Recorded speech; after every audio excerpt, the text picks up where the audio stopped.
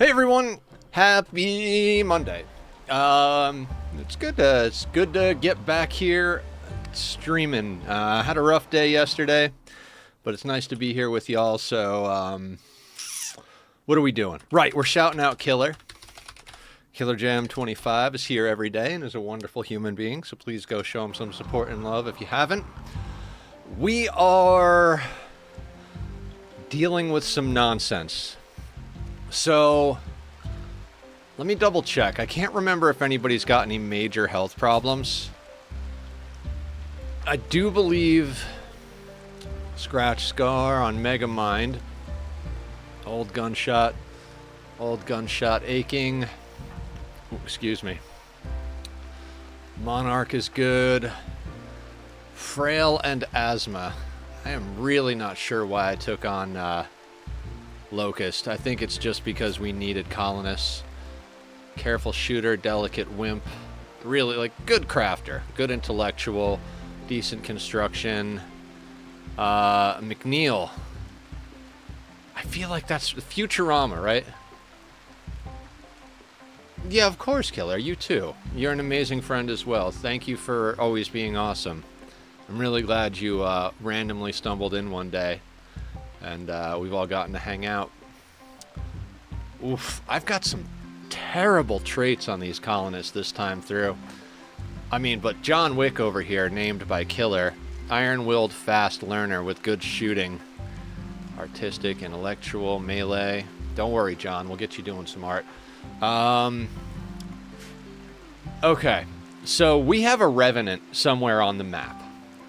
And so what we've been doing is we've been going out when the Revenant attacks people who come on map, whether they're good guys or bad guys. We go out and get a few things done. Now, let me double check our rituals real quick. Okay, so we've got a Supreme Advent festival ready to go. Normally I pop off these festivals as soon as they're ready. Are we still in volcanic winter? No, we have a psychic drone medium. It's a little chilly out. We've got tattered apparel, and I'm pretty sure I shoved a bunch of tainted clothing on them because we needed actual armor. We're segmenting off the base. Our wealth is not amazing. So basically, we're researching and trying to get to the point where we can deal with the threat. Randomly someone in your stream playing on. Yeah, it's amazing. It's one of the reasons I have been trying to do variety a little bit more. I need to kind of like, I was very rigid, like this is all we play, and then gradually I went to the point where I was like too all over the place, and I'm trying to find that good middle ground, because every time I play a new game we meet new people. In fact, when I was playing Myst on Saturday, we finished up Myst 3 Exiles and started Myst 4. Kitty cameraman, sit down. Come here. Sit. I got him. This little boy has wanted so much attention lately. Oh, it's like every ounce of attention I give him, he's like, oh, I want more of that. Can I have more playtime? Can I have more cuddles? Can I have more head scratches? Can I have more butt pats? Oh, I love this boy. Oh, you're so good, baby. Now you got wet food and you got snacks and you got all the time out in the living room this morning. Can we have a No, okay. He doesn't like when I stream. He wants all the attention. So where we're at, I kind of feel like, okay, so we're still living off some mushrooms a little bit. I'm glad we planted those, but we've got our rice coming in, which is good because our colonists don't like mushrooms. It's going to cause mood problems. 108, 201, so 300 plus 68. Got almost 400 plots, so 100... 200, 3. Okay, so we're overproducing rice a bit, which is fine because what is this? Bio-coated charge rifle. Aw. I feel like everybody in the community in chat's like, Oh, well, if the kitty's driving you nuts, just bring him over here. I'll play with him. That's awesome. One of these days, I'll have enough money to host a community get-together and help everybody out to get out to all hang out together. I'm still so surprised they added Vein Miner to this game. So every step of the way on this playthrough, I've been like, we're dead. We're dead. We're dead. We're dead. Especially when we first got attacked by the Revenant, right? Like, it just walked right through the door, and I'm like, how the fuck do we even deal with this? And he has knocked out 3 people. 2 full-fledged colonists and a kid. He's still hiding on our map. We have legitimately walled ourselves in with no doors. Which is not the best of places to be with normal raids. And our walls aren't doubled up. It's terrifying. I mean, we had like, what, 2 or 3 colonists left that could actually fuck with him. We've got this weird little system going here. I thought if we put a security door, it wouldn't be able to get through the security door, but apparently they can just walk right through security doors too. So seems like security doors are mostly used for keeping your captured creatures suppressed or whatever.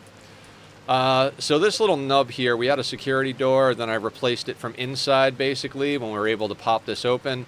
Next time out, I'd like to actually break these up, maybe grab in those couple of blocks. Every time the Revenant attacks, we pop out, grab a few chunks, and then dip back in. It's been real slow going. I'm still a little terrified at the moment to push it any further than a 1, but looks like we've got some food coming in. What are we researching? Are we researching mortars? We are researching mortars. We're gonna have to get a lot of stuff going. So let's take a look at what we've already got unlocked. We got a machining bench unlocked, right? Yeah, but we do not have the components yet.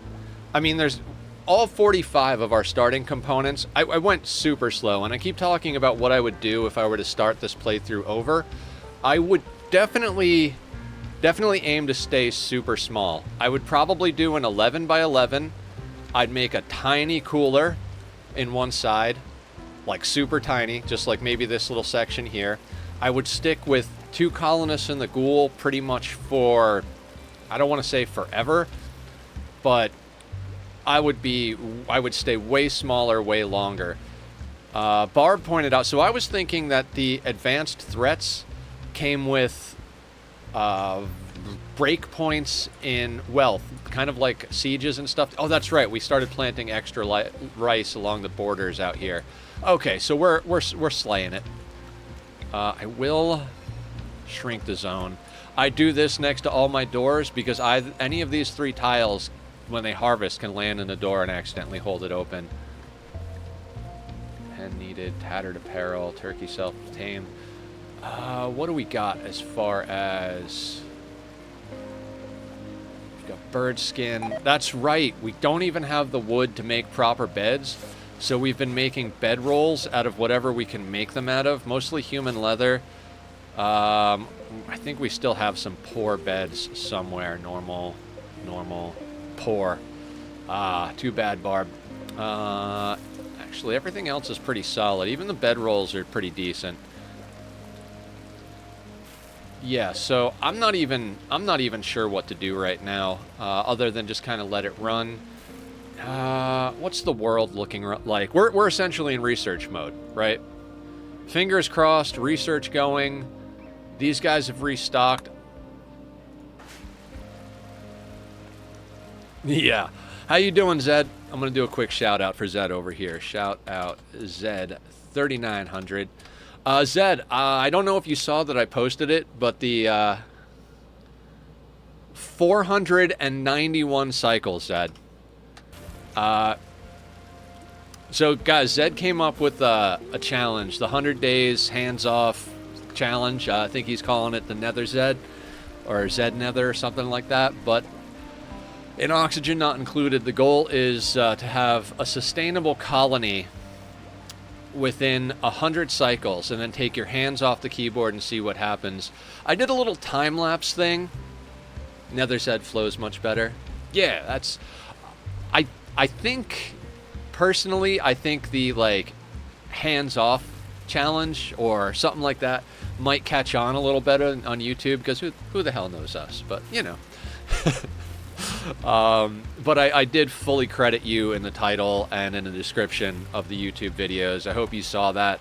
I put up a private video.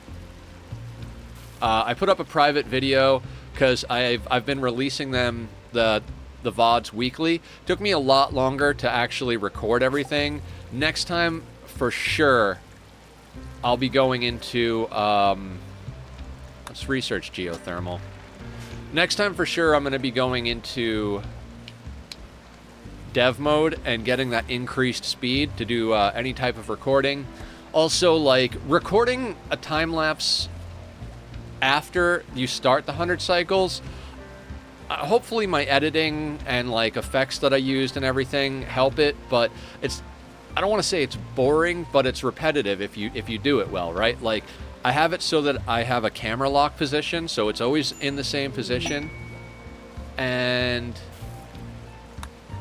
when you look at it, when you do the colony well and you're looking at it, it's like, oh, it's just like watching an ant farm, you know? They're just zipping around, but the base doesn't change because I'm not building anything, right? So I did include in the beginning of the video the time lapse that the game captures, because it takes a snapshot every day, every cycle. It takes a snapshot for a time lapse. It would be cool if you can run it with multiple overlays on the screen at the same time. Yeah, I bet there's some stuff out there. I got to get better at capturing the stuff for Ani. So yeah, agreed, Zed, agreed. So in Minecraft, there's a mod called the replay mod, right? And so far in Minecraft, that has been the best game for time-lapsing for me, because you can run replay mod and it records the game. And then after the fact, you go in and you can set all the camera pathing and everything. So it allows you a lot more freedom to just do what you're doing. You don't have to worry about keeping a good angle or having stuff from the first-person perspective. You can go in later and be like, okay, I had this 3-hour session. And you can just watch yourself play as if you're like, as if it was multiplayer and you're second, and you have like a person just up on a hill watching you build. And then you can like make it so the camera spins or rotates and like zooms in and zooms out and does like all these, pretty much like, you know, you would do with like a real camera type of situation. So Minecraft has been the best for creating time lapses because of that. And I keep hoping, fingers crossed, that someone does a mod like that for Rimworld and or Ani and any of the other games that I do building in, because it's a really good mod, especially for content creation, you know. So we came up on a couple of sniper rifles. I don't know that we're going to need them. The tox grenades I'm going to end up selling. We've got knives and machine pistols as backup here. Shotgun, masterwork, great bow. Ooh, I think some people are still on great bows. Let me see if anyone is wielding anything less than a... Oh, you don't even have a weapon.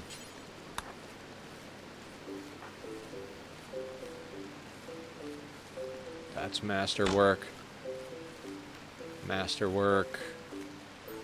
Normal heavy SMG. Normal heavy SMG. Okay. Now you've got me chasing elusive mods down the rabbit hole. Awesome. Awesome. A shuttle of Empire Galdos has taken damage and is seeking a place to land. Its commander, Theokio, wants to land at Anomaly 2. Eat the keen from De Woolite will attack the crashed shuttle site and attempt to kill its occupants. You must defend them. The shuttle contains Theo Keo and 2 Janissaries. The commander must be rescued, but the Janissaries may be sacrificed. After 8 hours, a rescue shuttle will come to pick up the survivors. You'll need to get them all on board within 12 hours. Glitter World, advanced components, or the legacy of Latch in a gene pack. Nope. If it was better... Hey, Barb, welcome in. So my thought process on this is we could, in theory, accept this. That would give the Revenant a target to go mess with while we grab blocks and do our last ritual to see if we can get somebody in.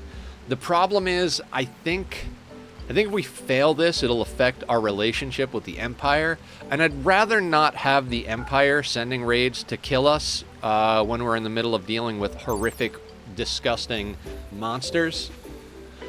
Psychic fog and neural cooling.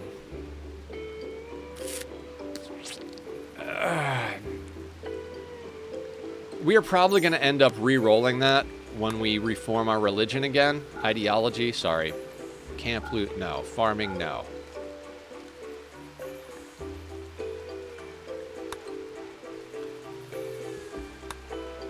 Oh, what I was saying earlier is that,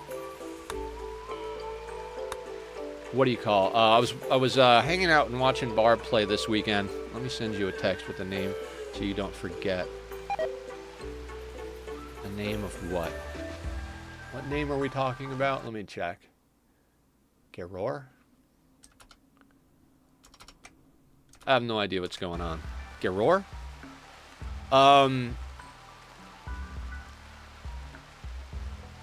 Right out the window. That's ADHD for you. Guys, I tend to talk in circles since it's Monday and I'm already forgetting things as I talk.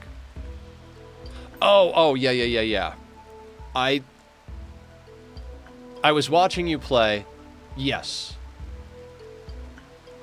Why was that relevant? Dear God, I don't know.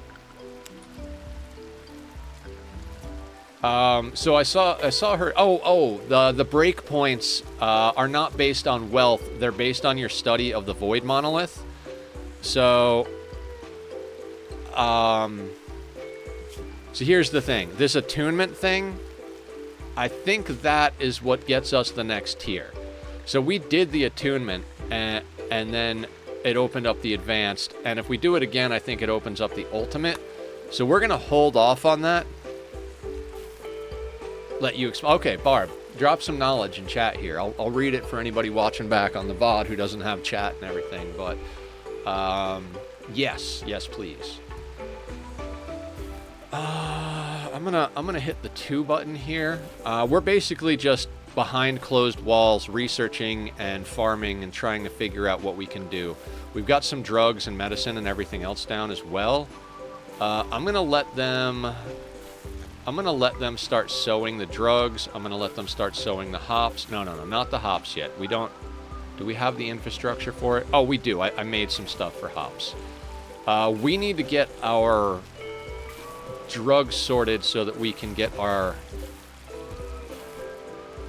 mood a little bit better. We need ways to deal with mood. You see the void? It says knowledge category basic. Be attuned now. Knowledge category can be studied in 24 hours. Yes. Gives advanced. Okay. I swear I've attuned to this. Maybe that was the last playthrough. We have one more in the basic. This is such a weird playthrough. I have no idea how we're still alive. That Impid raid where this whole room caught on fire and almost cooked us while we were in here and they were smashing walls, repairing from inside. No idea how we got through that. When we lost our ghoul to that Shambler raid and had to kite them till they died off because, you know, their bodies are unstable from being risen from the dead or whatever it is. The Revenant taking out our two good pawns, and as soon as Julie was... Actually, Julie, I think the Revenant put her into a psychic coma before she even got to be old enough to be a part of the colony. Big problem with this is I was hoping that if we raised kid, I was like, we'll put Nether and Danger in the same bed because even though they might get pregnant, at least it'll help with their mood a lot, right?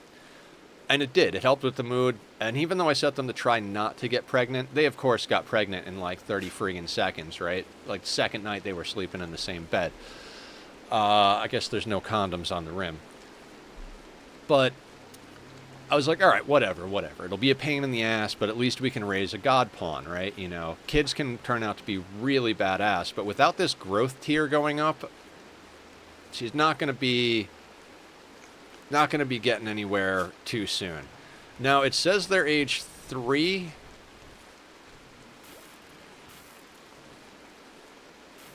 Three years, 3 quadrums, and 2 days. So we've already lost almost a year of her playtime. I don't think it's possible to get top tier within 2 years.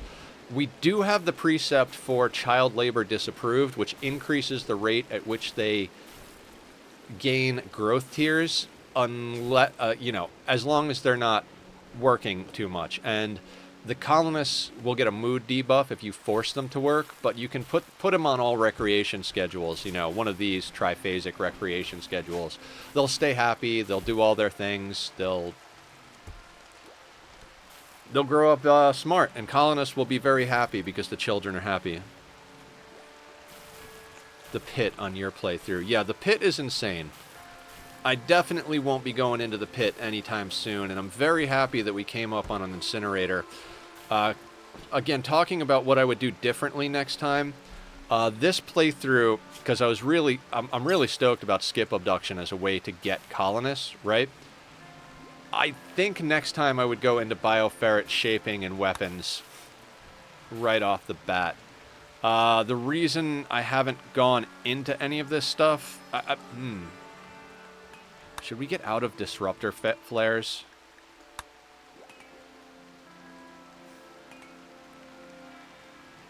Modify a revenant spine so that it can be implanted in a human, allowing them to become temporarily invisible. Study unnatural entity. Okay, so... are we going to shift gears again? Because this bioferret weaponry is just awesome. But that's right. We can't get it till we have precision rifling, and we can't do precision rifling until we can go outside and get some more resources for an advanced research bench. I'd really like to push the outer walls further out. These were not intended to be final outer walls. But for now, we're doing that. Our base is these 2 tiles here. My original plan was to make this our core base, kind of open this up, roof it in, blah, blah, blah. At the moment, we really can't afford to push big that much. If this was not an Anomaly playthrough and we were playing with all the other DLCs, we'd be a lot bigger already. We'd be a lot further along. Without a steady supply of humanoid raids, it's hard to luck up on guns and armor, right? That's why we're wearing tainted stuff at the moment, because we don't have an option. We need to have as much defense as humanly possible, and it's a lot. We do have windmill power up right now, and it seems to be doing the trick. We've got an hand tailor bench. Sorry. We haven't even put in an electric tailor bench because we don't have the resources. We do have an electric stove because we don't have the wood to keep a fueled one going. We are planting poplar trees because they grow faster than oak. So hopefully we'll be able to bring some wood in. Like this one's 53% grown. Minor break risk. Hendrix. What is up with you, Hendrix? Tattered flak vest +1. Oh, tainted flak vest. Minor pain, darkness, slept in the heat, ratty apparel, disturbed sleep. You're beautiful. Beautiful people are always spoiled. Get over it, bud. So I'm finishing up the last of my 1 cup of coffee this morning. I'm trying to dial that down, but it's a slow process. Deal maker. A stunningly good-looking stranger is approaching the colony. She wants to talk. You can send a colonist to hear what she has to say. Ooh, one of these. Beautiful, trigger-happy body mastery? Jennifer doesn't have basic needs like eating, sleeping, or comfort. Her body is driven by some unknown mechanism which has turned her eyes completely white. Look at that social. 20 social, 14 shooting. We have no idea. So you got a 14 in shooting, but you walk around with a revolver. Good for you. Okay. Now, the thing is, Jennifer is bait.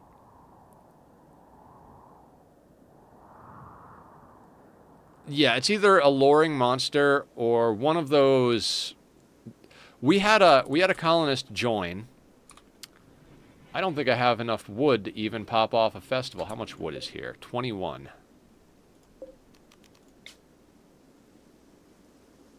And we've only got 8 out of 10 colonists already. If I go like this, 95.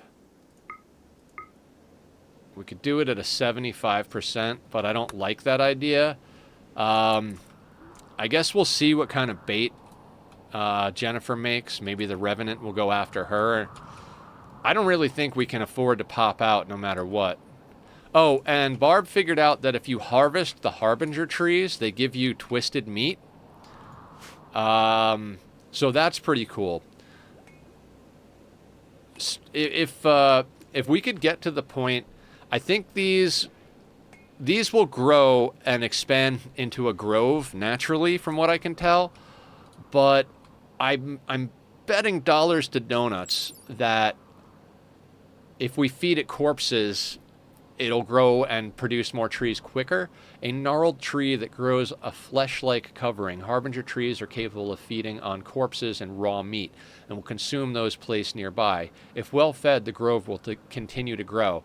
In a tribal myth, these trees are the emissaries of a mad, shapeless god who rules an endless black ocean. The myth ends after the shapeless god reaches up from the water and tears down the sky. Okay, I remember that. We read that already. But basically, if we could expand our base out eventually to have this tree within its borders, we could dump all our rotting corpses here because we cut up the fresh ones for our own uses, right?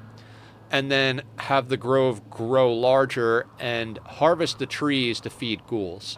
Now, we lost our starting ghoul, but I believe you can make ghouls once you get to a point where you have the right research. Yeah, the Revenant is attacking Jennifer. I'm sorry, Jennifer. Alright, while that's going on, is there anything we desperately need to pop out and grab? Like, these shards don't deteriorate, and we're not in a place to be using them anyway. So that's not really on my list of things to do. We could try to snag a few chunks. I don't think that's worth the risk, though.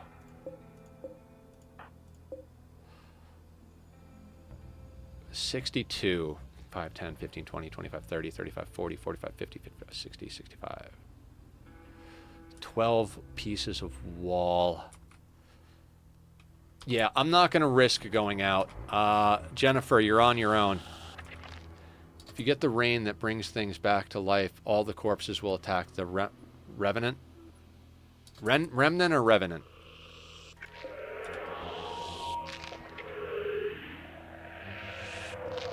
Poor Jennifer.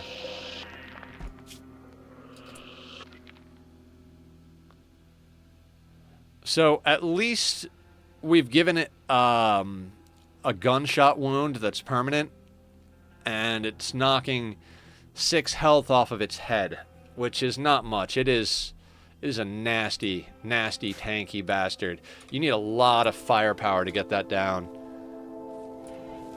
Okay, cool.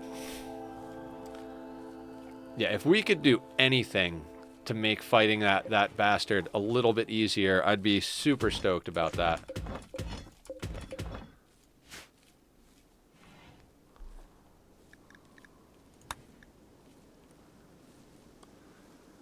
Yeah, so we're just bunkered in. We're just bunkered in at the moment. doing our best to get research done. Like I said, we really don't have resources for much of anything. I'm honestly not sure how we're going to deal with this. We just finished researching mortars, but all the steel we have in the world is 220 steel, and we have one component, and we don't have biofuel refining. I think so. Yeah, a lot of our resources got burned in the Impid attack. I opened the door in the hopes that they would steal from us, but they smashed a bunch of stuff up accidentally. Well, not accidentally. I don't know if it was accidentally or on purpose, but they managed to break our containment platform, and the ghoul got out. They started spitting fire at us, which was a mixed bag, right? Because of that, we don't have the ability to study that thing, and it started the fire, which was difficult, but it also forced all the impids to use up their fire spit ability, and that made it a lot easier for us to finish off the raid. They also set each other on fire, so that like softened them up a bit. So, you know, basically a mixed bag when it comes to how that all went down. I would absolutely love to put down another research bench or two, but we don't have the wood. I'd put another one down because it's only 25 steel, but even that's a lot. We've got idle colonists, so we need research pretty badly. There's just... We're just locked in. I'm honestly not sure what we're going to do with all of this. Combat supplier.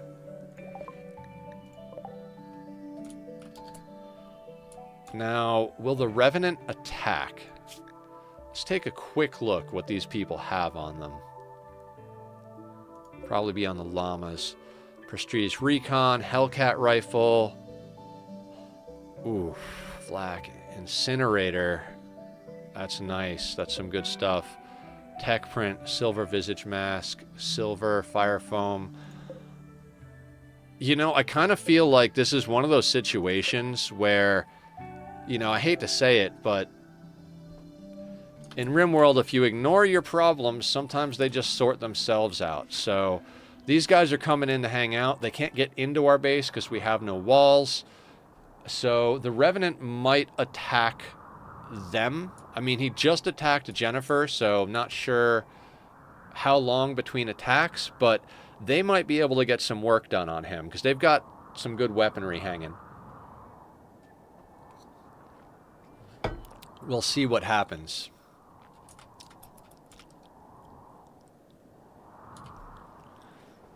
Like, if they can get some good hits on the Revenant, and God, if they accidentally kill their alpacas and drop some of their stuff, there's some good juicy bits in there. So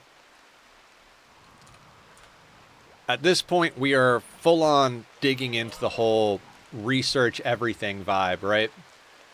It's all just research and working on getting drugs for our mood. Got a little bit of dye. That might be able to help.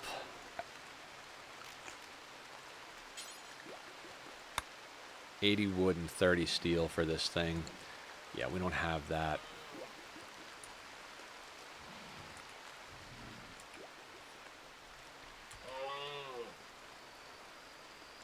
If we had any amount of money that I thought they would take, I mean, they would buy our knives and extra guns and stuff like that, but they wouldn't give us very much money for them anyway.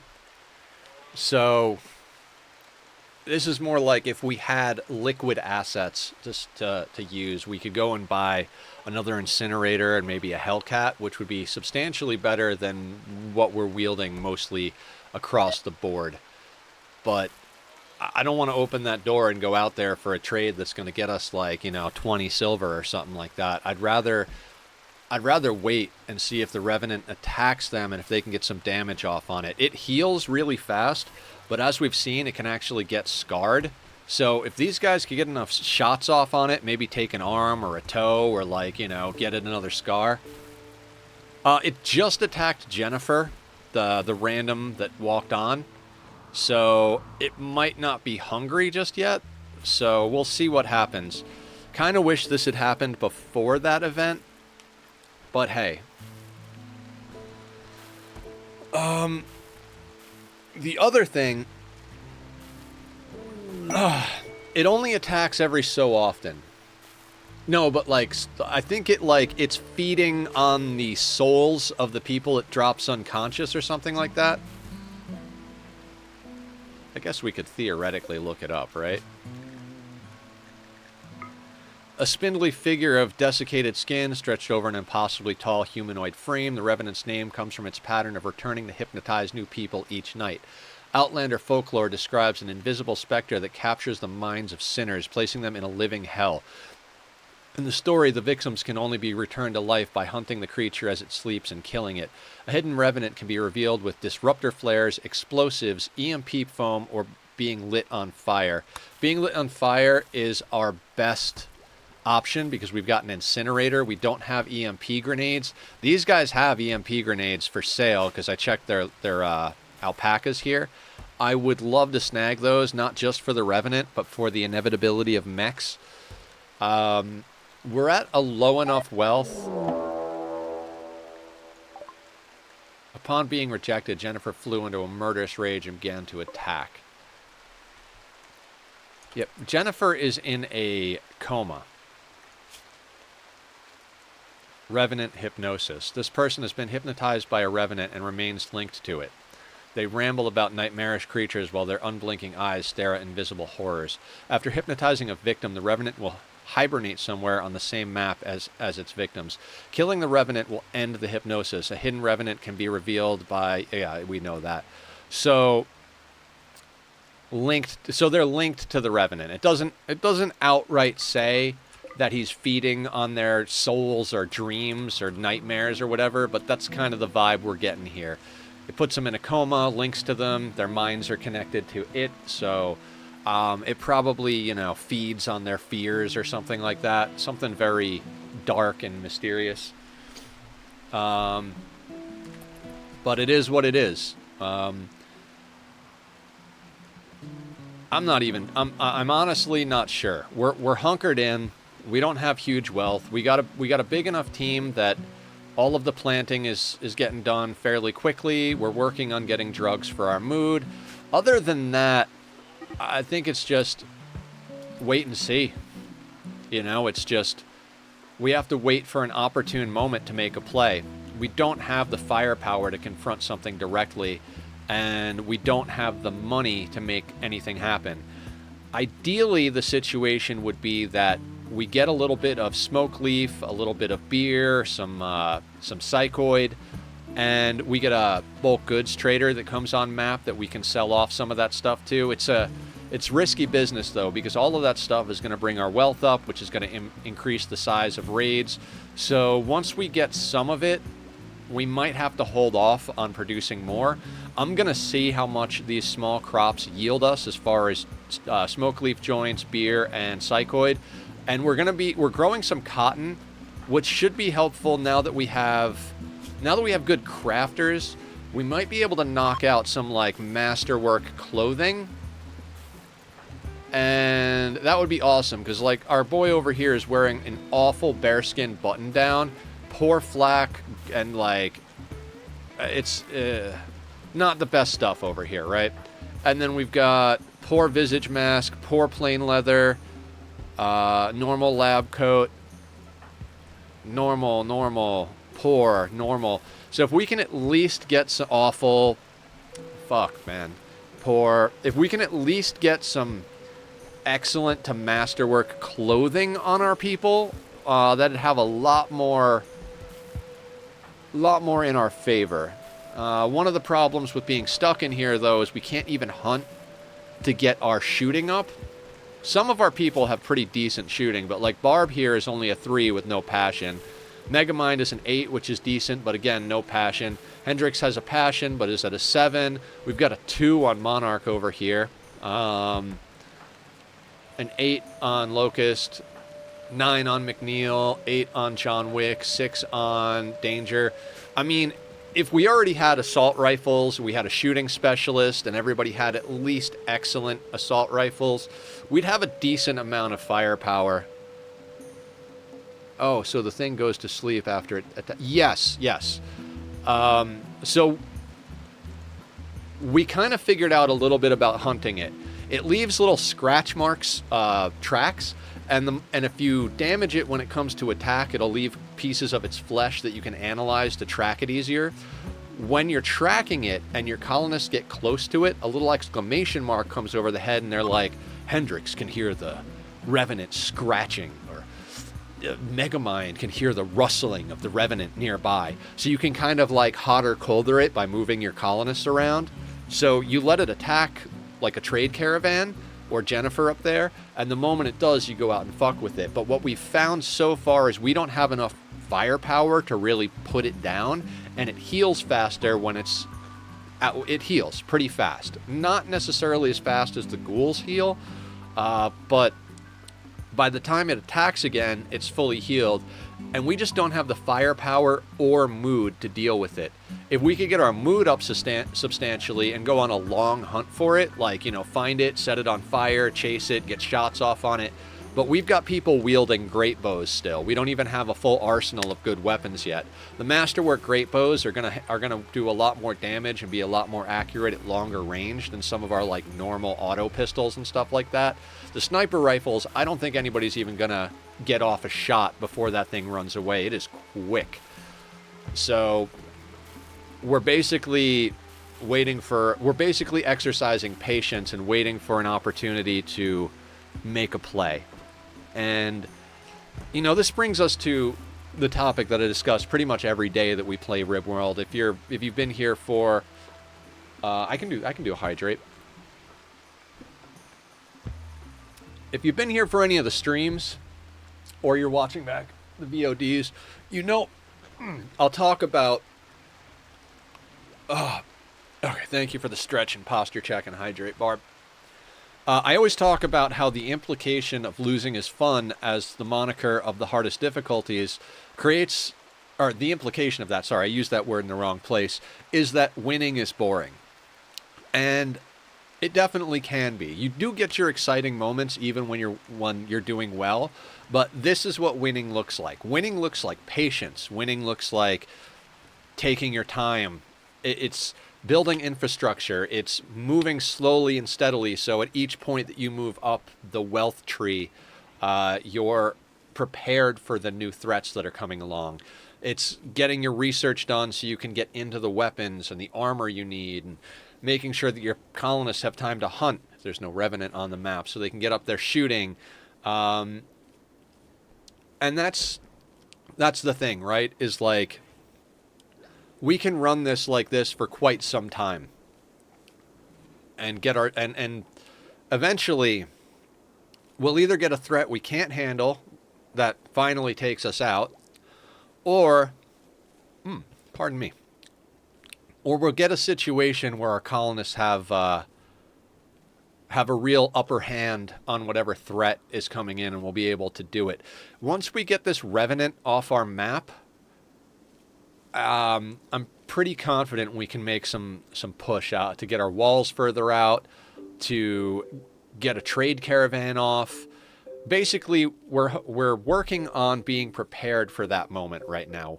If we can get a little bit of stuff stocked up to take care of our people's mood and eventually get us to the point where we can send off a trade, we'll be ready when that situation comes.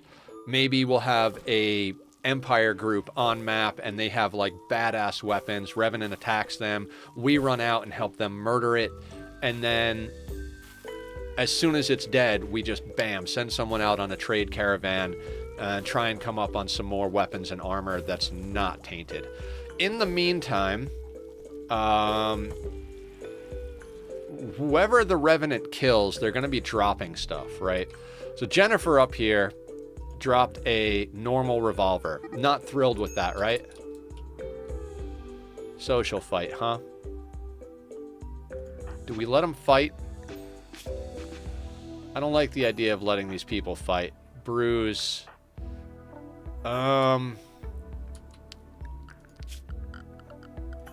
Someone's gonna be pissy that they got put in prison, but we've got to temporarily imprison one of these. What are you doing? Animals and mining. You know, I'd rather Monarch break. Can Locust handle that? Yeah.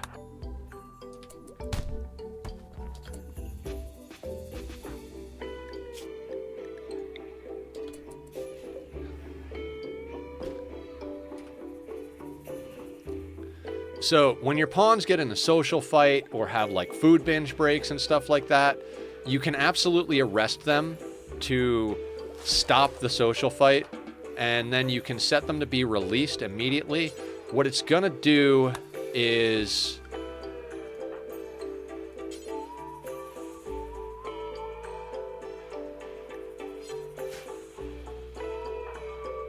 Can we release him? Oh, Locust is releasing him. Excellent. What happens is they get was imprisoned. It's a -6 mood debuff for 12 days. Now, in a situation where you've got a very impressive barracks, some beer, stuff like that hanging around, and we don't quite have beer and other stuff, but we will soon. We're at 38% on the hops, then it's got a brew. We're at 15 on the smoke leaf. We're at 15 on the psychoid. At the moment, they seem to be doing all right. Jesus, I keep getting calls from New York. I have a New York phone number because when I moved out here... Oh. We are wasting good medicine.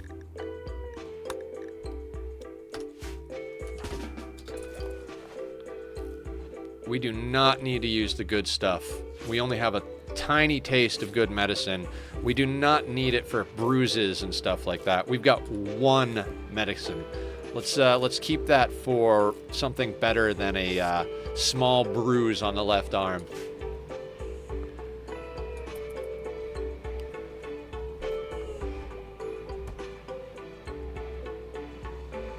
I would absolutely love to get a second or third research bench up.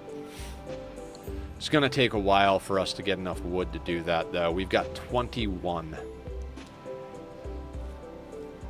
This guy is 58% grown over here. So yeah, I keep getting phone calls from New York phone numbers because I have a New York phone number, so I'm on whatever list the scammers and spammers have.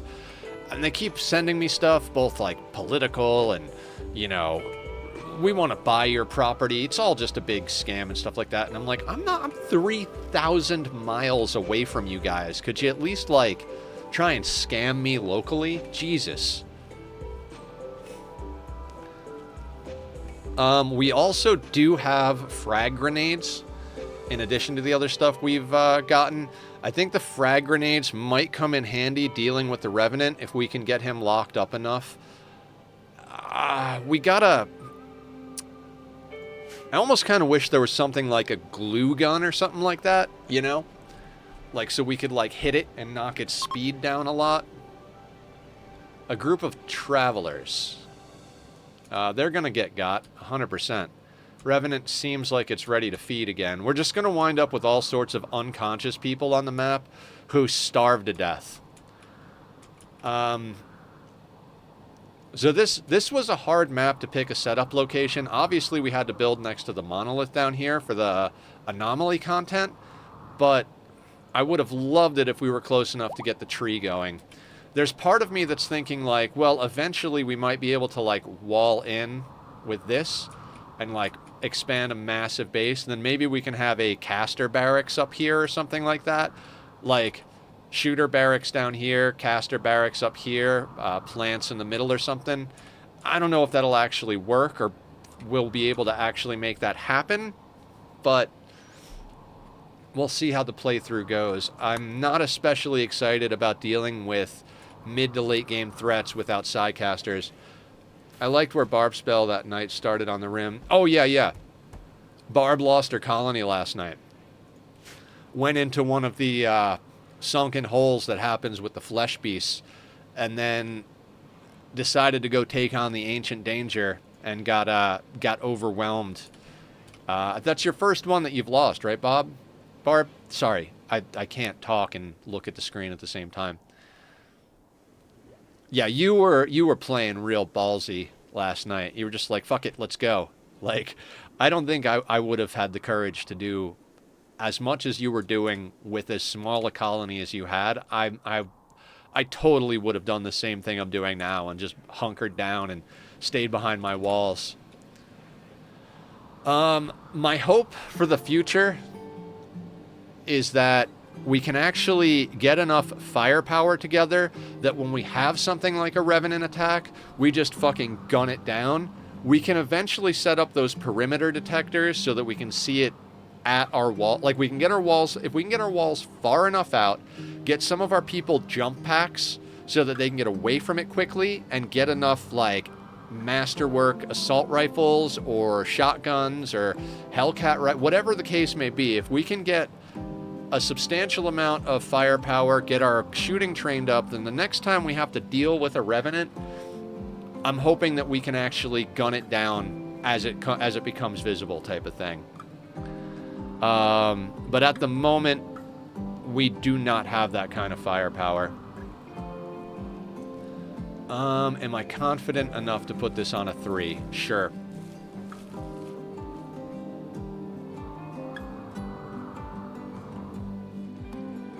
The harvest being botched is kind of why we need to overplant that, and when we do get to the point where we can start trading again, food may be one of the big things we wind up selling off. We really don't have anything of value being produced. Once we get some drugs going, that'll be great. It's nice to see the medicine growing in, because we could definitely use some medicine. And the Lynx is attacking a turkey out there. It's just one of those things where it's like, time will tell. 2, 4, 6, 8, 10, 11. So we should have 33 on here. Yeah, we need to up this number on here.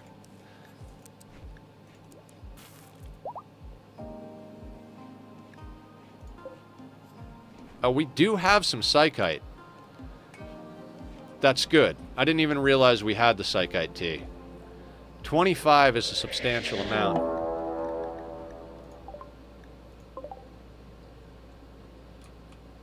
Now,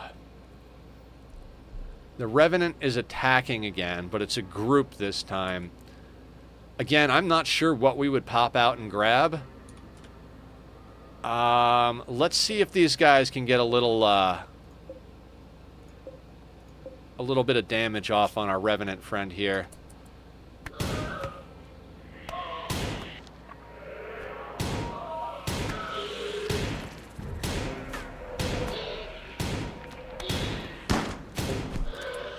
Okay, so for example, his neck, 293 of 300 at that. 294 of 300, 120 of 120. These are, oh, he's got dirt in his eyes. Excellent. 439 of 480 with 2 gunshots. 337 of 360 with a gunshot and a knife blade. 228 of 240. 168 of 180. 350 of 360, etc., etc., etc. So he got tapped like, what, like 4 or 5 times there? Oh, that might be worthwhile right there. The flesh. Okay, that is worthwhile, because we got to study that. Can we carry that inward? That will make it easier to track the damn thing, so... Revenant flesh chunk.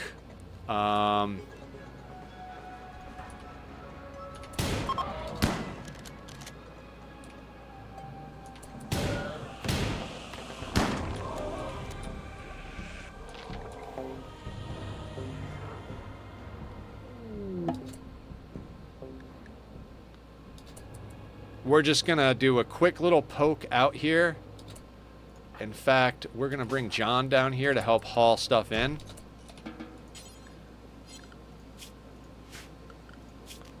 And we're gonna be methodical about this because we need to be. Danger, would you do me a favor and haul the Revenant flesh in? And then, John, if you could... haul the limestone.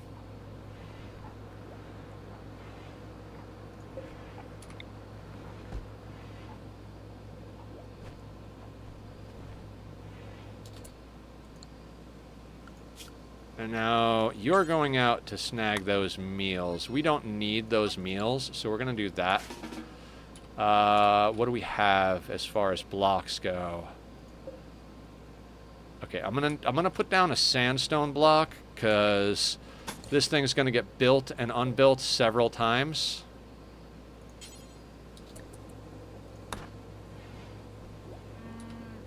And who do we want to study the Revenant flesh chunk? I think we've had Locust doing that. So let's get you studying that. Maybe that'll be so every time you study the chunks that get dropped off the Revenant, you get a little bit better at tracking it. So if we could continue this theme, we might be able to get to the point where tracking it is a lot easier. That'll make it so that we can run it down. We're going to be playing this type of game for a little while. Locust has finished analyzing the Revenant flesh chunk with biosignature. He has learned more about this specific Revenant's biology and its method of hiding from sight. Your colonists can now see this Revenant when it's nearby. Perhaps you'll be able to find it and kill it while it sleeps. Oh, excellent. Excellent. So we don't have to just detect it and force it to be uninvisible with fire and shit. We'll be able to see it as soon as we get close to it. That'll make it hunting it a lot easier. I'm still not willing to just send out a team and go after it just yet. We'll wait for the next event. I don't know if we'll try to run it down. As I said, we don't have overwhelming firepower just yet.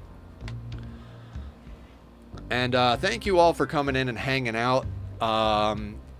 I've been going, like I said earlier, I've been going back and forth. We've been playing different games. We danced with Satisfactory, and I was playing Nightingale for a while. I will be playing Nightingale again soon. It's just that I've kind of caught up to all the pre-release content to the point where it's like me playing that game right now is just kind of grinding out like those like half a percentage points of DPS, making like specialized gear. It was nice talking about this DLC earlier. Yeah. It's definitely a way different game with this DLC. I feel like it's gonna create... So the devs have said in the Discord that a lot of people have been talking about how they'd like it if the Anomaly stuff was better integrated with the other stuff. So rather than getting like all Anomaly events, you get more of a good mixture of all of them. So, which is one thing I noticed is once that monolith activates, you're basically in Anomaly mode. It's almost like a total conversion mod situation. So I don't know. Part of me likes it. I think as far as people who do Rimworld playthroughs, I think there's going to be a divergence. Like, oh, we're doing a Anomaly playthrough, or we're doing a normal Rimworld playthrough, because royalty, ideology, and biotech really just kind of flesh out the core mechanics of the game and make it add depth and weapons and new types of threats and stuff, but still works along the same lines as if you were playing the core. Now, core has a lot less going on. Maybe we'll even go back at one point and do a core-only playthrough, because at this point, I think that might be one of the hardest playthroughs, is to play it without any DLCs, because back then you couldn't use ideology to get more people. You had to get prisoners or random join events and stuff like that. There weren't as many badass weapons as far as melee weapons. You had no mono swords or Zeus hammers or any of that. And so I would consider going back and doing a core playthrough. The thing is, we've got so many different games we need to play. I'm not even sure what we're going to be playing tomorrow. We might do more Rimworld tomorrow. I'd like to do something different on Tuesdays and Thursdays. Do Rimworld Monday, Wednesday, Friday for as long as we're doing this playthrough. And then Tuesday, Thursday do something. I want to get back into the Oxygen Not Included mini-map playthrough we did. And I just don't know if I'm ready yet. You know what I mean? I just finished yesterday the time-lapse of the Oxygen Not Included hands-off playthrough, which I was talking about earlier. Again, for anybody who doesn't know what I'm talking about, Zed came up with this idea, and we kind of fleshed it out a little bit in chat together over a couple of days. Again, mostly Zed. Like I think the only thing I contributed is when he came in was like, we should have a minimum number of colonists, maybe 6. And I was like, I think 8 would be the perfect number, because 8 is like, you kind of need 8 colonists to get a full team of like specialized people.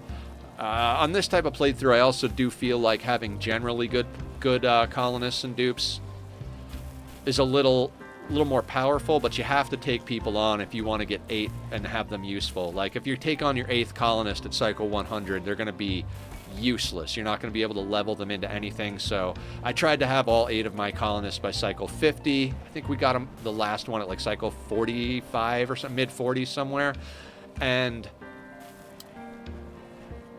that made them useful. But anyway, the challenge is to have a sustainable colony that you don't have to interact with by cycle 100. My colony survived to cycle 491 after that, and it would have survived forever if I had a more sustainable food source. I was using mealwood as a transition fuel, right? The idea being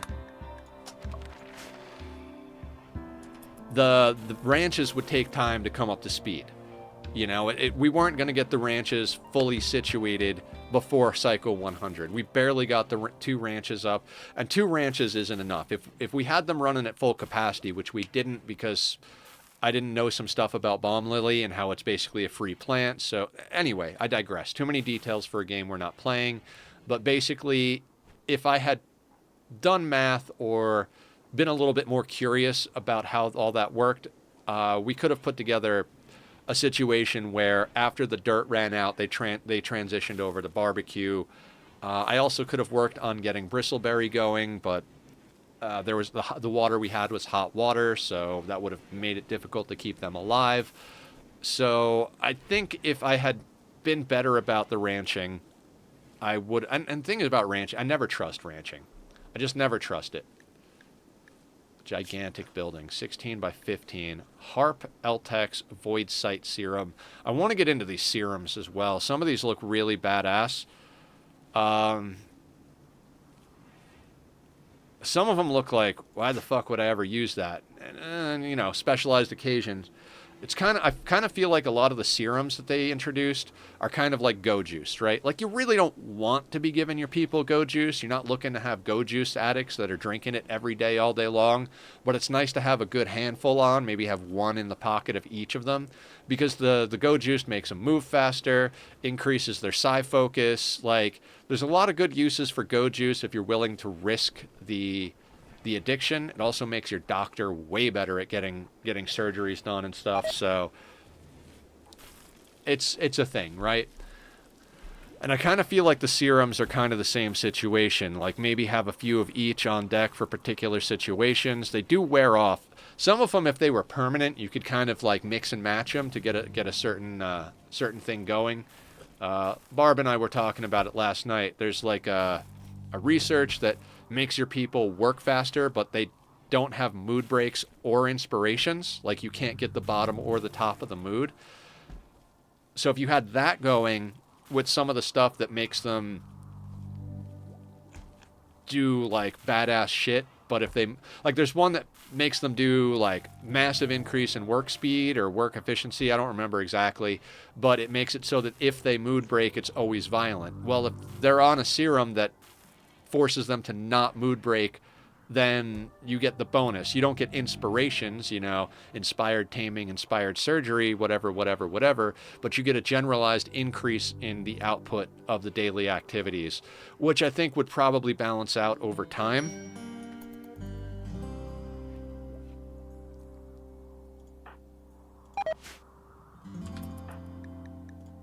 I can't even click.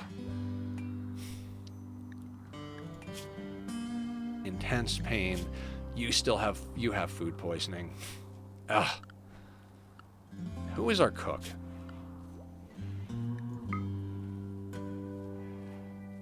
Danger's our best cook. Everyone else is on a 4 in case we need to force them to do anything. Danger's at a 5. Are these set to 4 or 5? 4. Let's set these on a 5. You know, every little point helps. If we make sure that Danger is cooking all the meals, our other cooks are on a 4, but if we can get her to cook all the meals and level up to a 6, we'd be in a much better situation. Nether is supposed to be our main cook.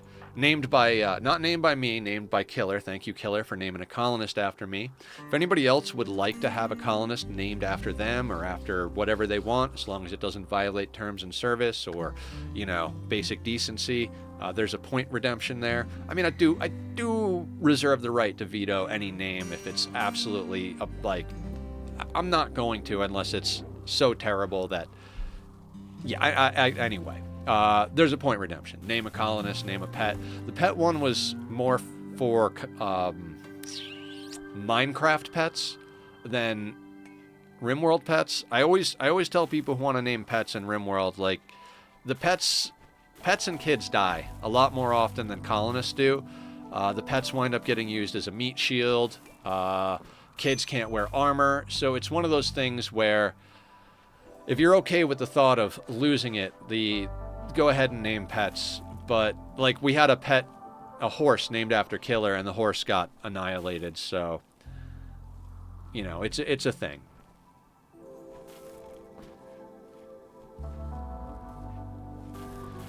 You know, I think I might stop them from planting psychoid after this batch. Same thing, well, I don't know about the hops. We'll see how that rolls. We've got 25 psychoid, and I don't want to be getting to the point where we've got like an entire stack of psychoid going here. What's next on the list? Let's get that flak researched.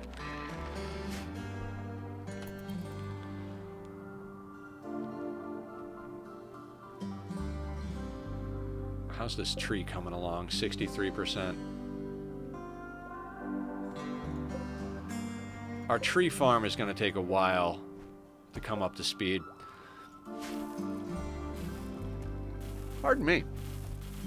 So yeah, we're in research mode. Our people are wearing tainted and ratty apparel, which they're not happy about, but, you know, suck it up. You're on the rim.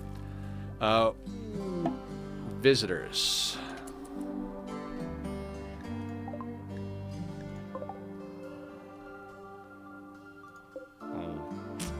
They're not going to get any work done on the Revenant when he attacks them. But will we, is the question. I don't know. How is our anomaly research coming along? Coming along quite well.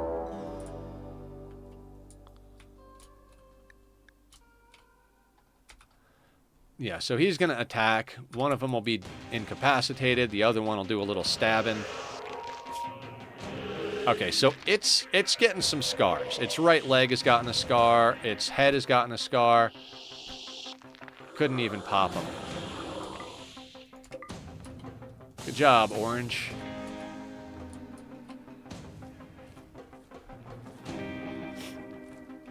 What I'm hoping is that we get another situation like the one we had with the combat supplier here, and we can keep grabbing chunks of it until that thing is just easy for us to run down. Right now, we can see it when we get close, which is a major plus to looking for it while it's invisible, playing hot or colder with our colonists. You know, like dangling them out there like bait. But I really... What I'm hoping for, like optimal situation, we get a few more on-map traders that have good weapons, and it goes after someone with a pretty solid weapon that we can snag up. Puts them in a coma, we jump out and grab the good weapon, go back in.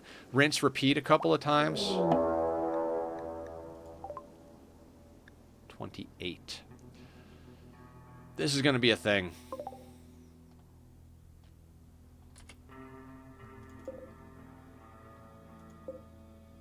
There are Shambler Gore Hulks.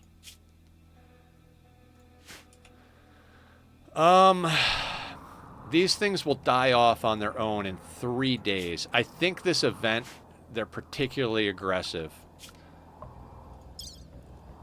They will now wander through the area. If they see a human, they will attack. If not, they will leave in a few days. If you can capture one, you can study it. Be careful, the group contains several Shambler Gorehulks. Okay, so let's slow this down. They're just going to mill around up there. They ain't going to see us because we're fully walled in, so I think they die after 3 days. Let's double check their health on this one. Yeah, 3 days. New research available. Bliss lobotomy.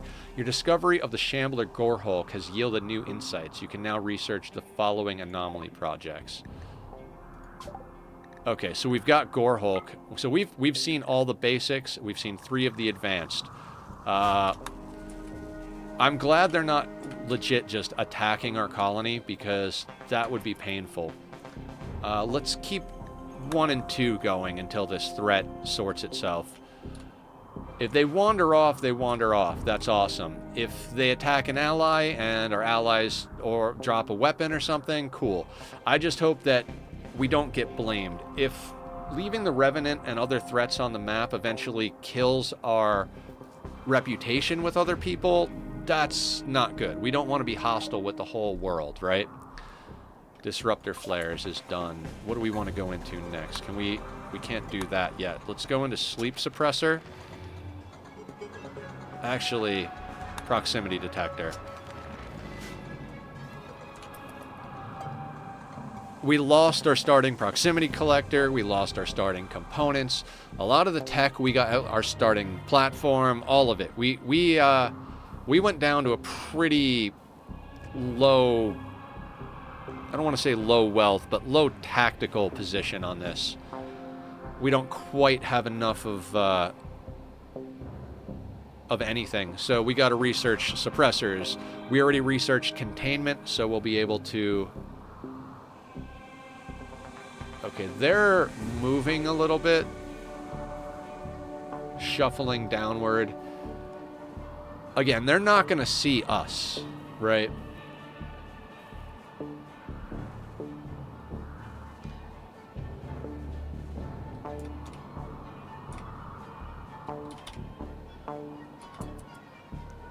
It is a little scary how close they're getting. Alright, let's slow this down a little bit.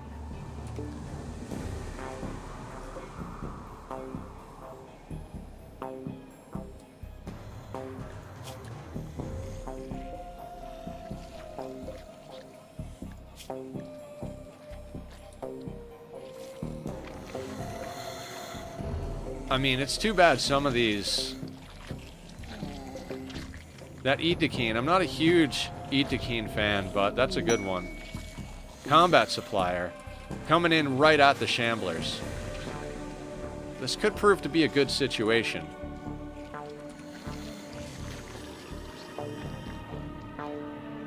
Okay, here we go. So maybe the combat suppliers will get some work done. Maybe...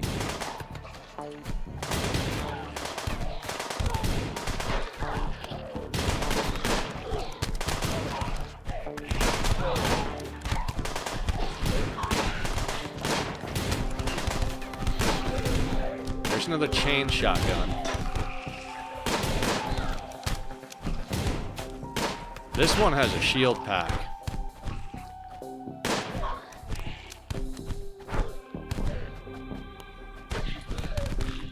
Lum, lum, lum, lum, lum, lum, lum, lum.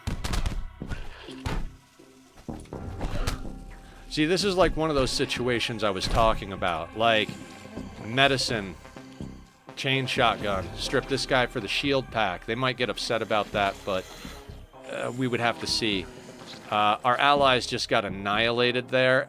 Didn't really get much work done on the Shamblers, but the Shamblers put us in a situation we might be able to actually snag a few items. Once they leave the map and the Revenant attacks again, I would probably be willing to risk running out and picking up that chain shotgun. What I would do is I'd have someone that we're going to be having them grab the chain shotgun, probably drop their bow and arrow, run out to equip it, and then run back in ASAP. Actually, you know what I'd like to do real quick? I'd like to put a zone over here for blocks, since we keep keep needing them over here, so let's not put them far away, right? Let's put that on preferred. Oof, that coffee has definitely got my guts rumbling. That's why I'm trying to stop it, right? I've gotten to the point where I'm not eating nearly as heavy as I used to. Obviously, before surgeries and everything, I used to eat a lot more. After surgeries, it was a lot less. Then I started to get to the point where I got my appetite back, went a little ham on getting food in me, because you go without eating food and then transition to not eating good food and just like fluids and sludge. When you get a chance to actually start eating real food again, it's like, all right, let's freaking go. But now I'm starting to stabilize off, not eat nearly as much each day, each meal, and I like that. But when you put coffee into a stomach that's mostly empty, it does wreak a little havoc.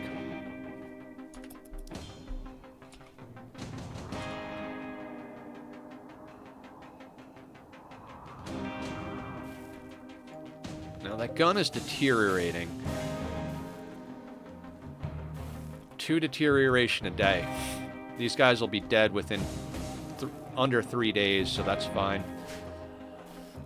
Oh yeah, I apologize for the early break, guys, but that coffee thing I was just talking about is brewing its ugly head. So give me a sec. I'll try to make it quick, and I'll be right back. That doesn't work.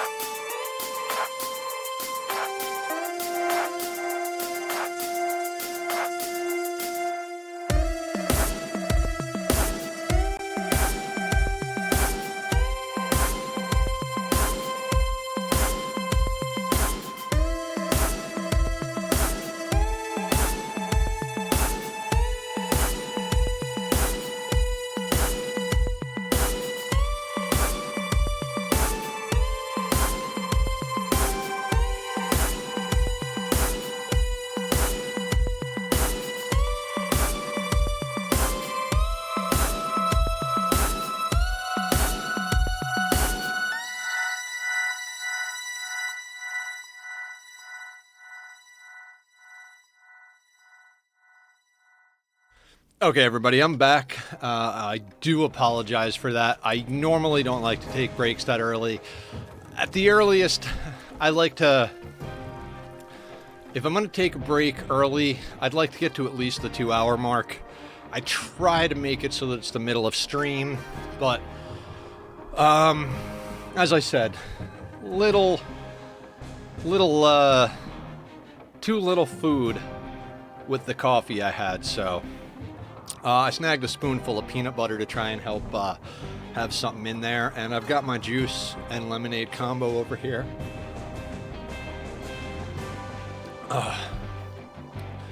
Good stuff. Now it's 53 degrees inside. Can we... How much does this take? 50 steel and 1 component for a heater. Is it worth it? Is anybody getting a mood debuff from sleeping in the cold? Slept in the cold. All right, let's spend the 1 component we have in base on a heater. Danger, I think, is our best builder. Let's double check that. Yeah, Danger is our best builder. So let's have Danger do it, actually. We'll let McNeil bring over the piece, maybe.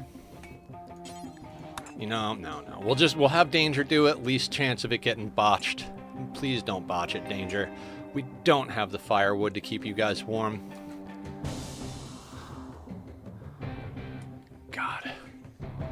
Now, I feel like fighting the Shamblers if we had, like, full setup, assault rifles and stuff. And thank you for the welcome back, Barb. Sorry, I don't think I responded at all, but yeah, thank you. And I appreciate you guys in every way supporting. Did I talk about this yet today? So, yesterday, I had kind of a meltdown. I know I've talked about that before. I deal with bipolar and ADHD. I have meds, but the meds help, but they don't make it go away. It's not like... It's not a curable disease or anything. Like, I don't have bipolar. I am bipolar. It's kind of the way it is. Like, my brain is never going to be wired differently, but the meds help even it out. I'm kind of... I talked about it last week.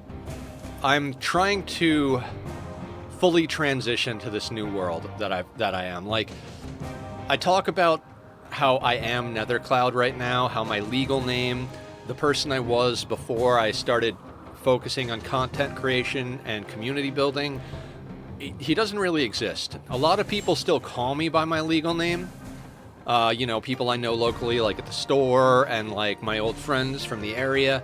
And I've talked to some of them and asked them to call me Nether. Some of them are good at it, but it's kind of like, I don't want to compare my struggle to other people who are going through it, but it's kind of like when you transition and you're trying to get them to call you by different pronouns. Having somebody call you by a different name, it's, you know, they have it ingrained in them. So I give them a lot of leeway. Some situations there's no point. Like when I'm talking to someone from a medical situation, you know, a doctor or an admin or something, it's like there's no point. I did, when I was in the hospital, tell one of the nurses that was my preferred way to go, and they actually started calling me Nether in the hospital, and it felt so good to do that. I am still struggling a little bit with when people I meet new out in the world and they're like, what's your name? And I'm like, I feel a little weird saying my name is Nether, because that's not a normal name, that's not what's expected, all that stuff. And you never know how much interaction you're going to have with people. Are you going to interact with them enough, know them long enough to, like, explain and talk about the things? Or are they just someone who's, you know, working the cash register and you struck up a friendly conversation and you'll never see them again? So it's a little bit weird for me, but that person doesn't really exist anymore, the one I was before. And I talk a lot about doing music production for my whole life, playing music, all that stuff. I can't remember the last time I picked up my instrument, and I've had my interfaces and stuff that I used. Like, I used an interface that was really badass, but then it got outdated.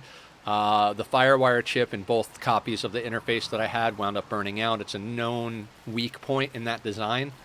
So I don't really have an interface There's no reason for me to have all this crazy high-end recording gear, so I've been posting it online, and the recording gear is a little easier in my head to part with, but I started taking pictures of my bases, and for the longest time, my bases were an extension of my body.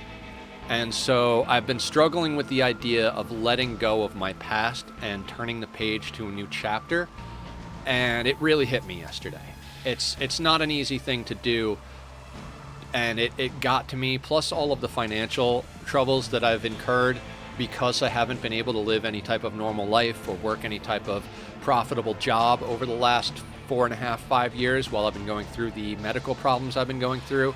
It's really kind of all stacked up, and I kind of lost it a little bit. Now, granted, Sundays are kind of my lose my shit day. I work very hard all week long. You know, Monday to Saturday, noon to 6 status is when I stream, Pacific Standard Time. So, you know, math and stuff like that.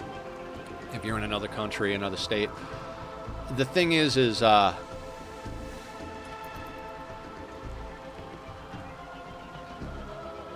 just lost it, and it's kind of like mourning the person you were. That person, my legal name, it's like he died and Nether took his place, right? So I had a little bit of a extreme day yesterday as far as, you know, taking pictures and starting to post all of my stuff really just pulled up all sorts of memories, good memories, bad memories, and I felt like I was mourning my past self. And so I had like an all day long cry session and just kind of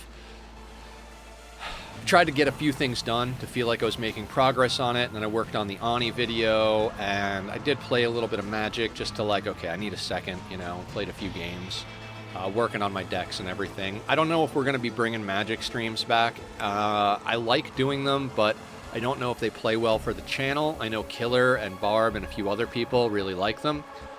But we'll see. You know what I mean? Like I said, I'd like to stabilize the channel out a little bit. It definitely moves in the right direction as far as like viewership and numbers. Not that that stuff is important, but it's a little important. You know, I've said I'd really like to make content creation my full-time gig. It has been my full-time gig because it hasn't been much else I've been able to do through all of this sick time. But all right, we're overproducing a little too much. We're not going to sow these outer areas. We'll let them harvest them, but we're not going to sow them.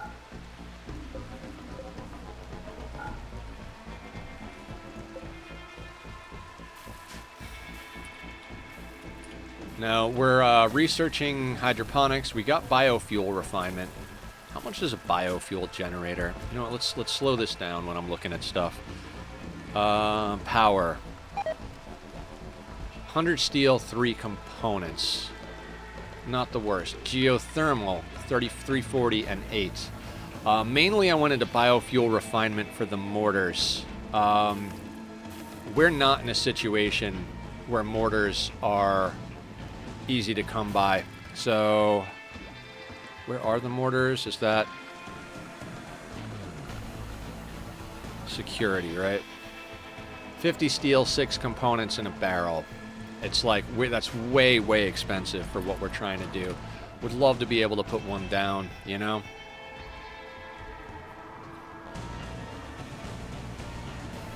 But hey, it is what it is. Anyway, yeah, we'll balance out the channel. We're for sure playing Rimworld Monday, Wednesday, Friday this week. Today being Monday. On Saturday, we'll be continuing our Mist journey. We're on Mist 4 Revelations. Now, between Mist 4 and Mist 5, there is a game called URU, which is within the greater universe of Mist. And what I found out, I think it was Nauseum that told me, but I think there were a few other people that were talking about it. URU is actually an MMO version of Myst, which is insane to me. I never really thought of the game as being a possible multiplayer game at all, let alone an MMO. And so there are still people supporting it. I think it's fans working with Cyan, the developer, to kind of bring that experience to people still. It's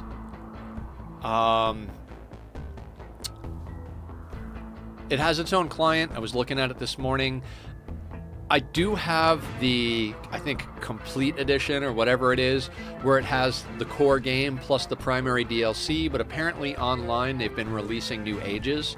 So, oh. What was this social fight about? McNeil called Monarch a crook. This drove Monarch into a rage and he began to fight. Is Monarch a crook? Herder, tamer, steadfast, fast learner? Could you not, maybe?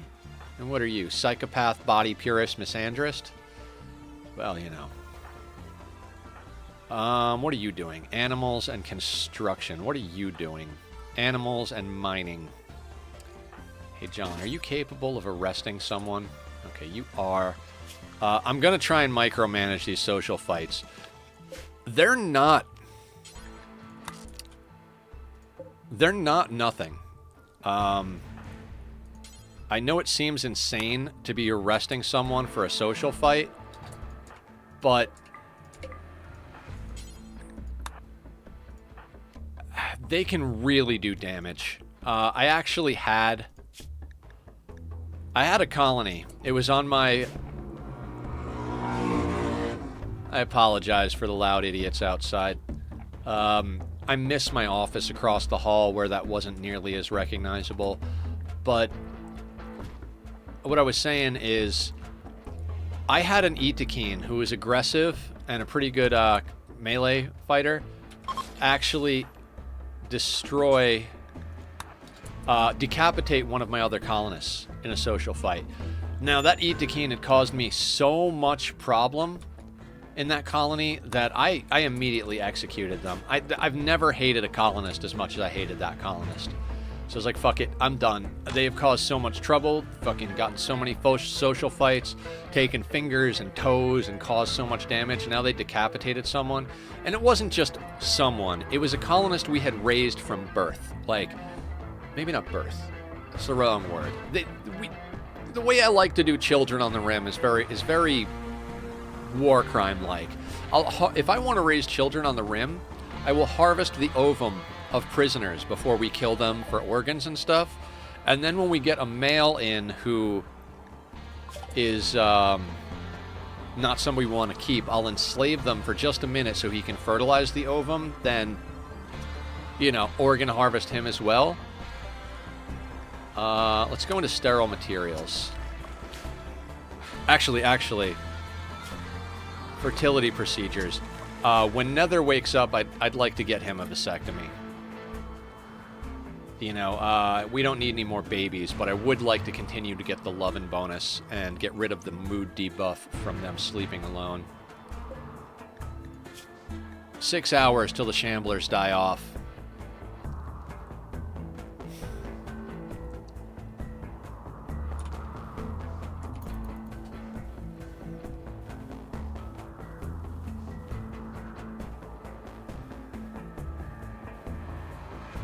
Man, I am just chomping at the bit to get a little bit more wood so we can knock out a festival when the Revenant attacks the next group to jump on map. John Wick writer is no longer shoot frenzy. Let me check something real quick. Oh, 31 seconds. It's fine. Okay, let me check something real quick. Who is our best researchers? Okay, so Monarch is at a 4. Let's get you the fuck off there. You are at a 10. Okay, 10 and up, I'll let anybody research 10 and up. That works for me. But a 4, no thank you. 16 hours, 10 hours, 15 hours, 8 hours. Okay.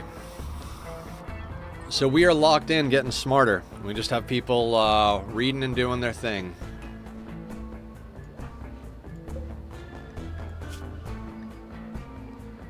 Okay, so that's straight up a recreation gain multiplier of the book. We're not getting any skills out of it. I'd like to get some skill books to help train our people up.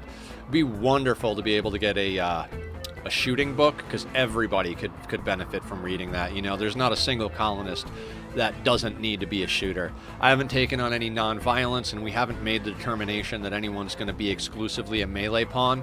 We don't have any melee weapons that I'd be like, yes, this is the thing, right? So, oh, fuck me. Do forever. So we haven't gotten to the point where anybody in our colony needs to be learning melee above all else. I think if we go down that direction, we're probably going to have Barb do it, because Barb is a tough pigskin. So between being tough and I think it's, what is it? Reduced pain. I think plus the strong immunity against infections and stuff. I think Barb would be the primary candidate to become a melee pawn. Are you natural meditation? You are. So if we're able to eventually capture enough space to get the animatry, we could have Barb meditate, get psi focus powers, and if we get access to a vampire, we could then have a vampire pig psi caster melee pawn, which I prefer I love a good vampire melee psi caster. Like, vampires are predisposed to be good at melee, and they're psychically sensitive, which makes them a good caster. So if you can get a natural meditation one, you can kind of, I don't want to say guarantee, but if you play it right, you can get a pretty goddamn badass one, right? Thank you for lurking, Killer. I know you got stuff going on of your own, so I appreciate you keeping me up on the second monitor or whatever. And guys, yes, I do appreciate everybody who's lurking, everybody who's watching back on the VODs. The VODs stay up on Twitch, I think, for about a week. I'm not exactly sure how they determine it. Some of them stay a little longer, whatever the case may be. But I do download all of them and upload them to YouTube. So if you guys want to check all that out, Nightbot just a message or two ago put up the links. If you are watching back on a Twitch VOD or YouTube VOD and you want to get back to the main channel or come and join us on... No, wait, Nightbot didn't do that. I will put the links up now. That was the... I'm looking at the message I put up to give you guys the links to Bobby's music, which I don't think I mentioned. If you like any of the music from the Be Right Back or Starting Soon screen, my friend Bobby did those for me years ago, and he did them for me without me paying him anything. So every time I put on the music, I like to promote him and tell you guys to go check him out if you like him. That way, you know, at least I can give back something for all of the badass music and hard work he put in. Yeah, we are massively overproducing rice. We started planting a lot more rice because of volcanic winter. We were only at like 70% grow speed, so we had to do some multiplication. Not that I actually got the exact number of plants, I just kind of spammed them. We've got enough that we could actually take on a couple of more colonists. It's just that goddamn revenant's hiding on the map somewhere.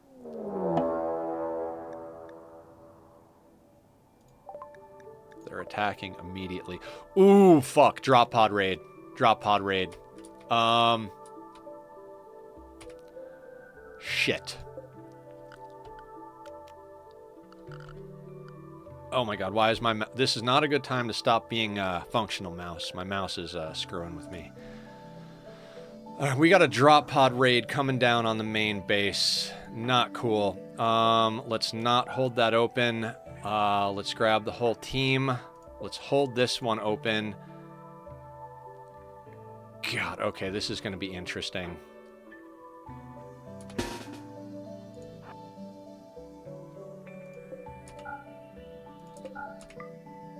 Okay, you guys can go up here, and then over here. Everybody in here. God, we've got people in beds. Oh, this is gonna be a whole thing. This is gonna be a whole thing. John Wick. We need to have you not fire at will because you've got an incinerator. No time for you to grab another weapon. Locust, actually, come through here. And then go up and around. That way that door gets closed to all of our valuables. Other people are coming up through the door to hold it. Hopefully... Oh God, we're gonna be in quite the situation, guys. Hopefully there are no doomsdays or triples in this. All right. Breathe. Take a drink. Straighten up the back. Fuck. I guess we gotta go.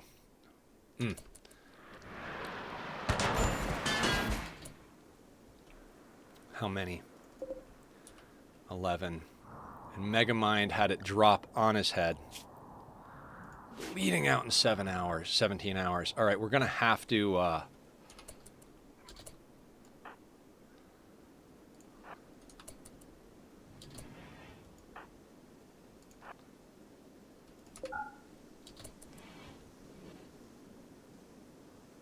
Move.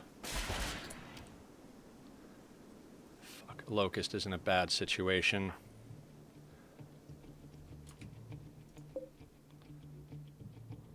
We got Molotovs, so that's going to be a whole thing. All right, let's check what we got. Molotovs, auto pistol, heavy SMG, chain shotgun, pump shotgun. And I don't think all of them are open yet.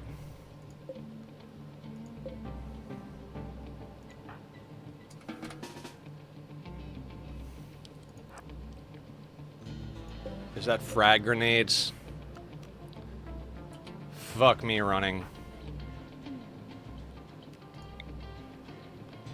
And he's got eyes on Locust. And they are beating stuff up. Fuck it. This is not good. We're gonna lose a lot of our base here. This is gonna be... Oh shit. They're fragging it.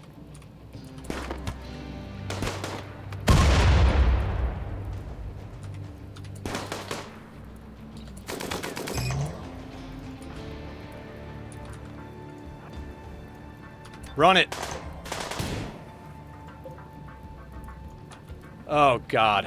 Every time.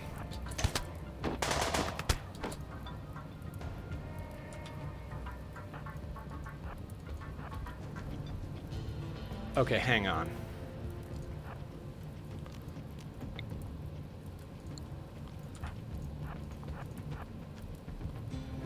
What's your range?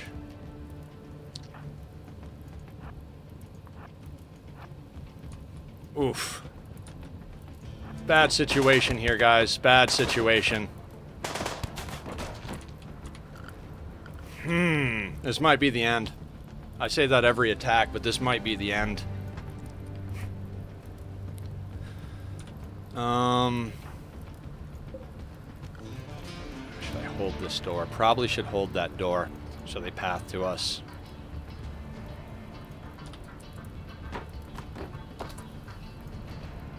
So they're inside a low shield pack, which has got 19 seconds left on it. Our main house is getting burned. We are going to have a hell of a time with this one.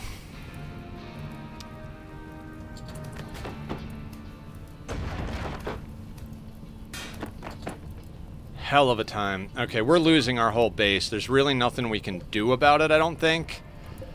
This is going to be one fucked up situation. Let's get you through here. And with the rest of the team. Actually, can you equip the frag grenades? Because we might be able to frag them back, right?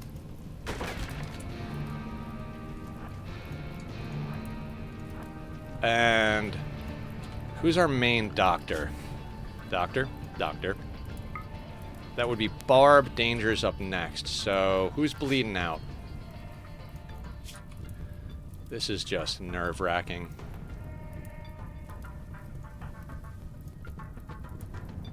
Megamind. So, Barb, can you...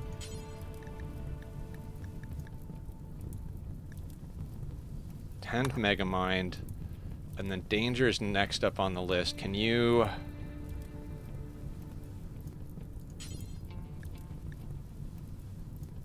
Tend to Monarch?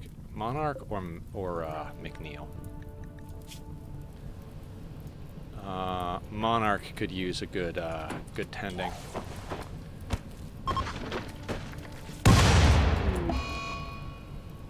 Well, Julie's dead.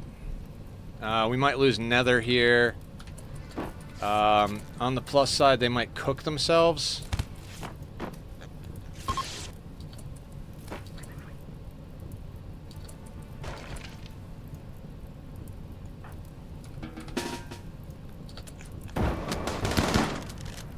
Oh yeah, John has got a flamethrower.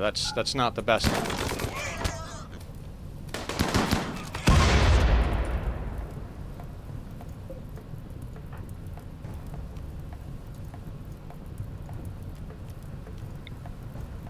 Blubber. Where's Locust?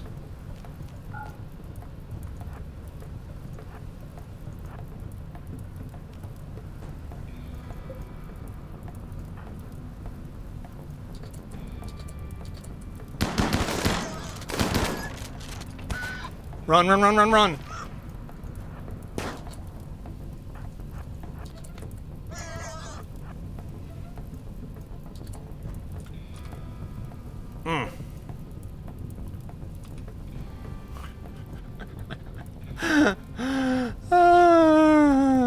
What nonsense.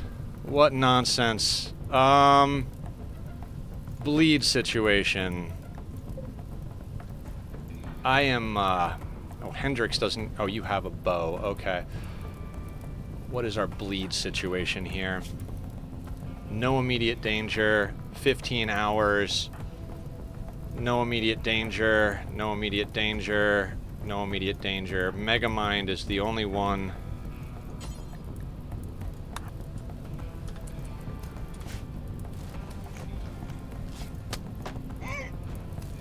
I mean, they're cooking in there, so...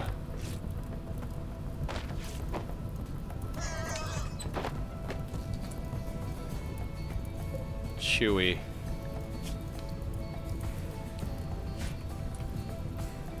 Chewy's making a play here, so, honestly, not sure how we're gonna recover from this, but...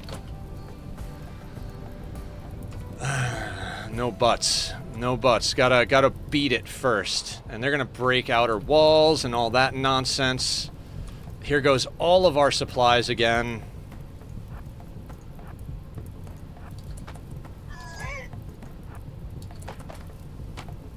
How bad is that door?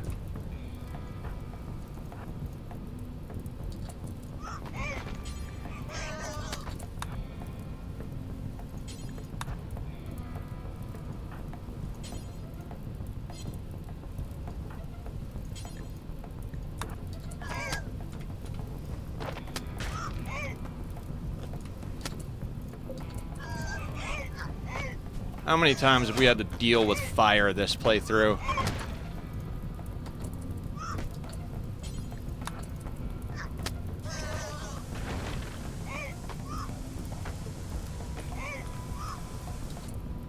I mean, on the plus side, they're all catching fire. On the minus side, all of our beds are getting smashed up.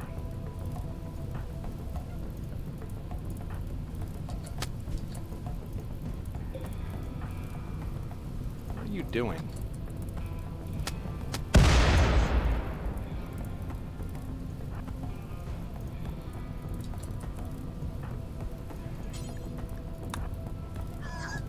And I keep not being able to tend to Megamind, so let's try and get that done. I think the fire might sort these pigs out, but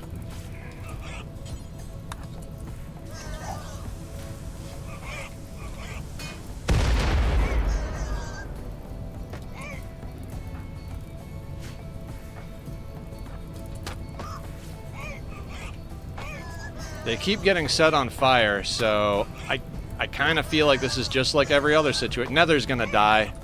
Pretty much not realistic to expect him to live. They're all running around like maniacs. They keep catching their stuff on fire. Danger, what is your... We can't let danger... My son Julie died. Mm-hmm. Are you, is there anything we can do to fix that? You are the one with the council thing, aren't you? Mm-hmm. Are you not tending Megamind?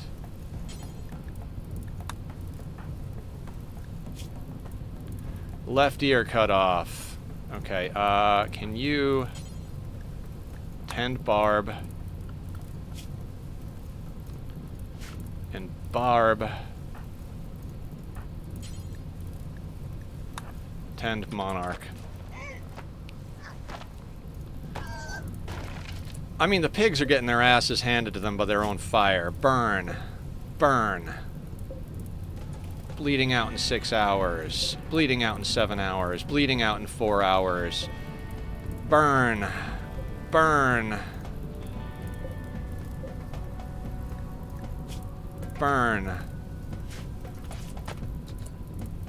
Okay, I can't actually have Danger tend because Danger is our best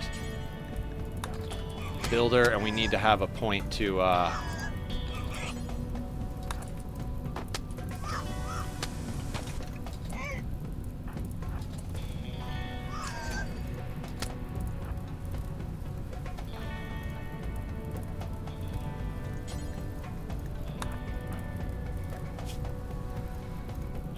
no, please tend Monarch, please.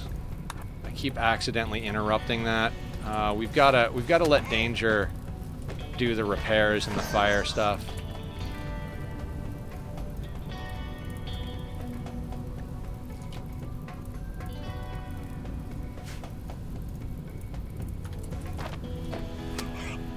This is gonna be stupidity. This is gonna be absolute stupidity.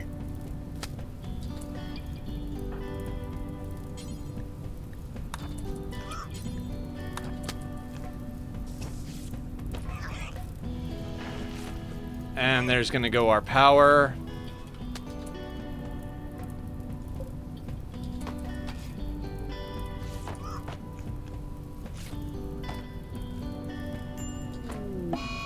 Rada died, of course.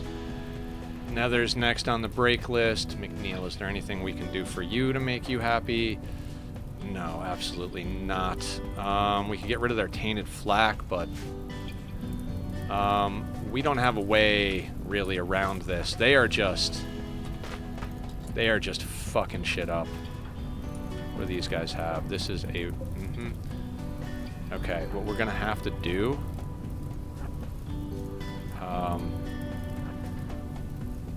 everybody get here. You are not set to fire on command. You are not. So let's get everybody into a position here.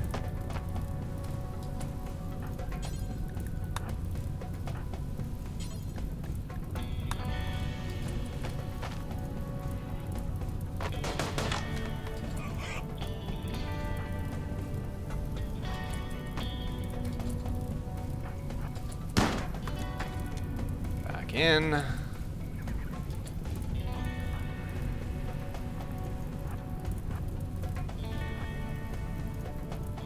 Barb's tough, that's why I have her going up front. This is...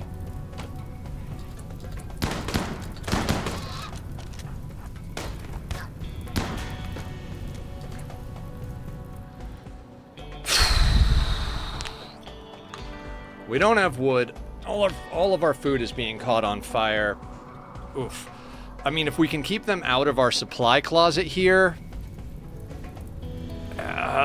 the problem is we don't have electricity. This is going to be like people eating raw food, sleeping on the floor. This is not a situation that's going to go well at all. They're attacking the shit out of this. You got a SMG. You got a auto pistol. I don't think that's going to be reasonable to deal with. If we can save this half of the base, we might be able to recover, but we got so many people close to a mood break. I really don't know how that's going to sort itself out. Nether is most definitely going to die. Drop pod raid.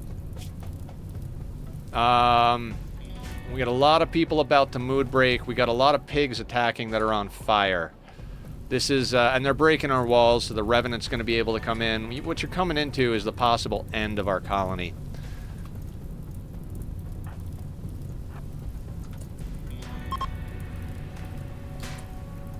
Kidnap who? Okay, so they're kidnapping Nether and leaving. Okay, get the hell out of our base. Yeah, major break risk, I understand.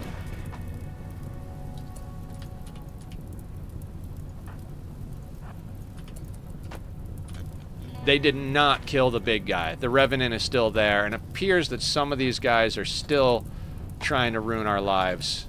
So...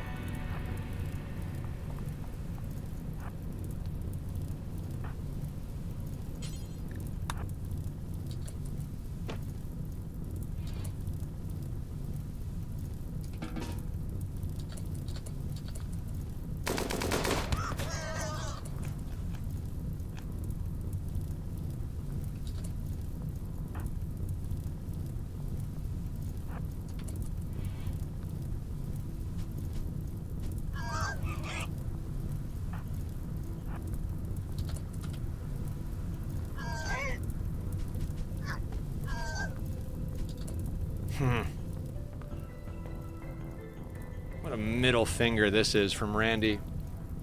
Not our Nether. They kidnapped Nether. Who knows if there's even gonna be dinner at this point.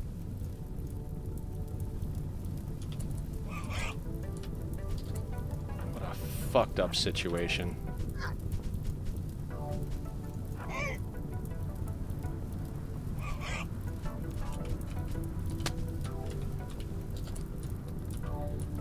Oh my god. Okay,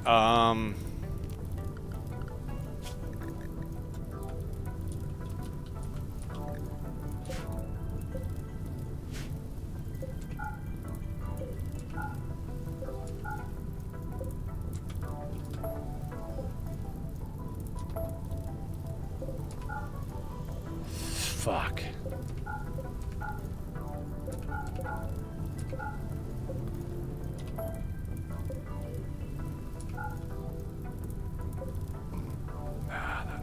You know what? We're gonna have to do that.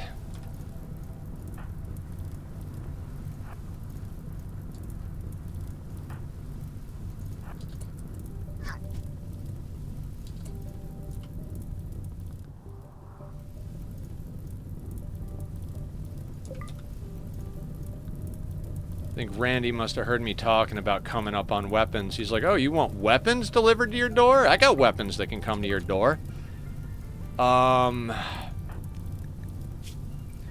You've been patched. Barb needs to get patched up. It's not in the worst situation.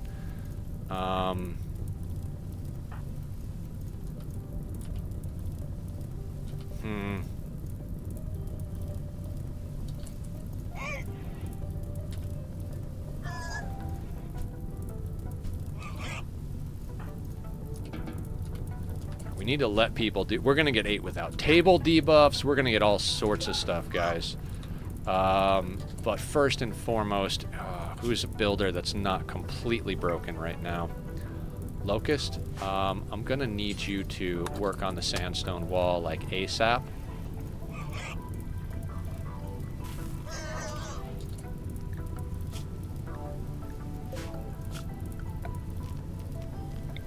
I mean, it might be insane to actually try and save this colony.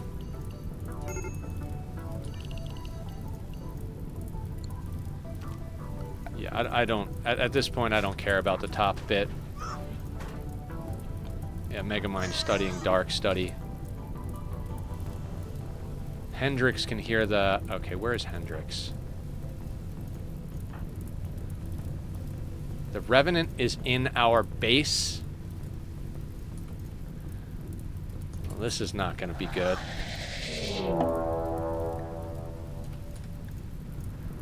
Excellent.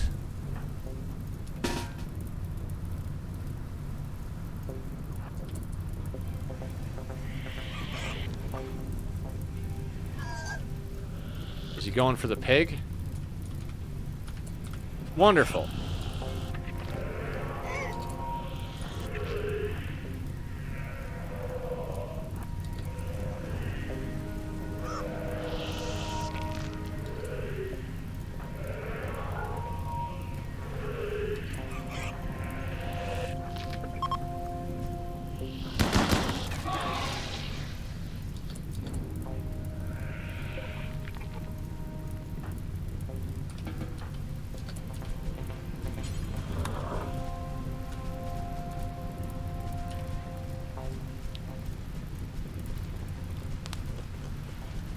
Okay.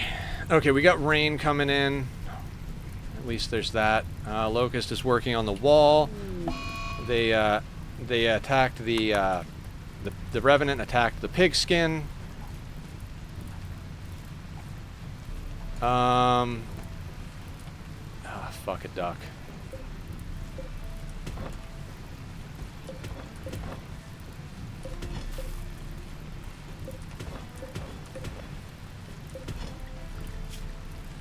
Nobody is going to be in a good mood for a very long time. Builders. Locust and McNeil. McNeil's about to break and is sleeping. Locust, after you're done there, I'm going to need you to work on the horseshoe pen so we at least have some recreation.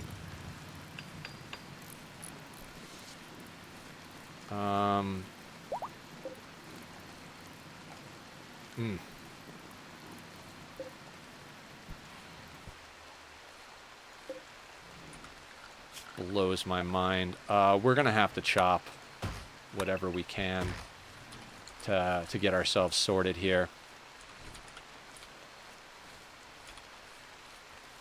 And we're going to need...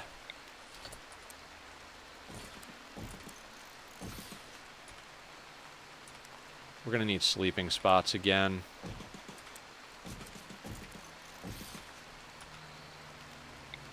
Oh, we don't even need the double anymore because 2, 4, 6, 8 people. Well, at least we're down to 8 people.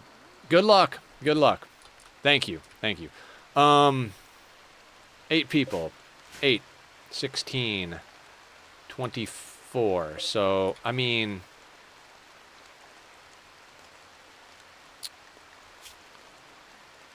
I'm not going to be able to cook very much, but...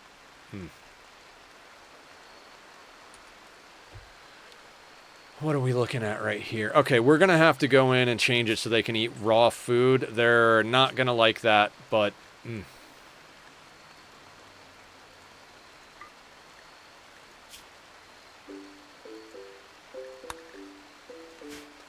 Well, exciting days on the rim, guys. Exciting days on the rim. Hopefully we'll have some beer soon. I know it seems crazy to work on a horseshoe pen.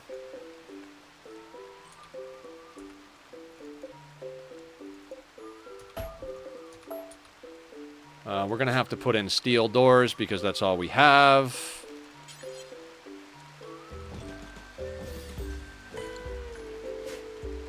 Alright, anybody not wielding a weapon right now? Chain shotgun, incinerator, LMG, frag grenades, great bow masterwork, great bow, heavy SMG, and heavy SMG. Do we have any weapons around the base that the pigs dropped that we could, No, all of them got burned. Except for a pump shotgun, which we already have. God, that was just...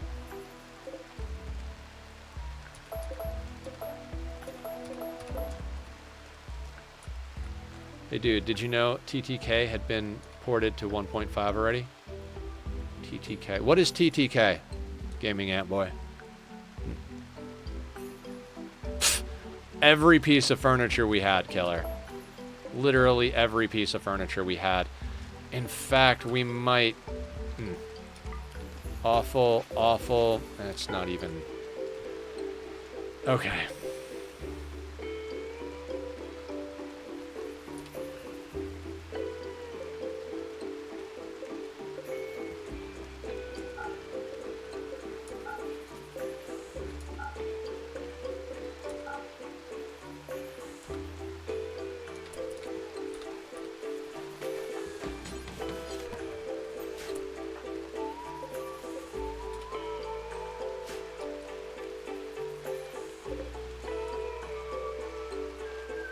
150 steel. Okay. This is,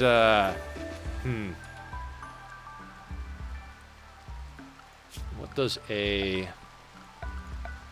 We have been rebuilding this entire playthrough. This entire playthrough has just been non-stop rebuilding. We get somewhere, we get pulled back, and Twitch Toolkit. Oh! Interesting. I don't think I've ever used Twitch Toolkit. Okay, you guys. Let's get you doing something.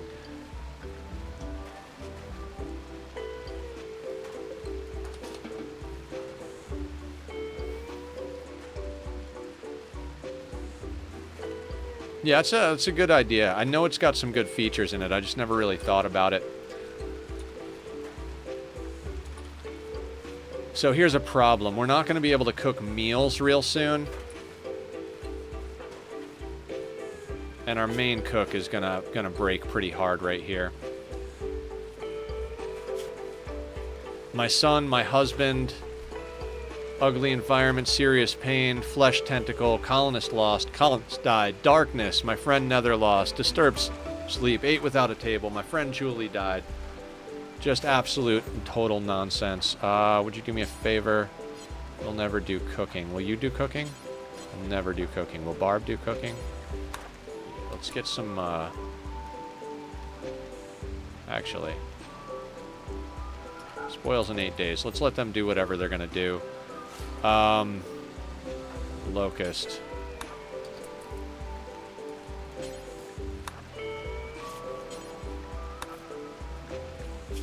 Food poisoning. Great time for food poisoning, Locust. Oh, God, you are so slow.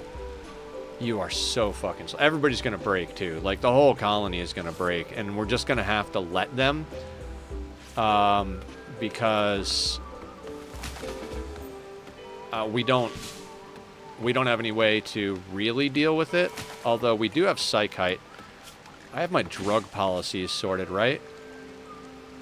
Yeah, so everybody should be tucking into the Psychite.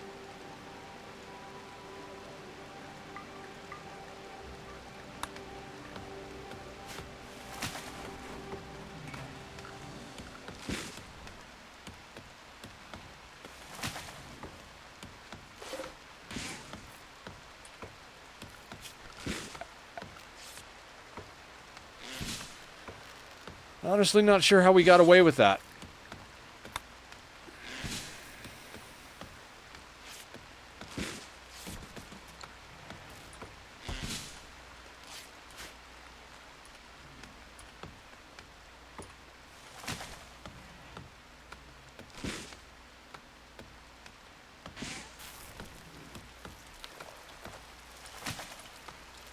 I mean, our food didn't get annihilated.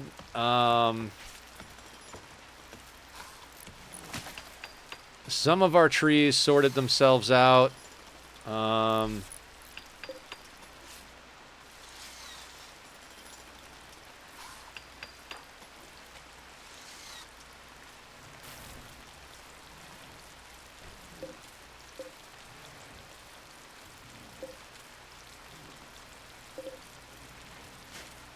Yeah, this is gonna be a little bit of a thing, guys. Let's adjust. I'm at a certain point now where it's like, should we start over? And the thing is we'd be in a way worse spot starting over than we are right now.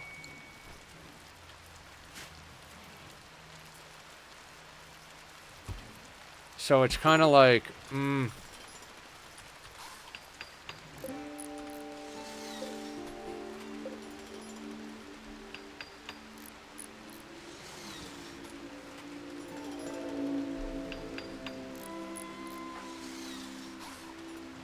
Locust needed rescuing. You're probably down from food poisoning, yeah, because he's frail.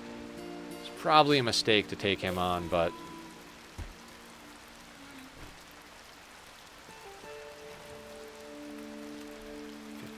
wood.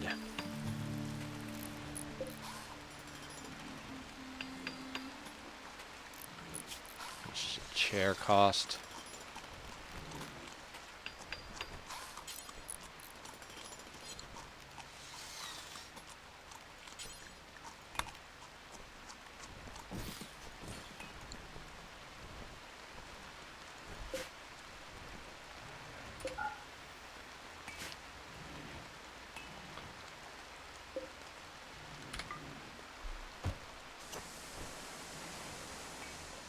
All right, so we got horseshoes back up. We got a table and a stool queued. God, what a goddamn friggin' nightmare.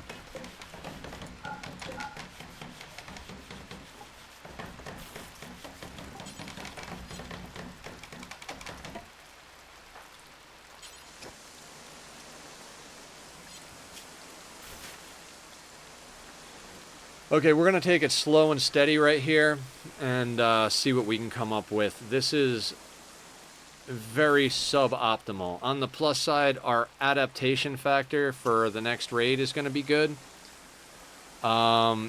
We do not have the components to redo things. No, we can't do Murderous Rage.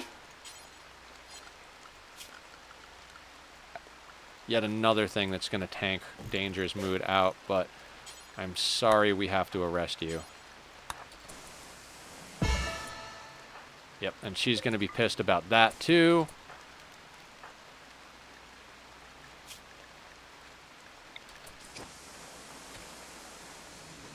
Poor auto shotgun.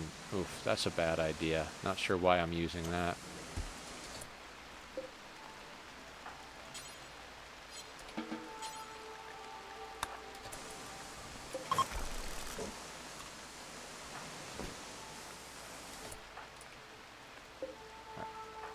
Danger. God, I don't even know what to put Danger into as far as weapons concerned. That poor auto shotgun is just not going to cut the mustard. I guess we'll equip her with a great bow. I mean, she's just going to continually mood break. Like, she lost a lot of family in that.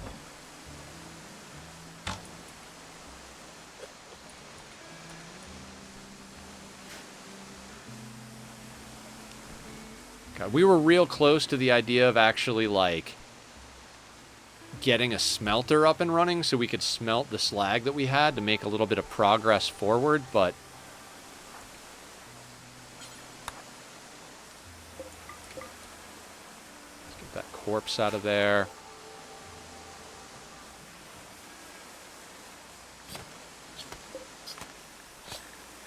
These are going to have to get knocked back down to a 4. I do think we still have some 4 level.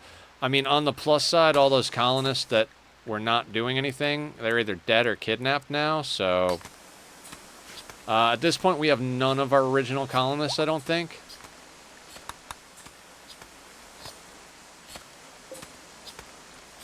"24 of 25 wood."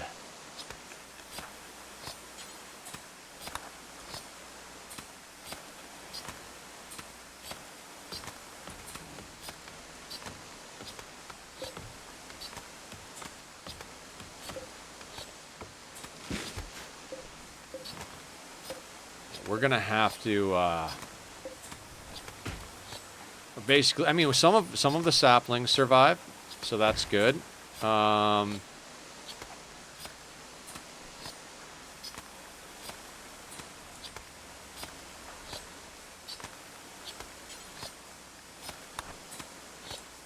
We gotta get this place cleaned up proper. It's gonna take time. We've got that battery, so that battery is going to be what we can make food with until the interim is sorted out. I believe John is iron-willed, so yeah. John is going to have the hardest time breaking. He's probably going to carry the colony for a while. Megamind. They don't seem to be as broken as some of the people here. They are definitely at risk of mood breaking, though. Have you had your psychite yet? After you wake up, let's get you some psychite. Actually, Monarch, how are you doing? You've got tolerance. You know what? We'll let them sort themselves out.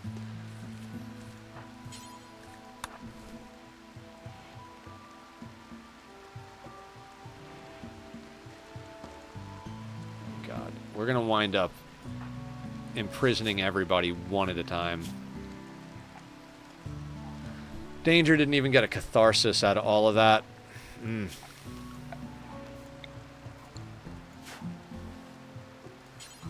mean, if you're gonna work, we might as well prioritize you. You're about to extreme mood break, but we are now back down to low expectations on everybody. That is a little bit much here.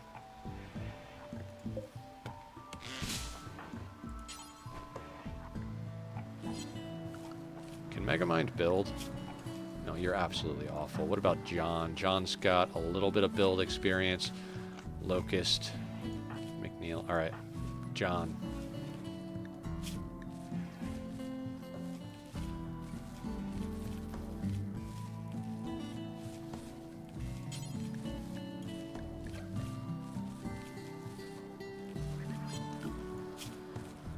John is not set to build. Let's put him on a 4 so we can micro him on a few things. I'd like to get at least one stool up for them to sit on. We do not have wood at the moment, but we've got some stuff we're going to be cutting down, so these are 20 wood less, so we'll try to do that. On the plus side, we've got a little bit of food stocked up. On the bad side, a lot of it is mushrooms, which people are not going to be stoked about.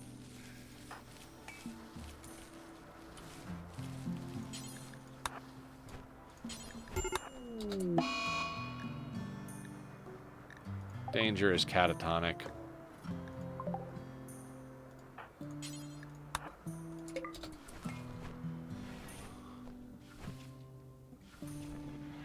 This is one of those situations I'm really not even sure if we can recover from. I mean, we still got the Revenant on the map, right?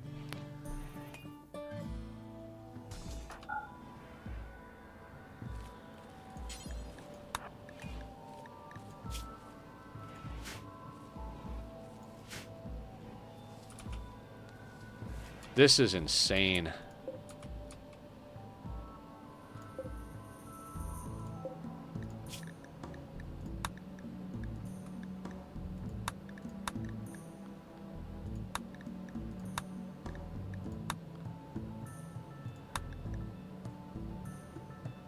Okay, now we do have a little bit of, leather. Oh, God, we really do need to get as much of this going as we can.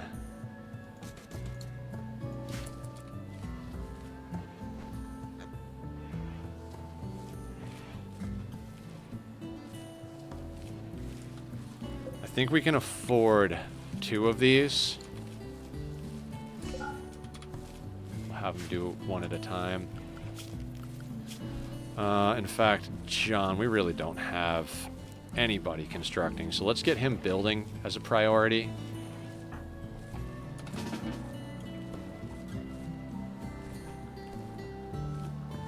Now here's the thing. I could say, oh man, we really got hosed, we should start over. Problem is, we would have to start all the research over. We would only have 2 people and a ghoul. I mean, there's a good chance that this just goes completely fucking sideways and we don't get anything out of it whatsoever. But I'd like to try and salvage what we have here. We've got a few decent weapons. Tantrum, McNeil. What are you... Please don't tell me you're breaking. What are you breaking? Alright, you could punch the wall. I'll let you punch the wall.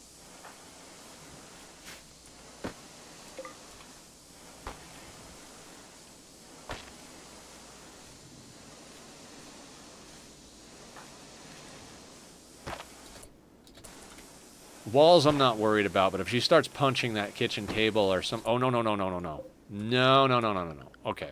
Everybody's getting arrested at least once in this colony. She's gonna kill that kitchen table.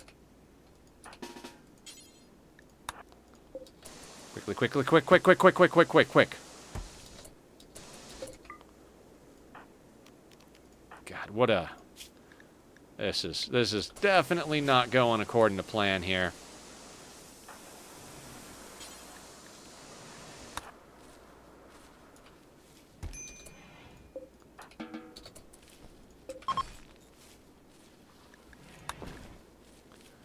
Like, between the arrests and the lost colonists, this is just going to be non-stop mood breaks.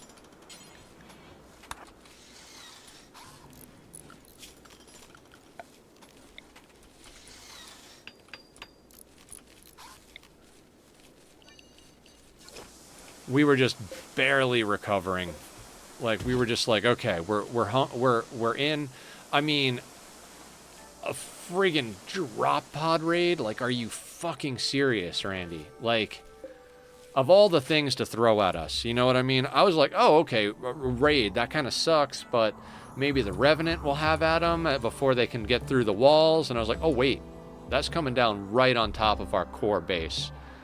So, that was a little fucked up, we'll basically get to.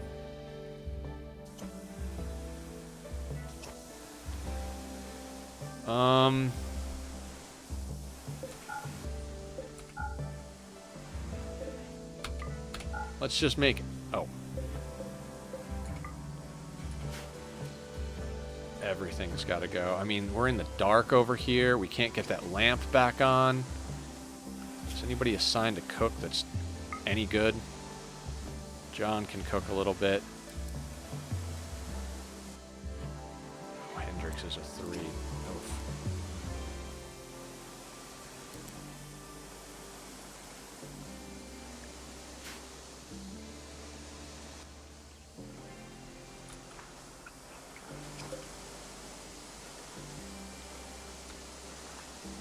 All right, we got 2 of these. Who needs these?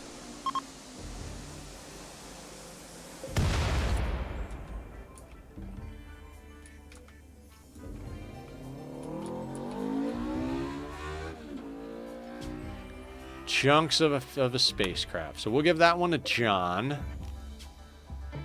And who's next up on the list? I think McNeil. She's doing some work, so give them beds.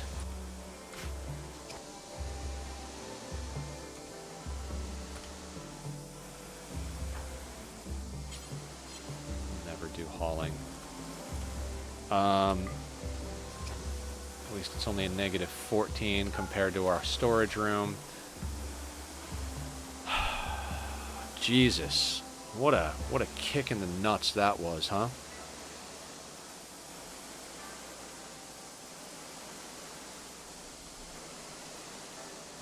I'm going to have John cook because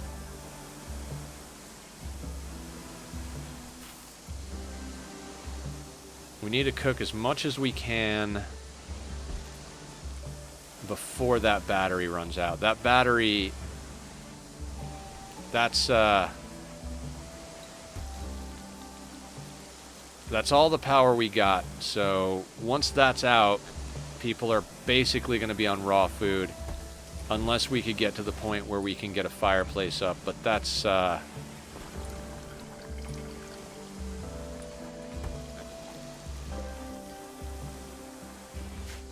just glad we have a little bit of psychite to help along with this. They're putting beer together, so at least there's that.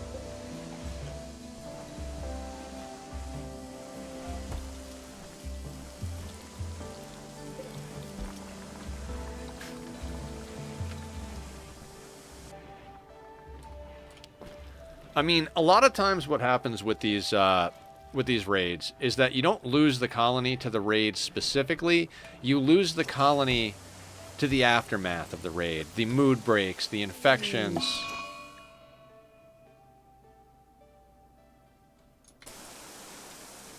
No wayfinders. Anybody else remotely good at social. John is going to become the head of the colony at this point. Iron-willed. No. No. You're shooting at our own colonists. God, you people suck.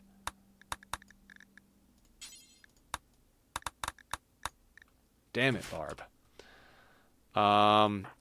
Especially John.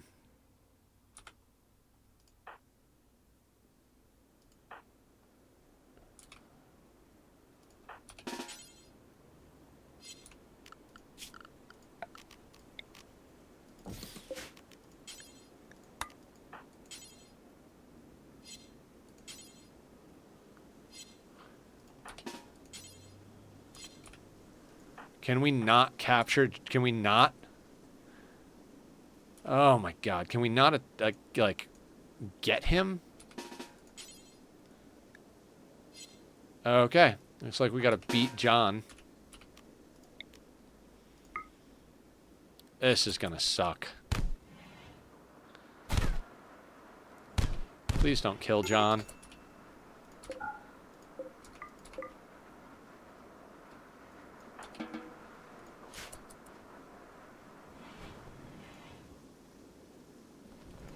And the incinerator.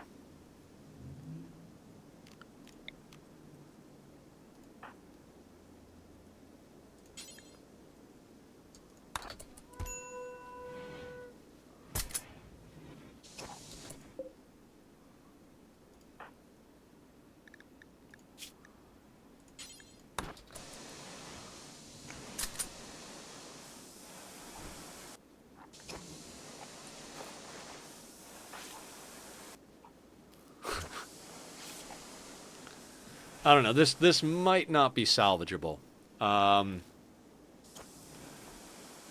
This is definitely not a good situation.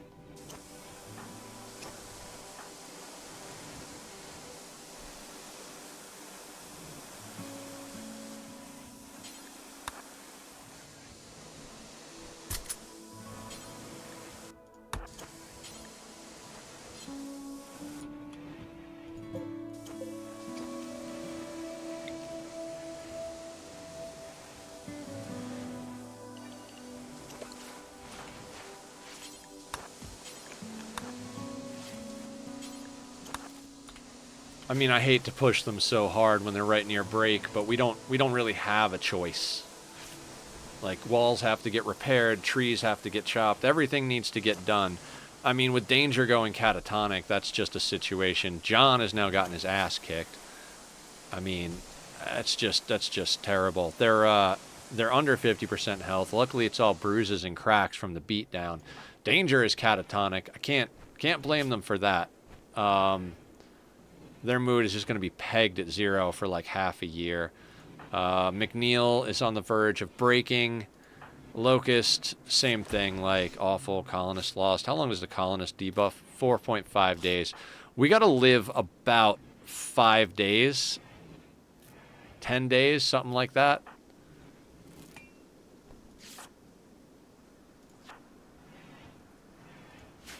Oof. This is intense. I mean, we might have to restart. We might have to.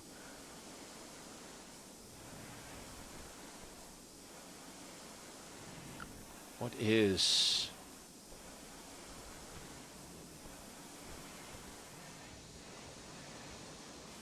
Yeah, this might have to, God. What I can say is I'm glad we're fully walled in, because they can't just wander outside now and get themselves killed by something outside, but...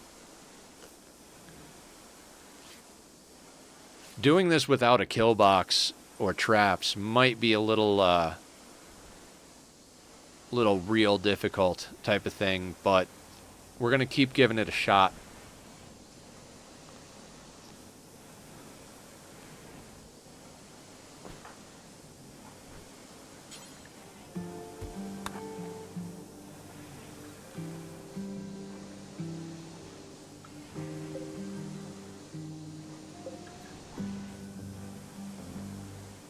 No, we recover from this. This is going to be absolutely fucking insane.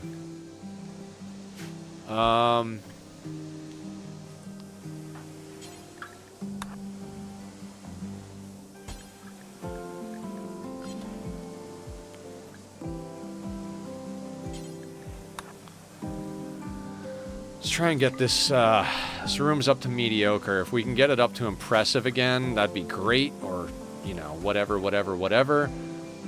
There's not a lot we can do, though. This is really kind of fucked.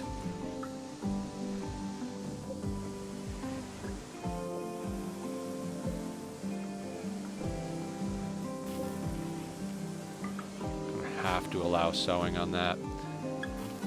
I swear it's because we put it on a 3. I know it's a superstition, but...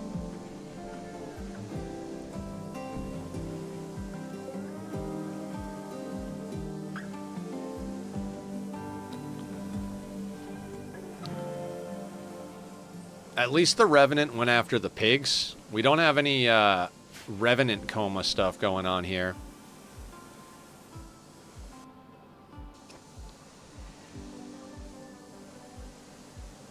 I mean, if we have to start over, we have to start over. We'll just pick new pawns, get it rolling again. Psychite binge. Ugh.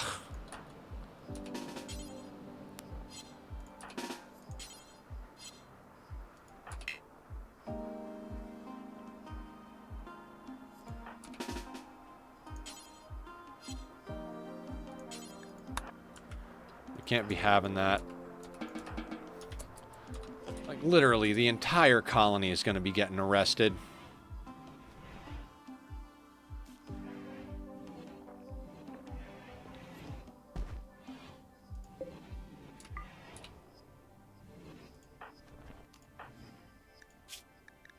First time Barb's been imprisoned.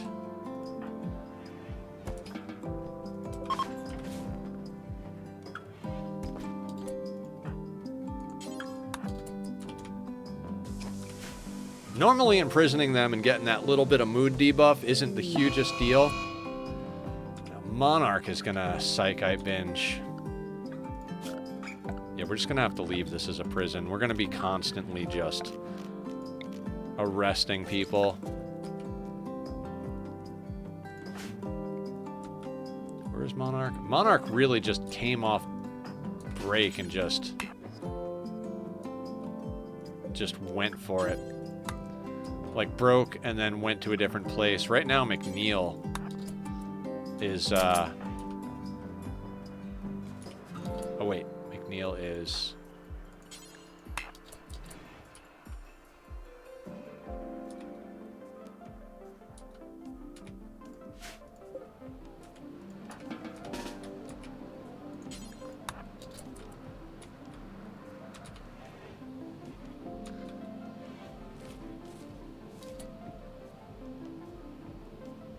Monarch binging on Psychite, but is actually just laying on the ground.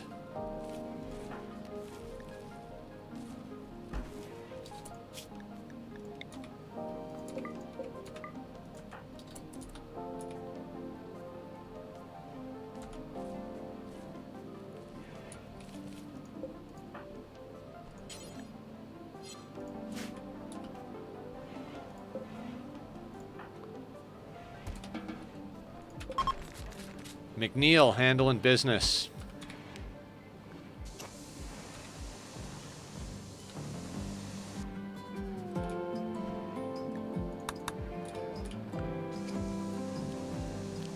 I would really prefer to save this. I mean, yes, we're in a really, really bad position, but guys, look at all the research we have done. Like, that's a good amount of research here. And then we look over here at the Anomaly research. If we do have to start over, I'm going to go straight into Bioferret harvesting and shaping so we get to the Bioferret weapons. And we can be harvesting. We're going to try not to let our ghoul die if we have to. Like, just... there's a lot I'm going to do differently. I am pretty sure we're not going to be able to save this, but hey, why not give it a shot, right? Party.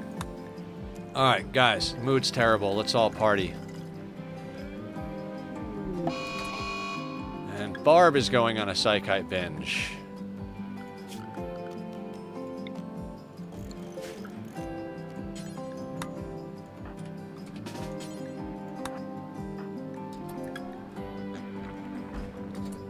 And we just did this with Barb. Like...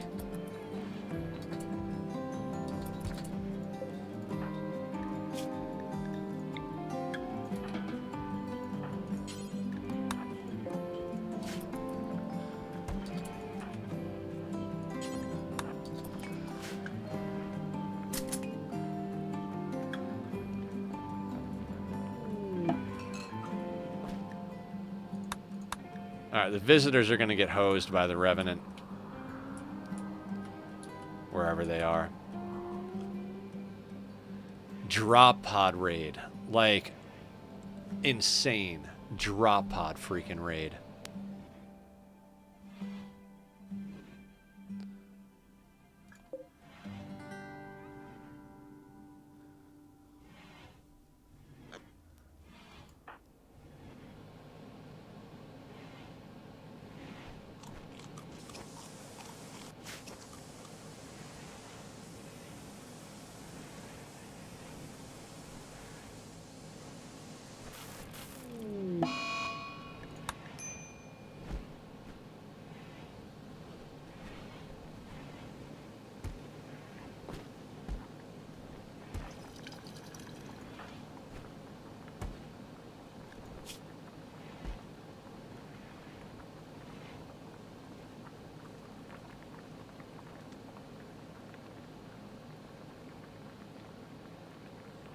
Yeah.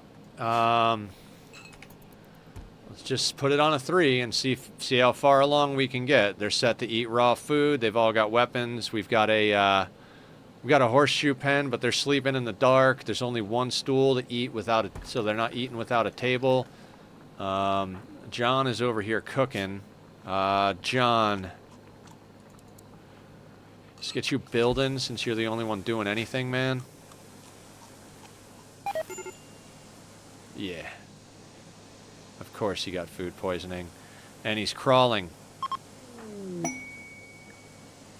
Yeah, we don't need plasteel, guys. Maybe like, you know, a million cycles ago.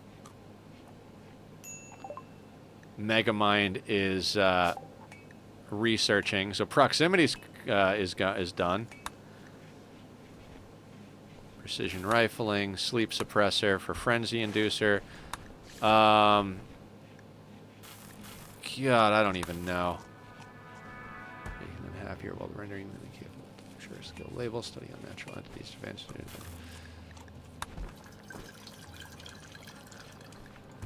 I mean, maybe draw animals. Maybe we just stop research entirely. No, because some of them have a passion for their work, right?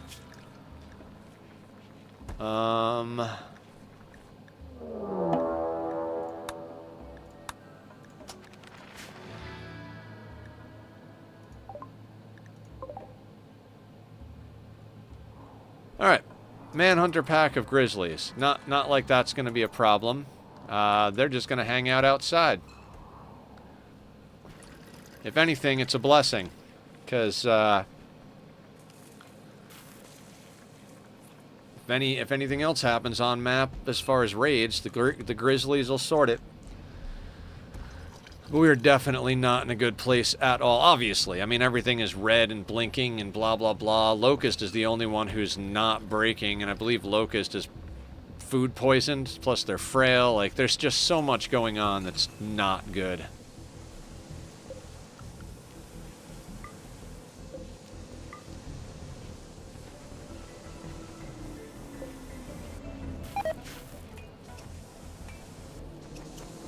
Alright, thank you for the hydrate, posture check, and stretch killer. We'll put it on a slow speed while I do that.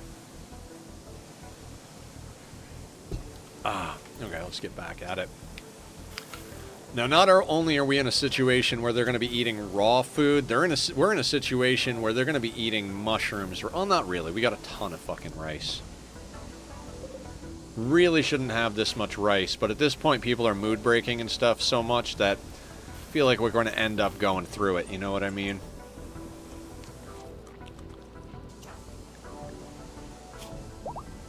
Void catharsis, low expectation, minor passion. This hurts me, but it's for better good. What? What hurts you? Oh. Oh. Oh, all right. All right, we're moving along here.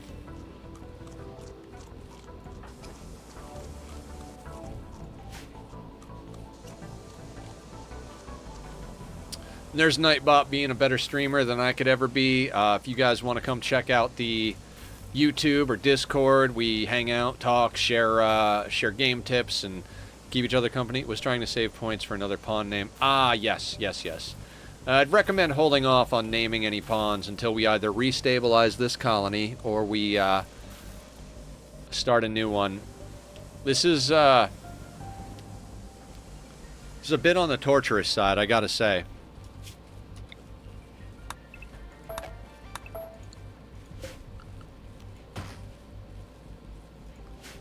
I'm going to hold off on having them harvest the poplar trees at this point because they're doing a bunch of other shit, so... Yeah, I did the combo over the name. Well, I appreciate it. I'll try and keep that back straight as much as I can.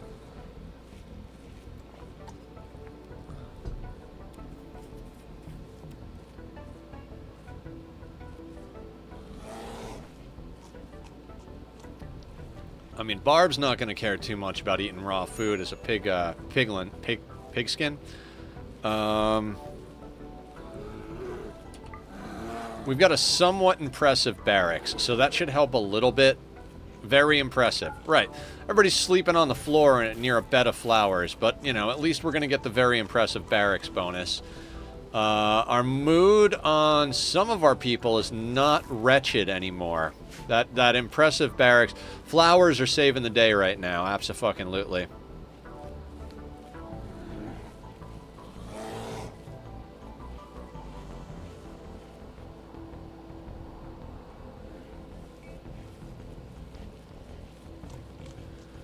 We'll let them continue planting the rice fields.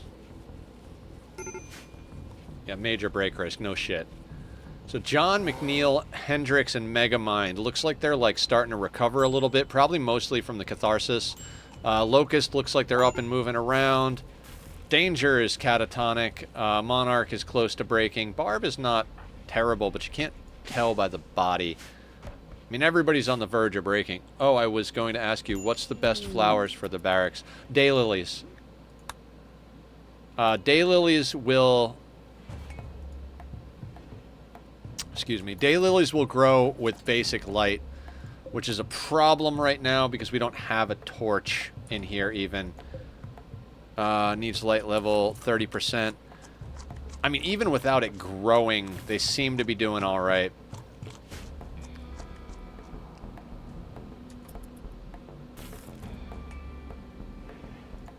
I mean, let's cancel that. And... God. What a nightmare.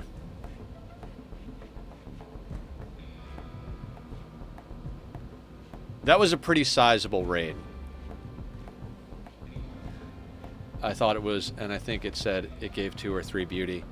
What is beauty? T is beauty. So you'll notice that we've got 15 everywhere there's daylilies. And if you look at our impressiveness overlay, we've got a very impressive barracks just because we've got the daylilies. They're not even growing very much because we don't have a light source in there, but just the fact that they exist is helping our mood. It's going to take a long time.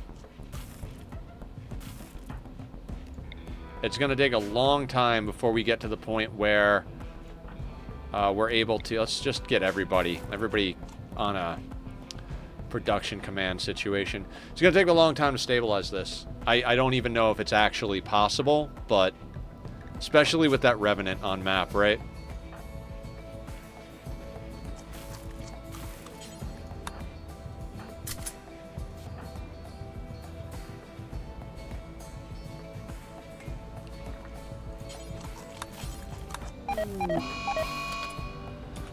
Ha! Ha! Let's throw some toxic fallout in the mix, guys. Let's throw some toxic fallout in the mix. Bite me, Randy. Fucking bite me.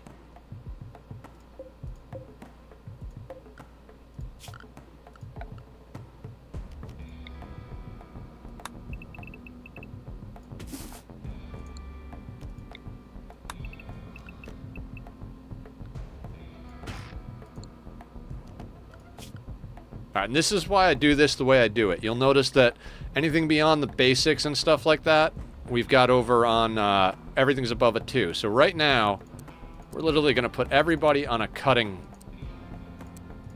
priority. And we're going to go boop. Now, I was starting to grab everybody weapons again, so let's see who else is not wielding a weapon.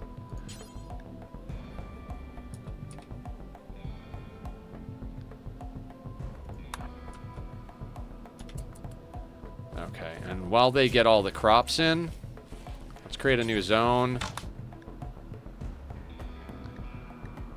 Actually, screw it. Inside is where they're all going to wind up being, right? We'll let them deal with getting some of this stuff in.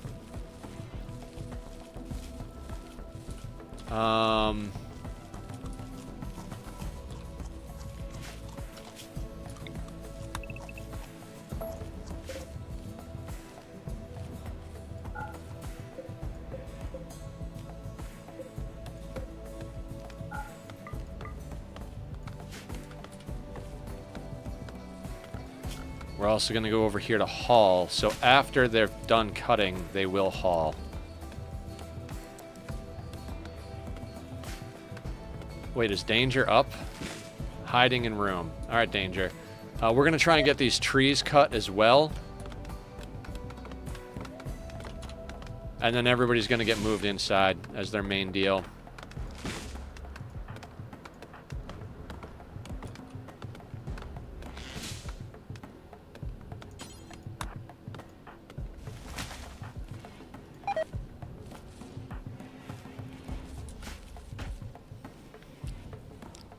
Remember when I came in today and I was like, I can't believe we're still alive. Oh yeah, eventually, Ampoy, absolutely. I'll put a post-it down real quick and remind myself in a bit. I'm just gonna put TTK. Now that I know what it is. We'll put that guy right there on the desk because I will forget anything that is not written down and in my face. Okay. We got to keep an eye on our people. Initial toxic buildup.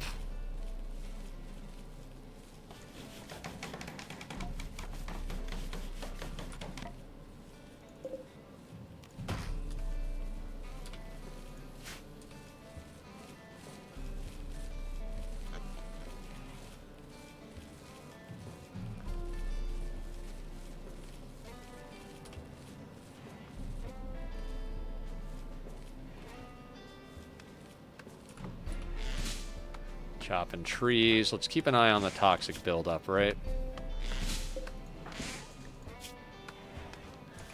Initial is gonna be okay. I mean, it is what it is.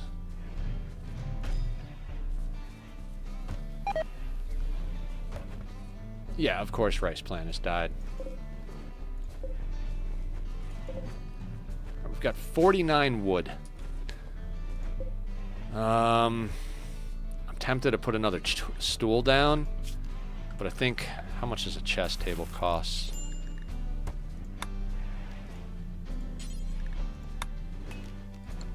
We won't have enough of anything to make a chest table. I think our best bet is to put another stool down. Just more chances for them to make sure they don't get 8 without a table debuff.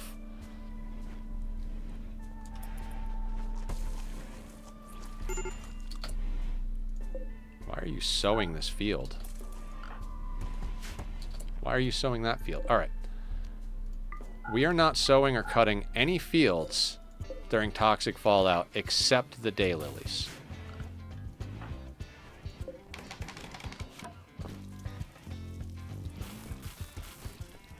Alright, now that everybody's inside, we're going to schedule them inside because of the toxic fallout. Finally, I've got a toxic fallout where I've got plenty of food stocked.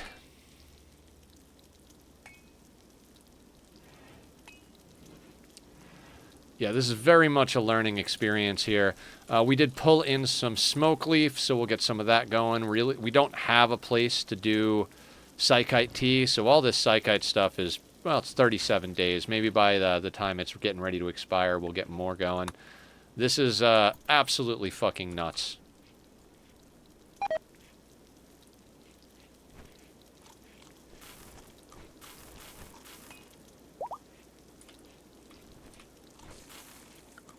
Alright, so let's get this schedule back to normal.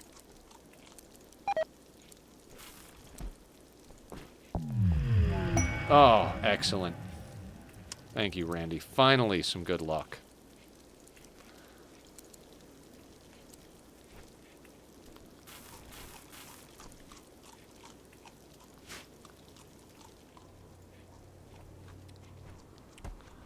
Yeah. And thank you for coming in again, Gaming Ant Boy. I'm sorry. How are you doing? I don't think I asked about that. It's been a little while. What's been good in your world? I think you were playing volleyball last time we spoke, right? Sensory mechanites, yes and no. That's going to cause some pain and mood problems, but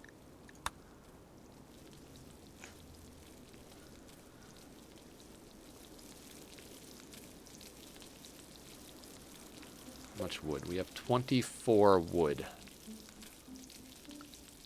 How much? That won't last very long, right?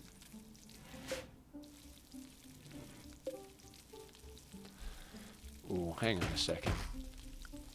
Real quick.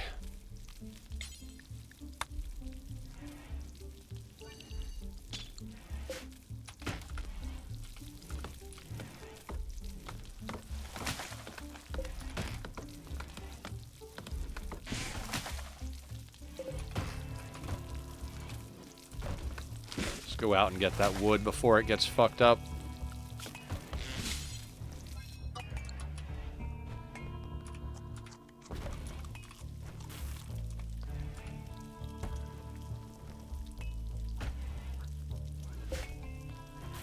We're looking at 63 wood. What's the best use of 63 wood?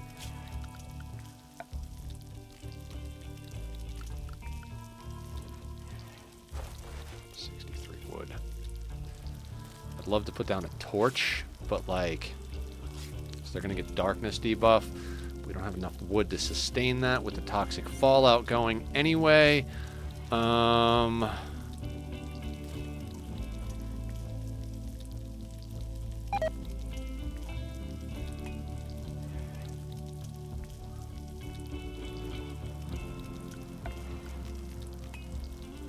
Beds are 45. As insane as it sounds, I think our best bet is to just get enough stools built that our people... Wait a second. How many people do we have? 2, 4, 6, 8 people, right?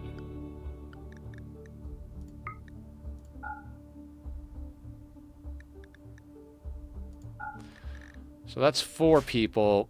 Let's make sure we have 4 stools so that they're eating in shifts. We could even go crazier with our scheduling, but I think we'll put up that that 1 stool. We don't have wood income. I'm really kind of at a loss here. Danger's up. God, I don't think that poor pump shotgun is really going to do anybody any good. I mean, yeah, poor chain shotgun is not going to do anybody any good. Do we have anything even reasonably decent here? I think you're going over to a pump shotgun there. Barb. Okay. I need Barb to drop the gun. Drop the gun, Barb. Drop the gun. Give John the incinerator. Barb the... Actually... hang on a second.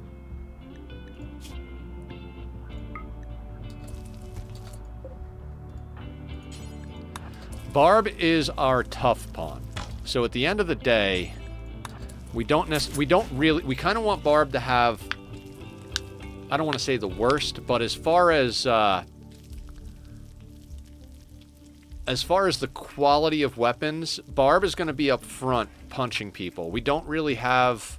And I mean, I do want her to be able to shoot in case we can get distance and shoot some stuff. So we're going to give her a bow. We're going to give John the incinerator. The incinerator has been coming in real handy. That's why if we switch over to... When we do a new playthrough,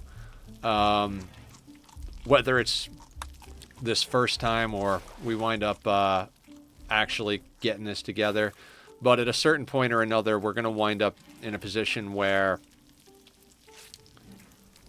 we're going to want to go straight into bioferret harvesting and making those weapons, because, well, we still got to get to precision rifling.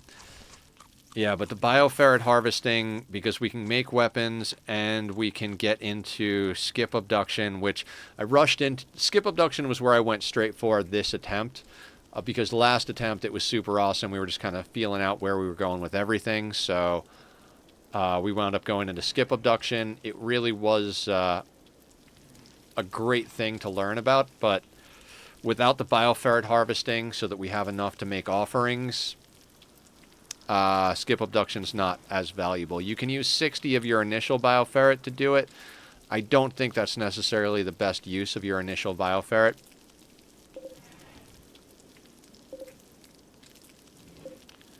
Six joints, 4 psychite tea. Yeah, we're definitely running through the tea here. But in 2.5 days, we'll have beer. Another 5.1, we'll have more beer. Okay. And we are very impressive barracks. All right, I think we just kind of run it.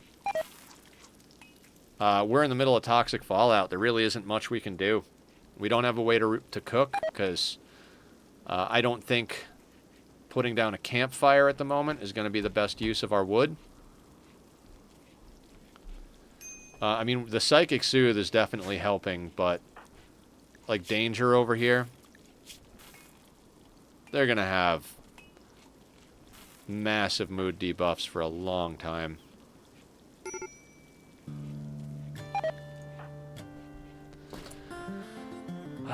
This might be where we've got to take off the tainted gear. I don't want to, but it's really just... No.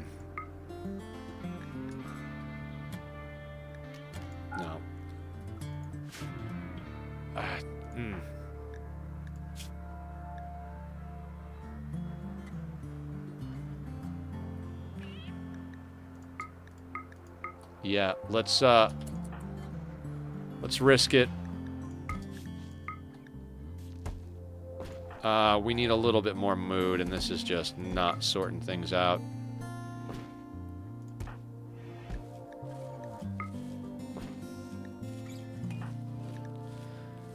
Of all the things that we have going for us, I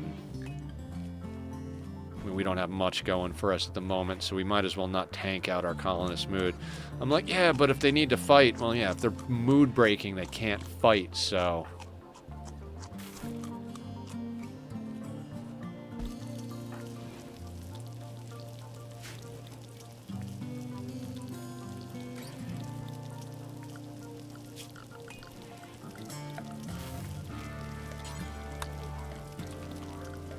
Here's what we're going to do. We're going to put another zone up here for Tainted.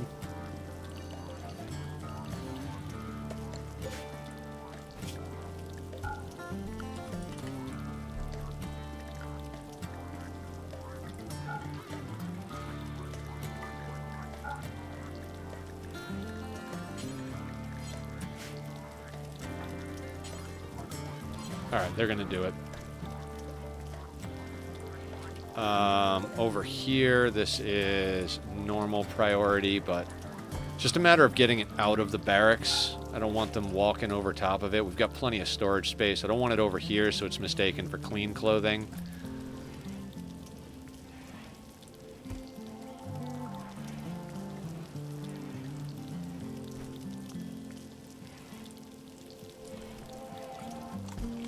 John's rolling us some more joints. That's good.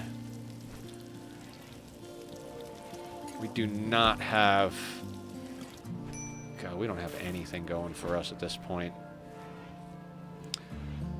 We've got 56 cloth. How much does it cost to make a bedroll?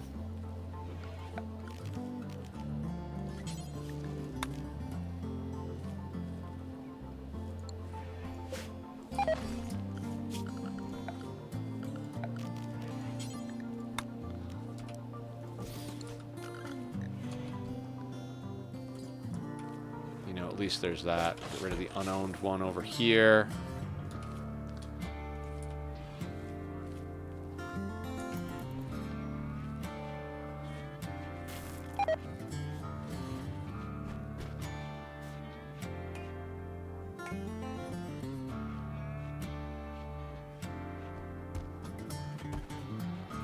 Yay, construction botched.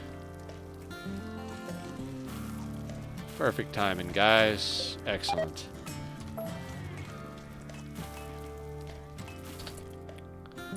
Actually, you know what? We've got ready to harvest stuff right here. So let's,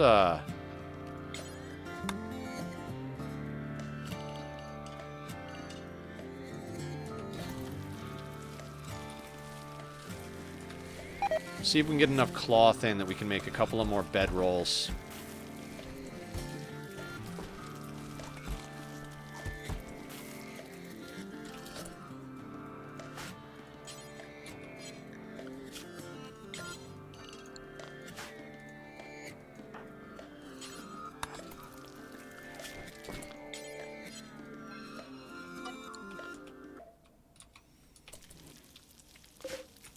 $189. So 40, 80. 80 times 2 is 160.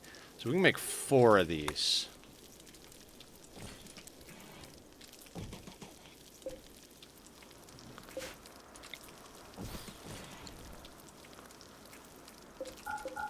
Danger's up, so I'm going to have Danger do everything.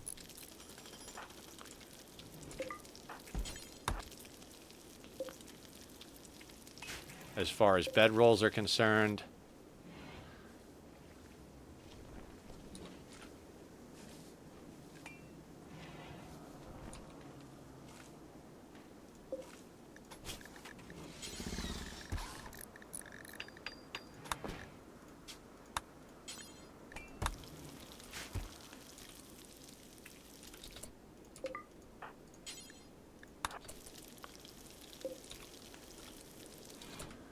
All right.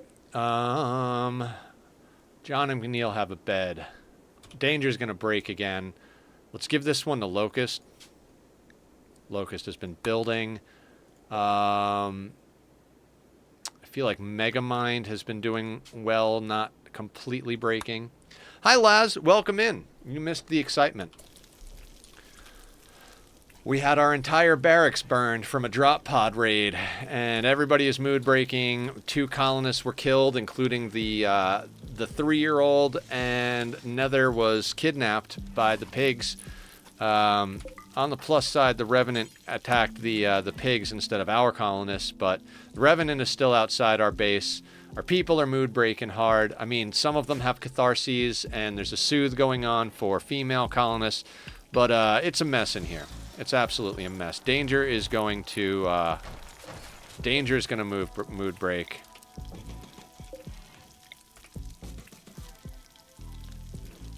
I'd like to give that to Monarch. Monarch and Barb.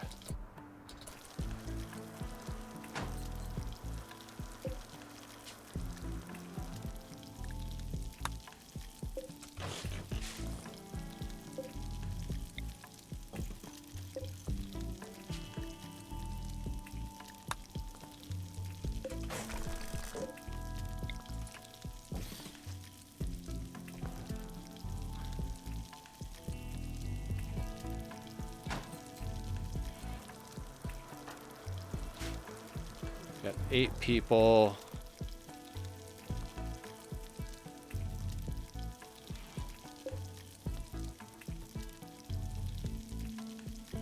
Okay, we're up to 6 beds. I heard the sizzling. I'm like, where the hell are we cooking? No, we're not. We're rolling joints.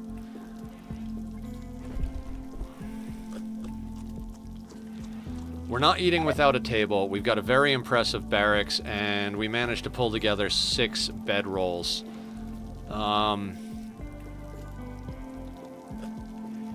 Absolute madness. Absolute fucking madness. Let's let them just do their thing. We'll see how this works. We do not have the wood to do anything majorly useful. We managed to pull together enough to make a table and a few chairs. Managed to grab enough cloth and human leather to make ourselves a handful of beds. Patch leather thing is not a jam, is it?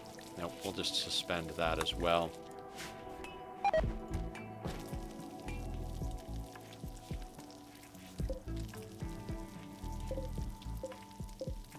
Oh god. This fungus was lasting so long.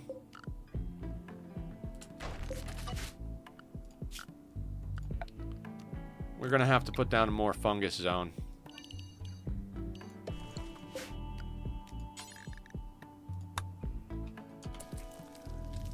Because the fungus that we have is gonna expire. I mean, at least we've got 1,071 rice.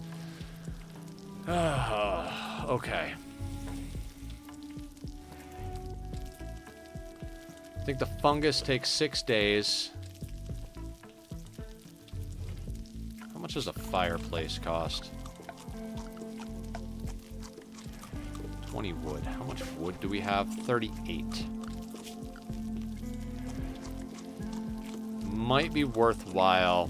Yeah. Let's use the little bit of wood we have to put a fireplace together and get ourselves cooking.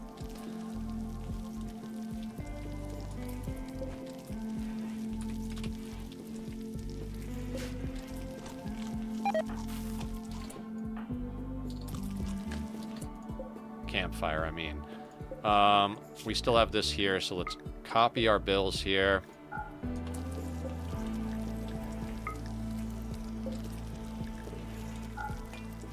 Maybe just a little bit of mood can come from this.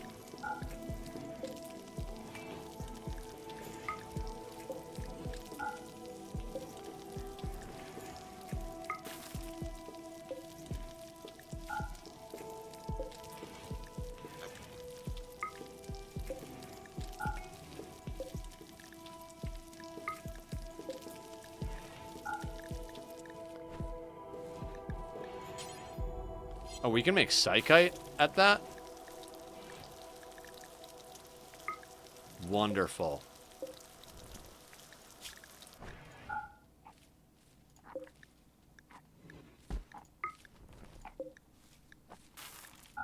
Okay. Since we can make psychite at the fire, that was absolutely well worth it.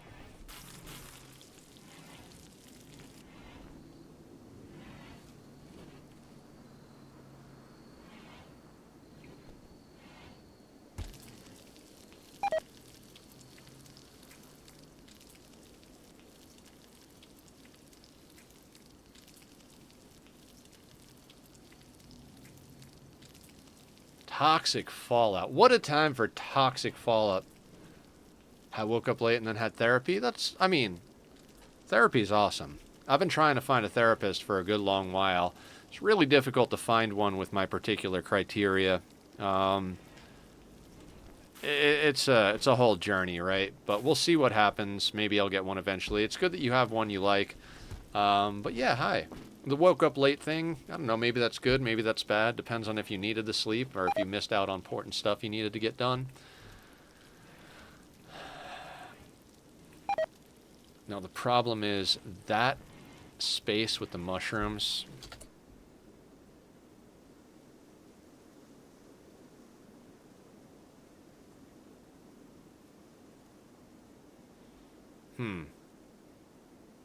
Hang on, I'm pausing this because That's not going to be enough to sustain our colonists if this goes on very long. So we're going to have to...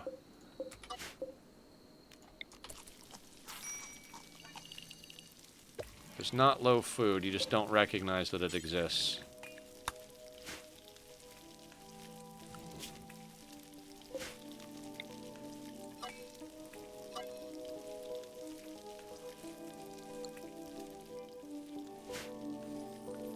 It doesn't think we have food because this is not zoned, right?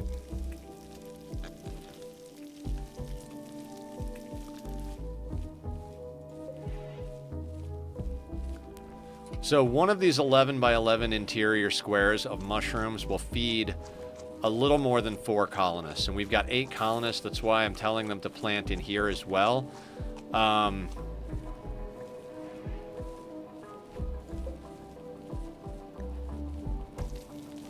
going to toggle automatic.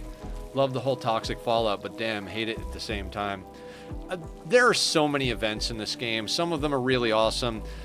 As far as food goes, this is probably the most well-prepared I've ever been for a toxic fallout in a long time, but obviously, having lost vast majority of our infrastructure from that raid, I don't know. I really don't know. Our people are going to live inside eating mushrooms until the toxic fallout is done. The Wayfinder role is going to have to go unfulfilled.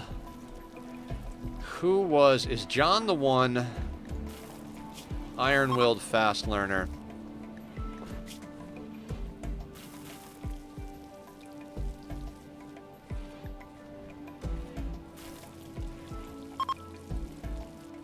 John is our best candidate, but... Alright, we're starting to get the colonist died debuffs falling off. Okay, that's good. So the colonist died debuffs are about to fall off, meaning that we can... I want to see something real quick. No, it still counts the wealth. So other than Danger, who had so many family members die, we might start stabilizing mood here a little bit.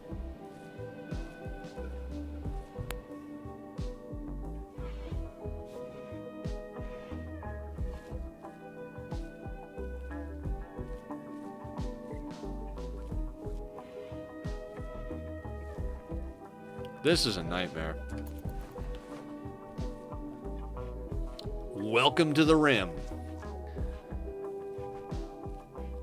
I just hope Randy goes to bed for just a little while. Just go to bed, Randy. Just go to bed.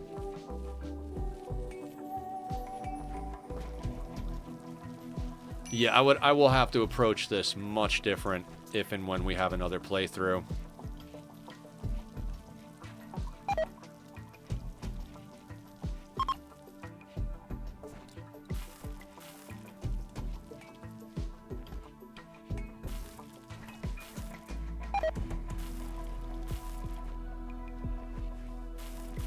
That Revenant being on the map really, really put us in a tight spot. Just really put us in a tight spot.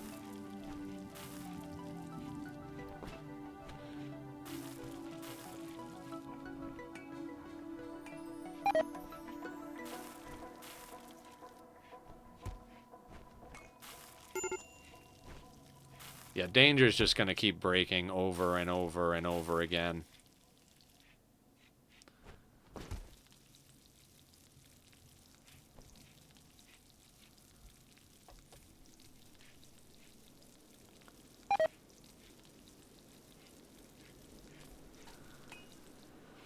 Yeah. Hey, guys. How the heck is everybody? Tomorrow, I'm not sure what we're doing. At this rate, we might be doing more Rimworld.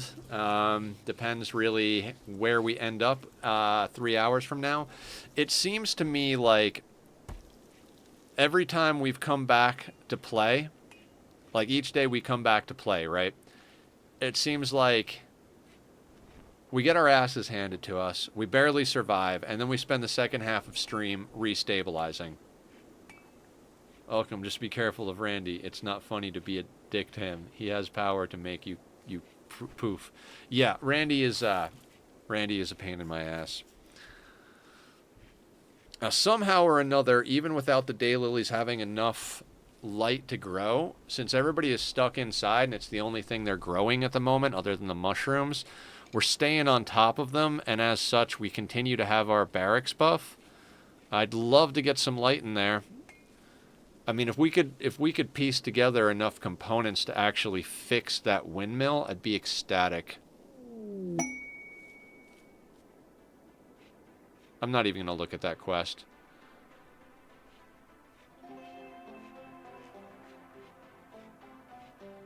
The reason I haven't given Danger one of the bed rolls, Danger, she's guaranteed to break. There's no chance that she's not going to break.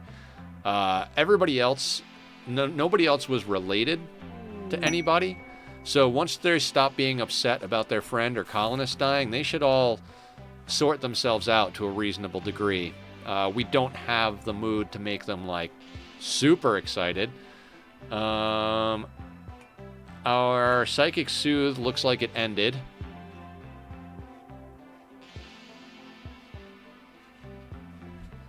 Now, are you guys starving because you can't tell, or anybody?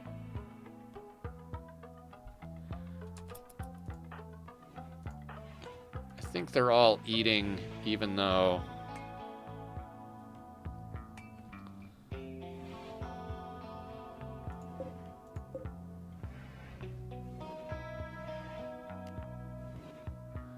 Alright, we're gonna have to micromanage the mushrooms and the items, right?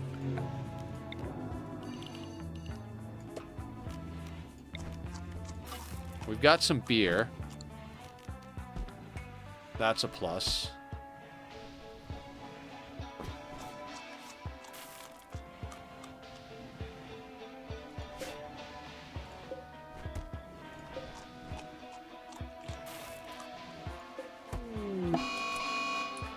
Danger is going berserk. So same thing up here.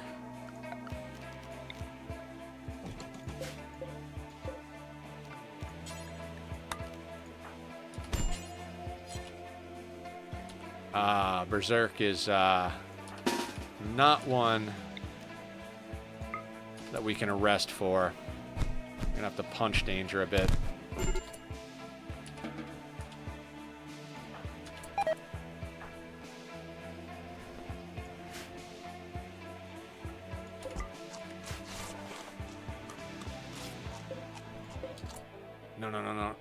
No tainted. I don't want the tainted in there.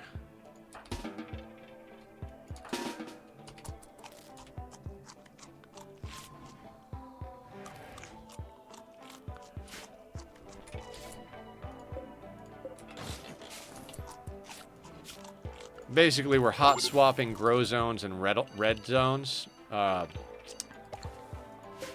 Not red zones. Hot zone.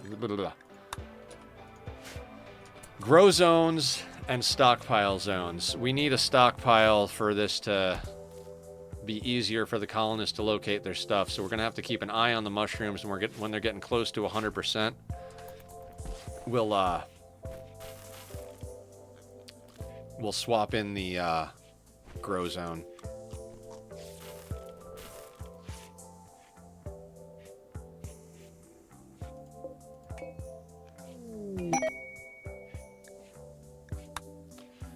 We really can't do any quests because most of them are going to require us engaging with the outside of our main walls here.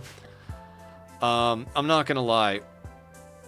At any time now, this could go south. If Randy decides to hit us with another raid or some crazy anomaly event that we haven't seen yet, there's a fair chance that this is just going to go sideways real quick. So we're going to do our best here.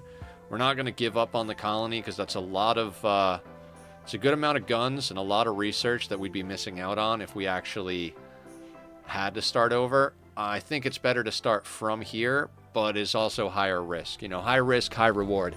If we can manage to sort this out and actually recover a little bit, we're going to be in a much better situation. A lot yeah, and they've lost a toe and a finger. John's got no health conditions. You've got an artery blockage, frail and asthma. No health conditions. Sensory mechanites, scars. Left ear cut off, left arm scratched, barb. Okay, so we've got some sensory mechanites. That'll help with mood once they go away on the people that have them also. So, right now it's getting us a lot of work done, but it is causing pain, which is making their mood worse.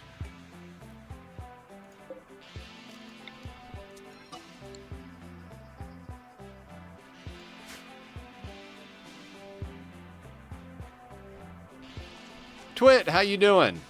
We're doing okay.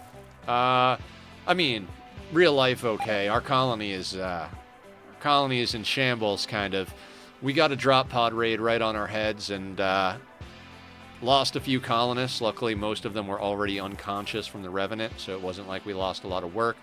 But everybody's kind of mood breaking and having trouble here. We don't have our research bench. We barely got a table up so they can eat at the table. Everybody's eating raw food because we just don't have enough firewood to keep up the campfire, and they smashed our windmill so we can't get power. These are the breaks on the rim. What's good in your world? I'm gonna have a sip of my beverage.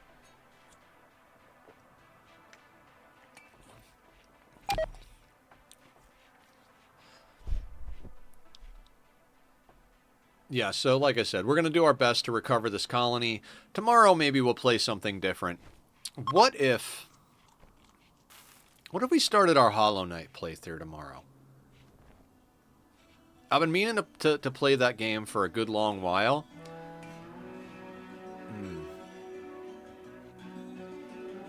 I don't know. Let me noodle. I'm not doing that great. My mom went to the ER with a taxi, and doctors wants her to stay overnight. She got morphine for her stomach pain and IV drops for water and food. Yeah, I mean, like we were talking about, you know, it's always worrisome with health, but the doctors will be able to get nutrients into her intravenously. If she has to stay for an extended period of time, they'll probably end up putting a PICC line in her.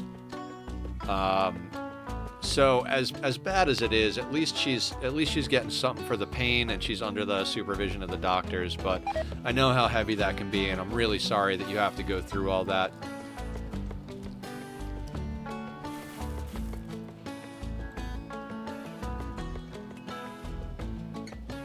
You know, if there's anything we can do to help, I mean, I don't know what we can do, you know, from on the other side of the world and country for some of us, but we're here for you. If you need to talk, hit us up in Discord, talk about it a little here in chat. There's not much else going on in the game, so I got plenty of time to chat right now. This is a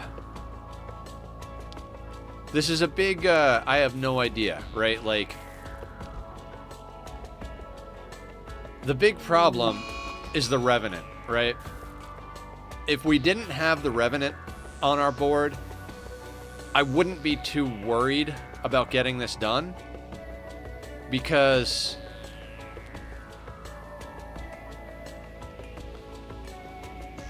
there is something going on. Come on, just any one of them. Can I click on them? Oh, they're just wandering. Okay. Did your stomach pain ever get so bad you needed morphine? Not only did it get so bad that I needed morphine, Twit, when I came out of my last surgery, because they don't do this except for cancer patients in the hospitals anymore over here, I legitimately had a button to press for morphine. Like, anytime I couldn't do anything. And on top of that, when I came out of the surgery, from the position they had me in, my right hand was completely numb, so from cut off circulation. So was my foot. And they had hit my head on the table a little bit, so I had a huge bump back here. Couldn't even wipe my own ass. I gotta tell you, it's so embarrassing to have a nurse wipe your ass for you. Not to get too graphic, but the pain for me was through the roof. Like, I've gone through so much stuff with it. It's kind of out of control how much I had to go through with that.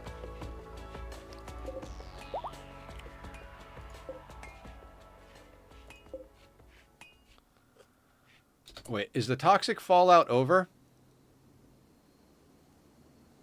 Toxic fallout's over, right? Okay. Thank you, Randy. We're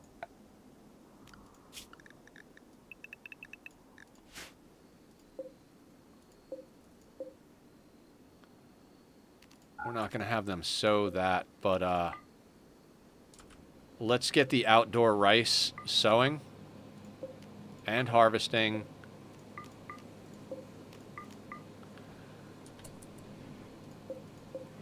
Rice. We're going to need to build back up a stockpile, so all these ones that I was like, we don't need this, let's get that going. I don't know when that went off, but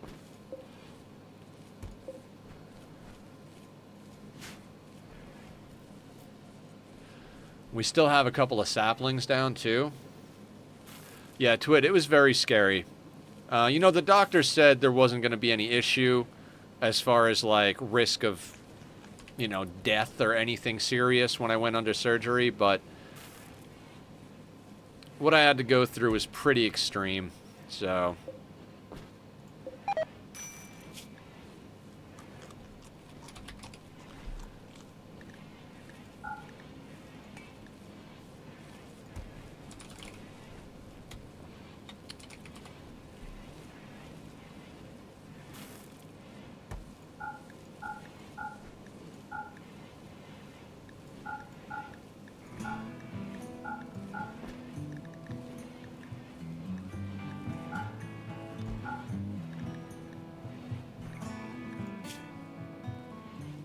I suppose all those are okay.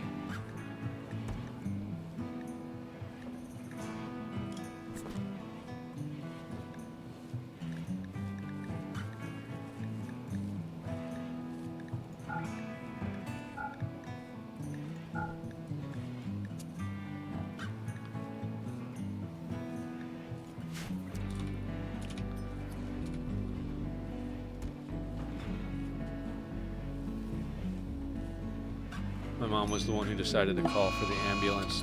Alcohol binge, Danger. Oh my god.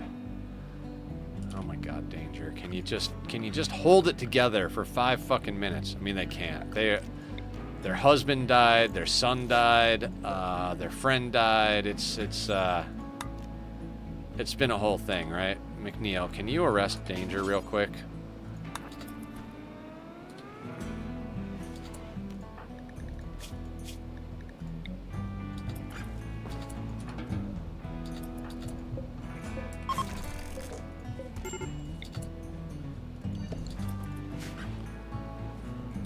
I mean, not that that's going to make her mood any better, but...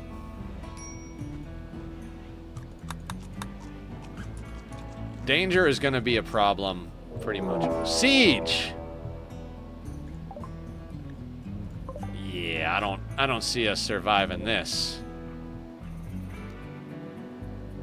Frag grenades, Hellcat rifle. Do we have any way to deal with this? Do we have, like, any back pocket situation here? I really don't think we do. We've got sniper rifles.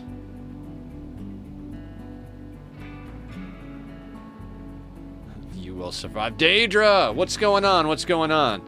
We're, yeah, like, Daedra, there's a revenant on this map who keeps, putting our people into comas, right? And then we just had a drop pod raid burn out our central base. Luckily, our storage area... Oh, dude, this is...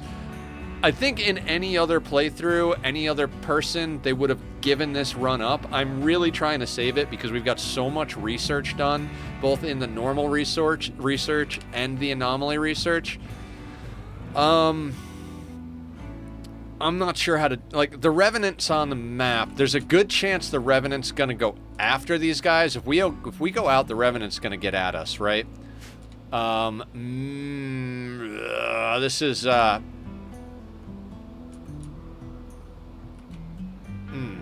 have very few ideas on how to deal with this, right? I think what we do... Oh, that incendiary launcher might come in handy.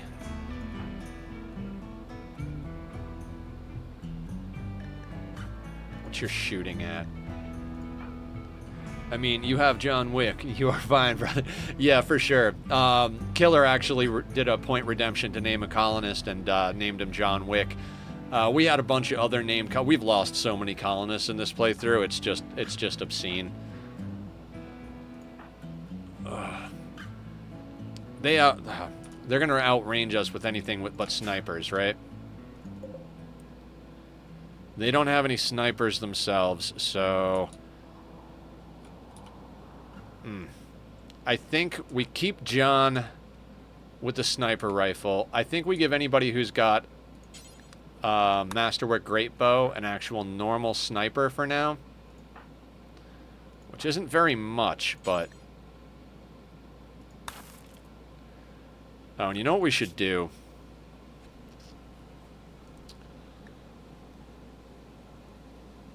We should have switched to triphasic on this. Okay. They are going to wind up actually most likely getting some mortars off. We're legitimately sealed in here with no outer doors because the Revenant can come right through.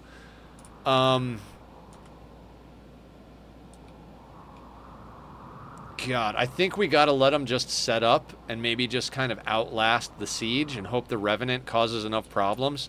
Once the Revenant attacks them, we can go out and try and deal with it. But if we try to leave the base while that Revenant is out there, he's just gonna knock more of our colonists out. I've never tried to outlast a siege before. Every time something happens, I'm pretty much like, this is where we lose the colony and have to restart, but... You know, if we got to restart, we'll wind up restarting. Transport pod crash.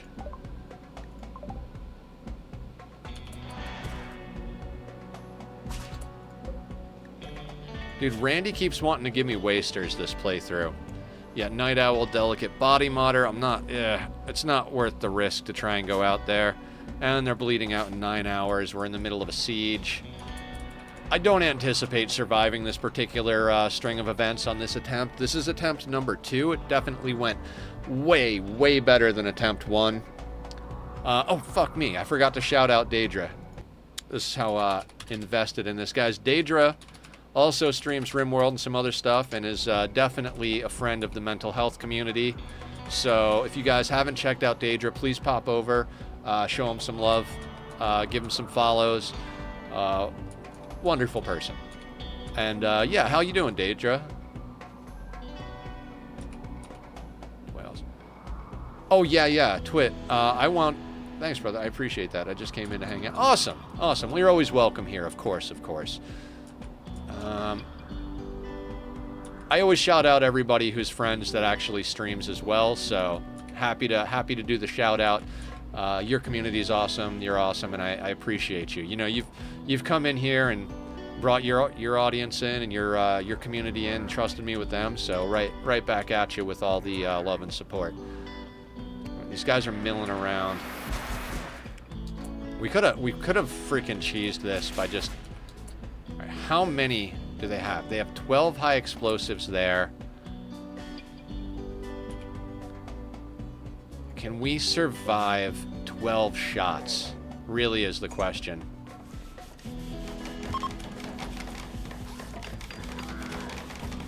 This is not going to go well. The Revenant has to attack them, right? Like, has to attack them.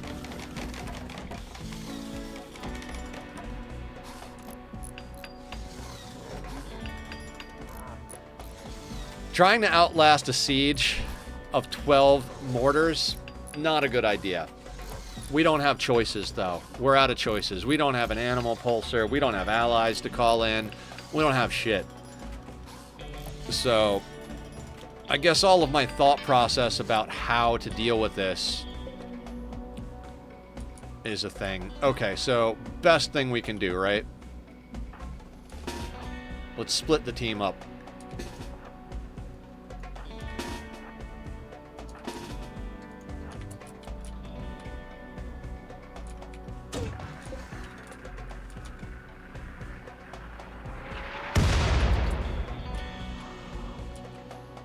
We're going to have to do this shot by shot. They're reloading right now. Gives us time. This one's ready to shoot.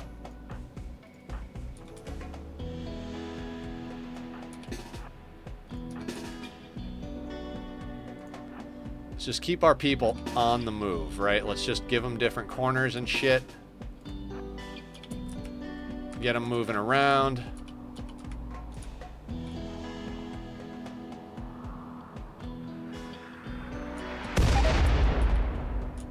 Excellent. Somehow managed to avoid that one. Just keep doing this. Just keep dodging bullets, guys. Just keep dodging bullets. On the plus side, a lot of this stuff has forced miss radiuses. Is that you doing that? You have pretty good shooting. You are the other one. All right. They don't have the most amazing shooting, but they got enough that it could be a problem. All right. Now, the reason I keep undrafting them and redrafting them is I want them to get space so that they can be moving while the bullets are in air. It's harder to hit a moving target, you know?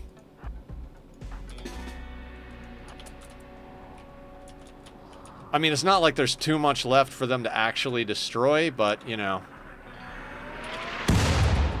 On the plus side, they're absolutely dog shit about hitting things. Mortars have a forced miss radius. Big problem right here, though, is...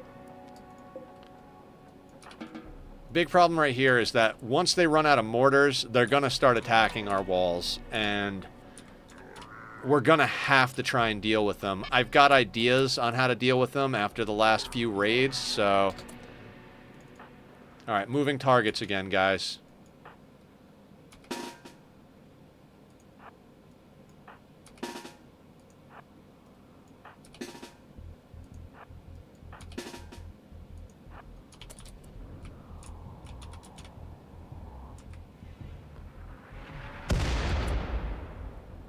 Swing and a miss.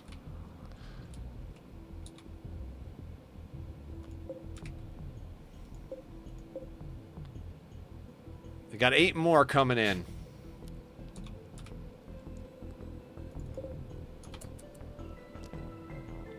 Surprised our mood is as stable as it is given the current situations, right?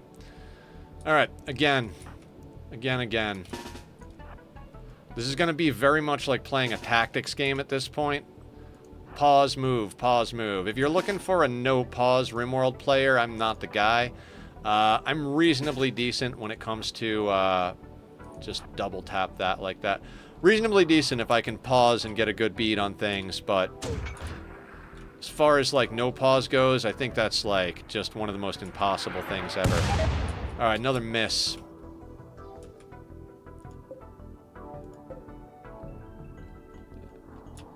We have another one in air? I don't think so. One of the dumbest things I've ever done right here. On the plus side, I think they do leave the mortars there. I'm not sure why the Revenant hasn't tried to kill them yet. I mean, I gotta say, like, that's just a little awkward, right?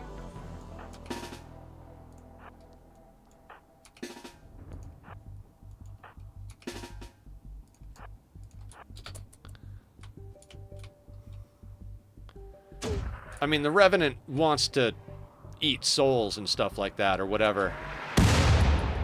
Oof.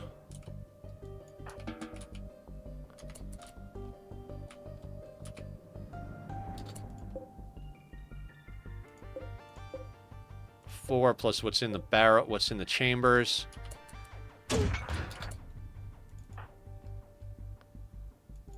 God damn, they're all just...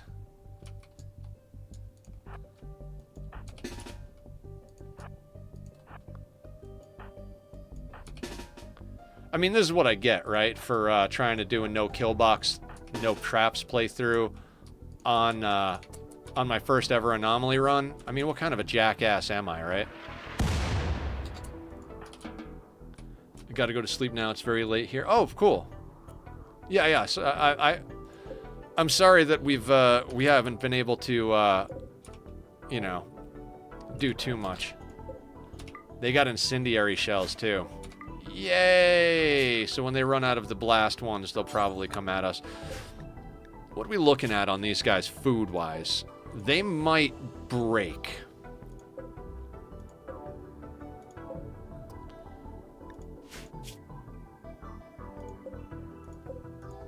And by break, I mean the raid, they might get so hungry that they decide to leave if they take enough time to mess with this. Now, those incendiary shells, that's going to be a problem for us.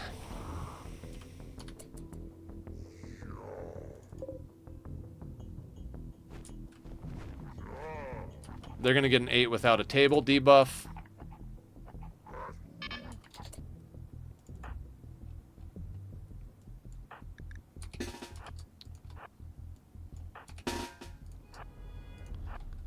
Keep them moving. Keep them moving.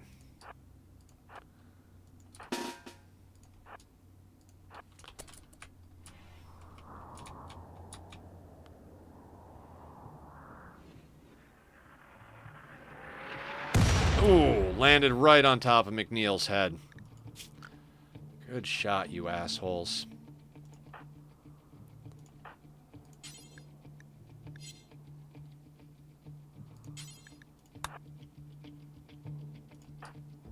You sons of bitches.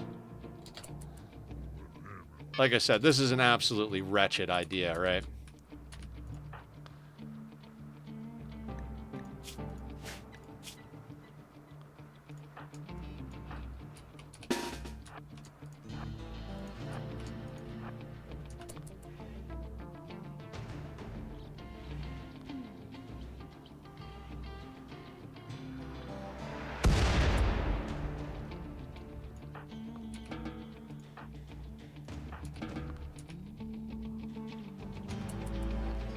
I think Danger's the best doctor, so...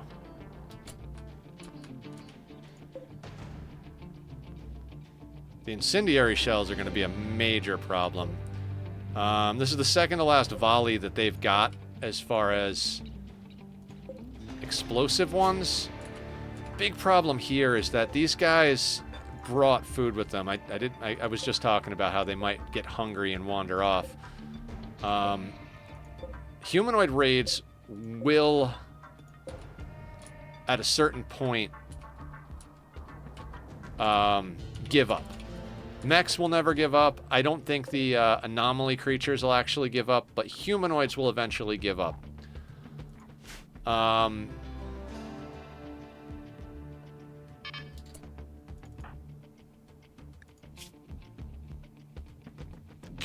I would love to tell them to go do something else, but...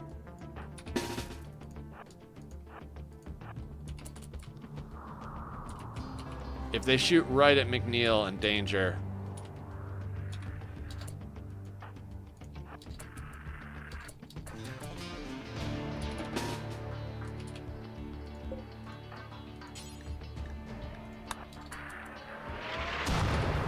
Alright, that was one of the incendiaries. Gonna have to let Danger 10 McNeil, otherwise McNeil's down. Now that incendiary landed outside. We couldn't have gotten more lucky than that, honestly.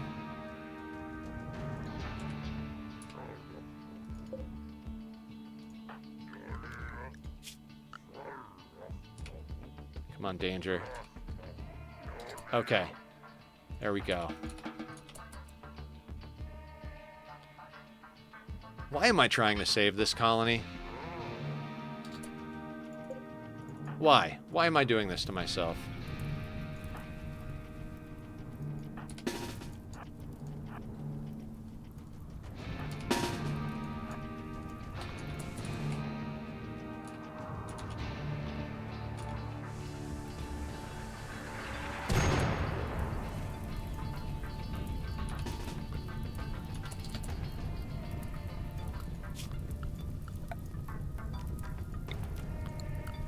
Nobody wants to go in there?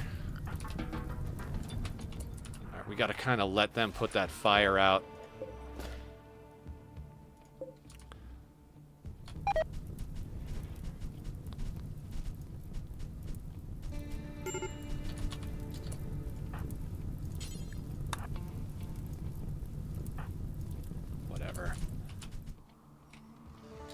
put a lot of time and energy into this colony, so maybe you want to save it. I mean, I don't know if it's possible at this point, quite frankly.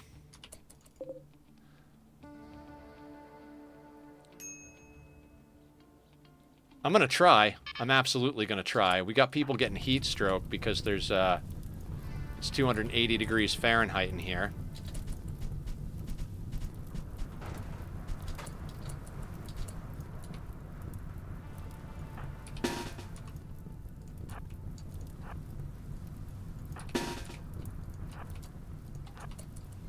I mean, eventually they're going to start coming in and, fuck a duck. Alright, this is where we gotta just make the whole base the home zone for situations like this. And I think we got a double tap coming in, right? Yeah, there's one inbound.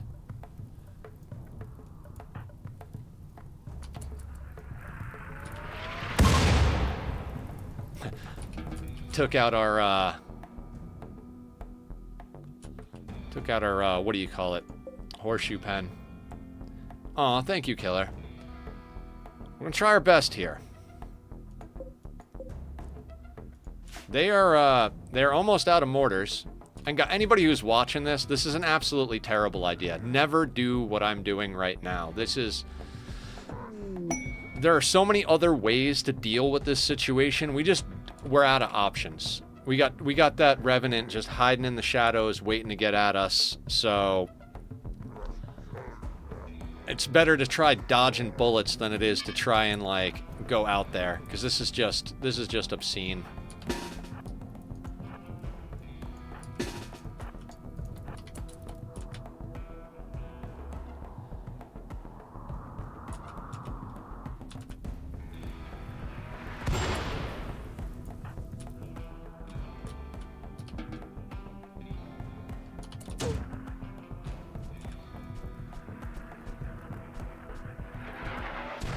Outside. Excellent.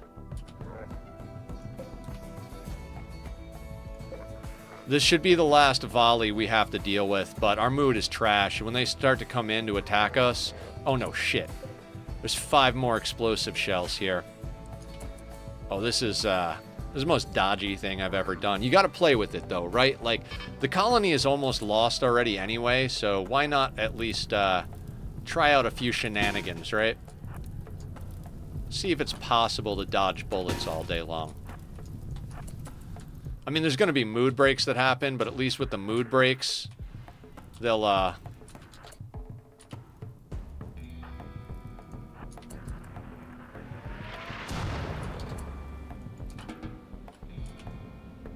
Doing well, thank you. Appreciate that.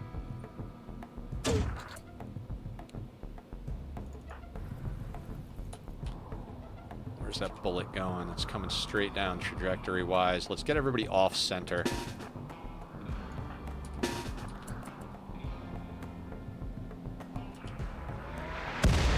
Damn, that was close.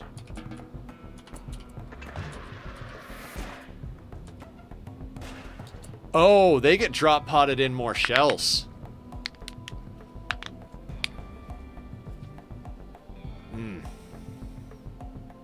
We got no mood. No mood whatsoever. I didn't realize that. I've never tried to outlast a siege before, so I didn't realize they had shells come in.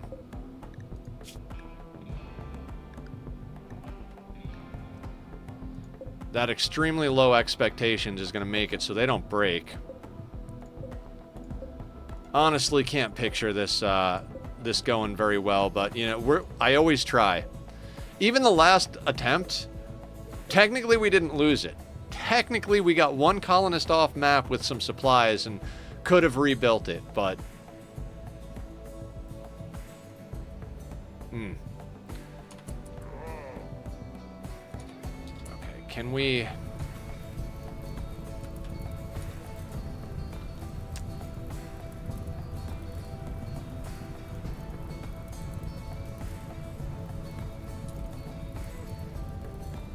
God, half of me is tempted to send out John Wick, right? Just John, go set everybody on fire, but he'll get gunned down, like... We got no recourse right now. We got no way to stack mood. We might have to try doing a mountain base. Mountain bases are a little more secure, but then we got to deal with...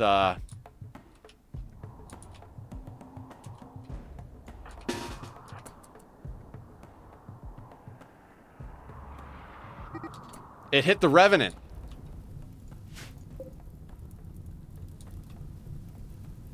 Hell yeah.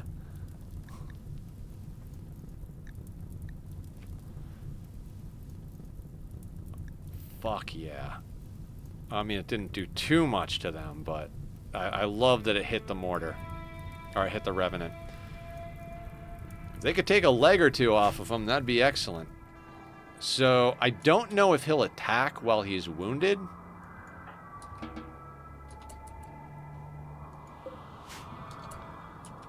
Yeah, that's absolutely a good thing. The problem is with the Revenant...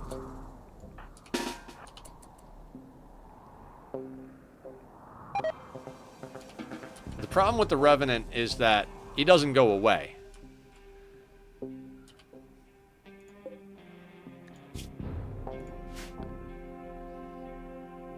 I'm honestly not sure how long we can possibly dodge bullets. I mean, they're all passing out. Okay. Guys, Revenant is damaged. These guys are falling asleep. I think it might be time to send John out with the incinerator. Opportunity knocks. We better answer the goddamn phone.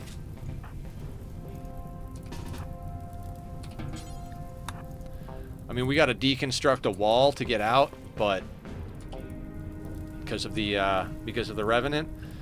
But if the Revenant's healing up, I don't know. We don't know if they attack when they're healing, right?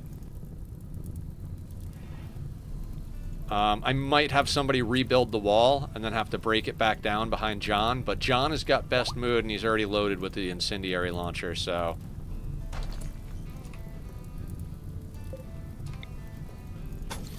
Oh god, okay, Locust.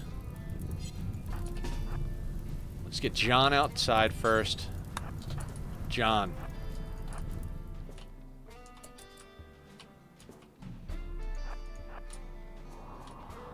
See, if we can catch fire to all their gear and shit.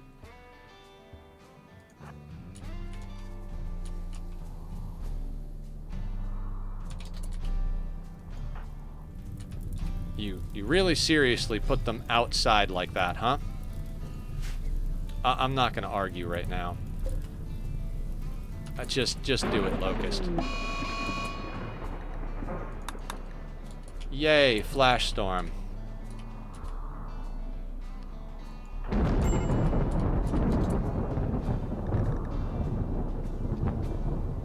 Danger, medical emergency. No. I don't know how Danger got fucked up, but let's try to fix that right quick. Danger, let's get... You're on... How did these guys wind up on good medicine, huh? I think Barb is the next best doctor. Prioritize tending.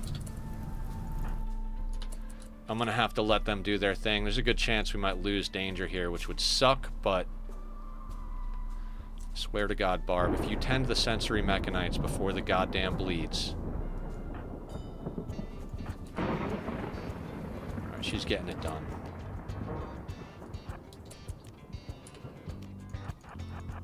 Come up from this side.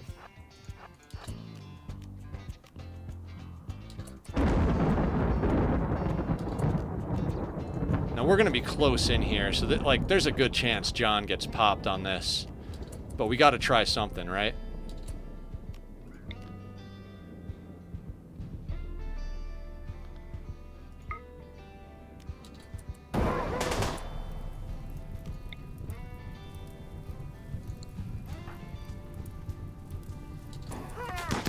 Run, John, run!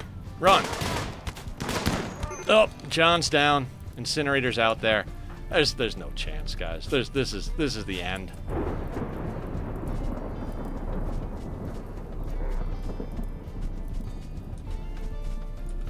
We do not have this. That was the best opportunity we have, but Too close range, not enough damage right off the bat. People sad.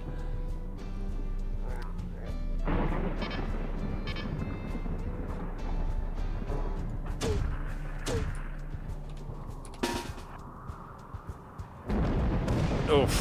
Oh. Okay. I think it's time. I think we gotta call it, guys. Any more time we invest in this is just wasted time on the stream. We learned a lot. Learned a lot about the threats, learned a lot about wealth management, about what research to go and do first on Anomaly. I think this colony served its purpose in education. If we can't seem to get anywhere doing no kill boxes, no traps, we'll adjust. But given how far we got on this one, I'm willing to give that one more shot. Plus, I know a little bit about ghouls, and I've been talking about how I want to approach the next playthrough differently. So let's say goodbye to this colony. You will be missed, dupes. Let me do this, guys. Let me take a real quick restroom break. We got about 2 hours left in stream. We'll take our time getting the next set of colonists picked out. We'll take our time picking a map. We'll do all that. We'll make sure we're set up really good. I'll explain what my criteria is for picking colonists when I get back. In the meantime, Nightbot just posted up our YouTube channel, and I'm going to head out. Yeah, sounds good, Daedra. Thank you for coming in. Really appreciate it. If anybody wants to join the Discord or check out the YouTube, Nightbot posted that up. I'm going to post the links to Bobby's music pages because he did the music for me. Look forward to hanging out with you all if you do come by the Discord. I put all my Rimworld runs up on YouTube. I'm going to take a quick restroom break, come back, and attempt 3 will start. See y'all in a sec.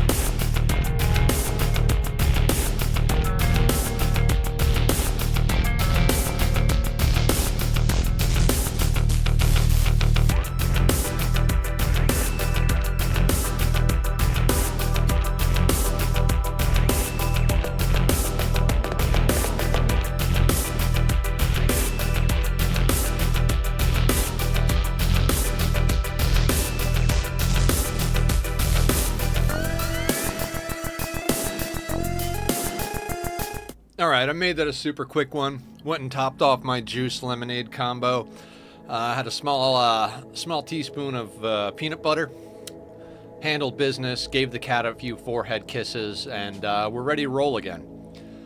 Let's go straight up with the Anomaly one, right? We got a few things. Okay. Anomaly Start. Randy Random. Commitment mode. Custom. Set this to losing is fun. Bring this up to 500%. That is our jam right there. Ooh, seed is intestines. I think I'm gonna leave all of this default. So if anybody wants to play along on this terrain generation, there's the seed. Leave everything default. Bing, bang, boom. I'm not sure if the storyteller and all those settings affect seed. I would imagine they do, but I don't know. Maybe not. Let's generate world. Now, okay. We got to give ourselves every opportunity for success. The problem with doing a mountain base is that we're not guaranteed any sort of situation where we have the monolith near the mountain opening. Is it worth trying? That's entirely possible. Now, we are kind of north on this map a lot, and I do not want to deal with growing seasons. I mean, I usually pick temperate forests. If the DLC hadn't come out, we'd be doing more location-based challenges, you know, like extreme desert or sea ice or any number of things like that.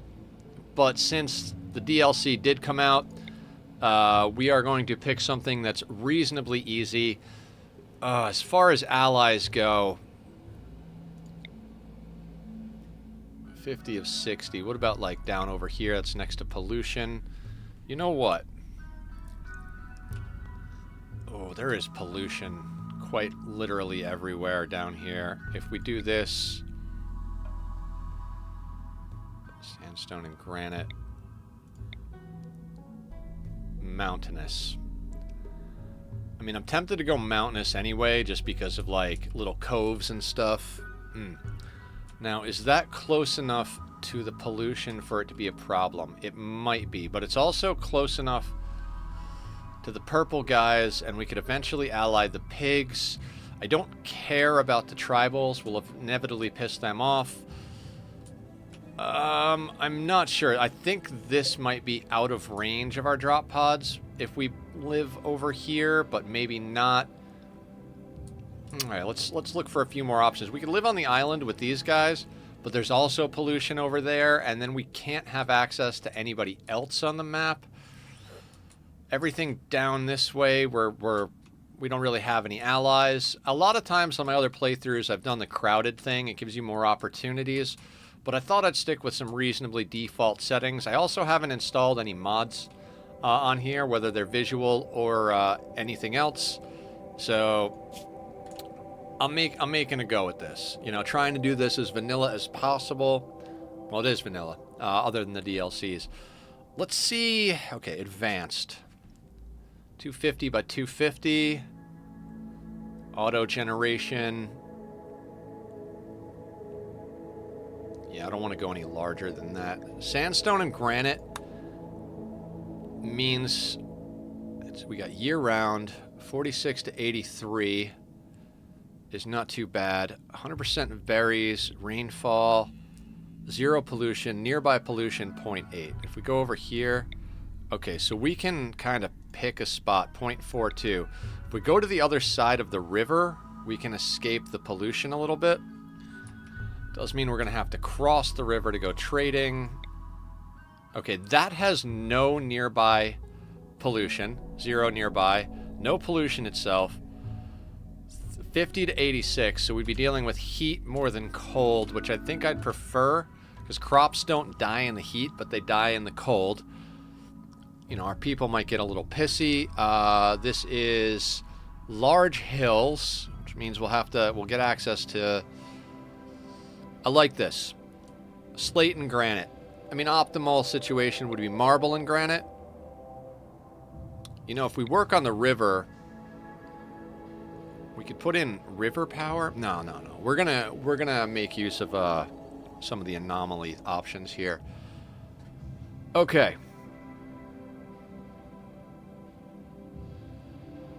Large hills, slate and granite, year-round growing, no pollution, nearby pollution 0, average temperature between 50 and 86. I think we call this groovy right here. If anybody again wants to play on the same map, it's 19.04 north, 23.94 west. Yeah, Killer. We're done. We made it. We took a stab at it. They all fell asleep, and we sent over John with a flamethrower. Didn't quite get there. Apparently, when they start running out of shells, their buddies back home drop pod in more shells. We couldn't dodge bullets anymore. We had to take a shot at it. Then one of theirs landed right on one of our colonists and killed them. It was just like any more time spent in there was essentially wasted stream time. So we'll take the rest of the day to pick our new start, get a little hut going. Intestines.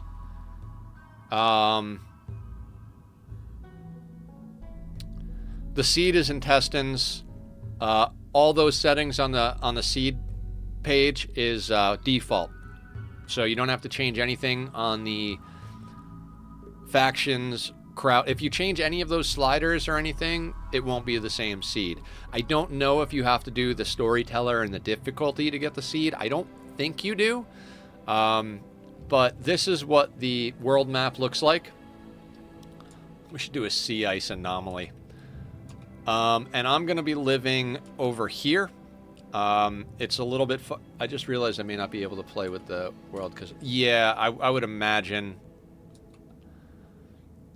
without the DLC, the terrain would be slightly different. All right, let's call this good. We are going to go with our standard issue fluid. We're just going to load ours in. And we're going to double check that Nether saved this. Free and approved love with women and men, both having unlimited spouses. Cannibalism acceptable. Child labor disapproved. Fungus, can't change that without being tunneler. Don't care about corpses. We start neutral on diversity of thought because we don't want to... we're going to run into people that want to join that don't have... What's it called? That don't have our ideology. We're going to use acceptable. Are there any precepts that we're missing? I'm not going to go into exalted or disapproved on the psychic rituals because we'll get a debuff if we're not doing them.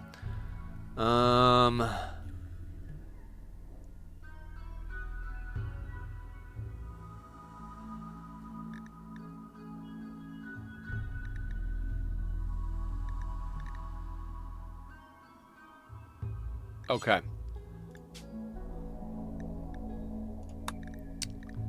I don't care about the narrative. We got our leader, our moral leader, shooting specialist. We've got our Sky Lantern festivals. I'm pretty sure these re-roll every time. But just in case we still wind up getting the same stats on them, if it carries over, I think the persona re-rolls when you find it. So I don't think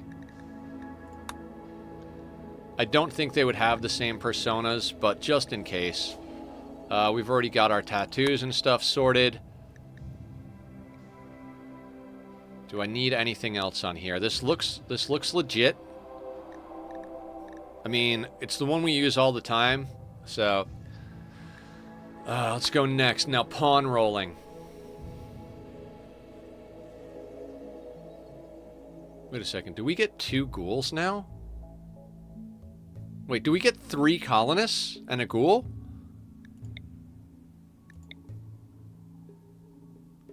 Did they update the game? Hang on. We gotta Google this SOB real quick.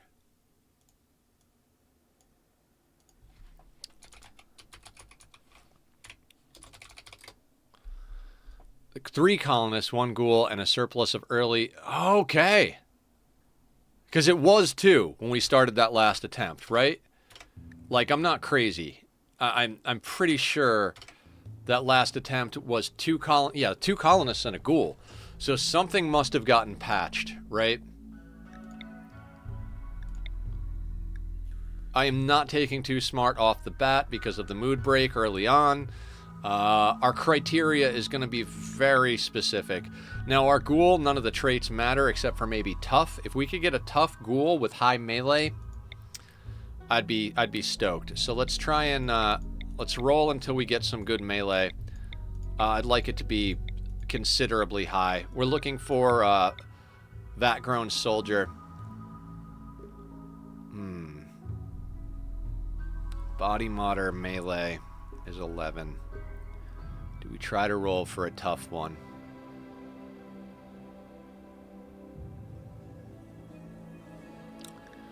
I'm willing to roll a little harder on this.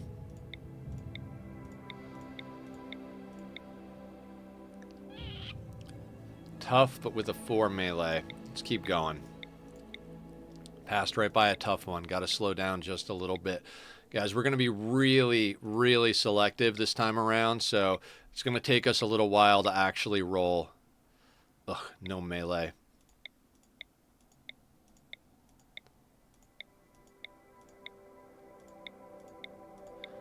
I'm not 100% certain that tough is going to change anything on these guys. It might not, but I'd rather roll in with a tough one since they're going to be doing a lot of melee and hope that it actually helps. We'll keep an eye on it. Once we get in. Sanguine, no.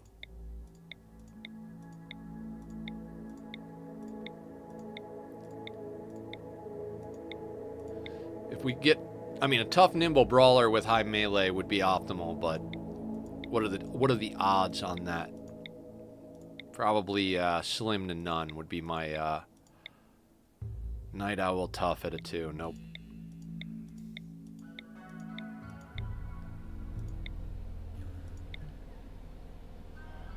Tough Pyromaniac, yeah, that's just not enough melee. Brawler with a 10 in melee. I think I gotta take that.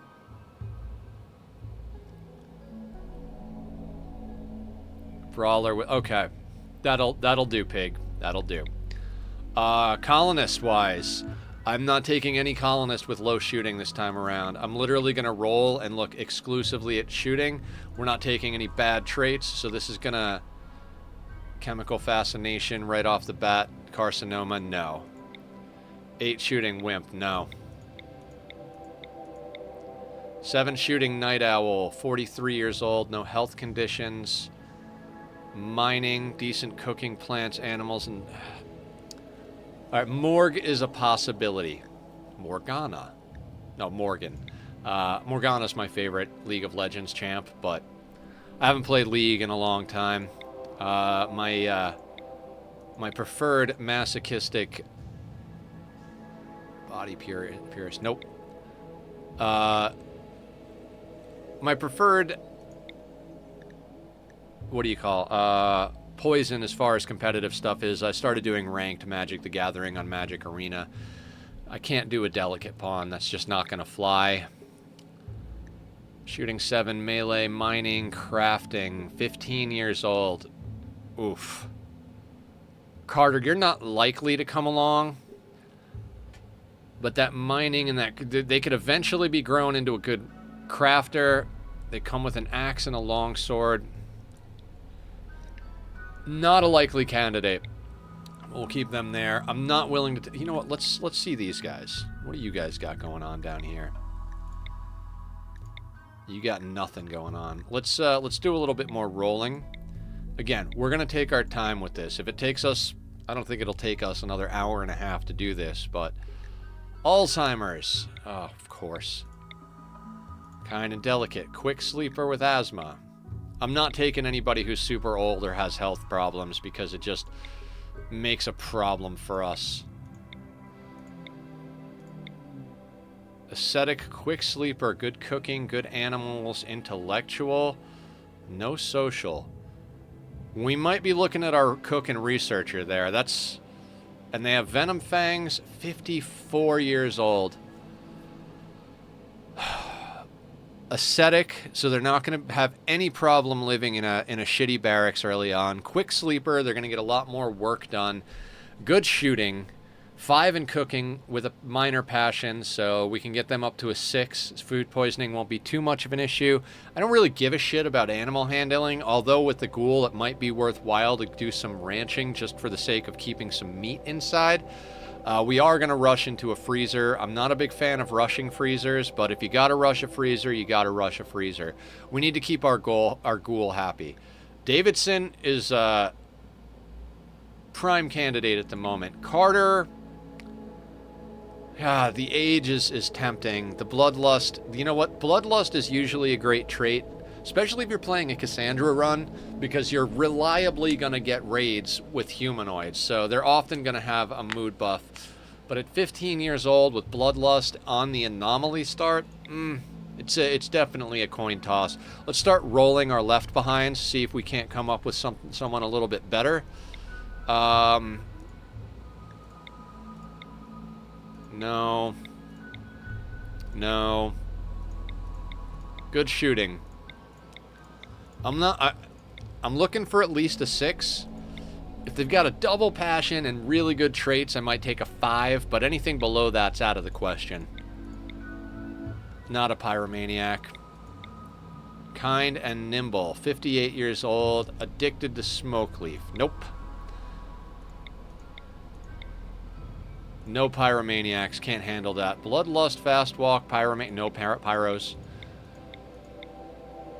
Later on in the game, maybe we could handle it with a pyro, because, you know, we have enough people that someone can always put the fire out as soon as it starts, but I don't need pyros setting fires early game.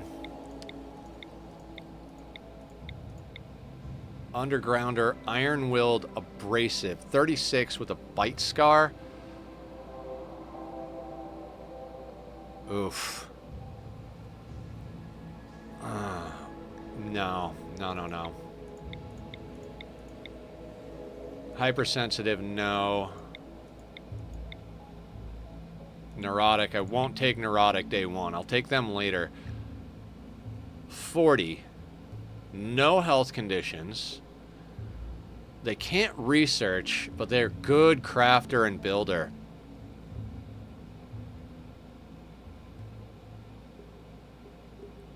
Years old, no health conditions. That's a nice one right there. Now we said Morg was likely... Wait, who is our cook?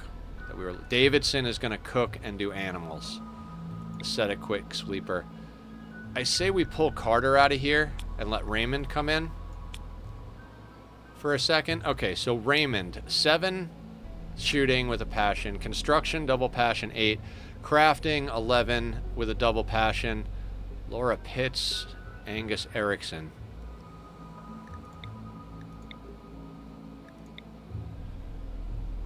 Now, they can't do intellectual or artistic. I don't really... Art is not my concern right off the bat, ever. In pretty much any of the colony builders that I do. Ani, Rimworld, whatever it may be. Alright, I think Davidson and Raymond are legit on the team. Morg. What are we missing? We're missing a planter. I mean, Morg could do plants. We're not going to do a fuck ton of mining. We probably will do some. So let's roll our left behinds and see if anybody comes up better than Morg. Depressive. No thank you.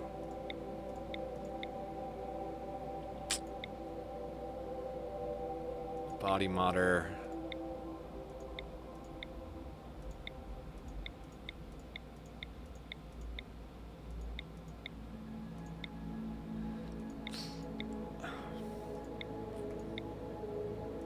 Not taking sickly. No careful shooters. Careful shooters, as Adam says, might as well be no shooters. I know I explain everything all the times, but, you know, I feel like that's the job of us streamers and people who have experience with the game, right?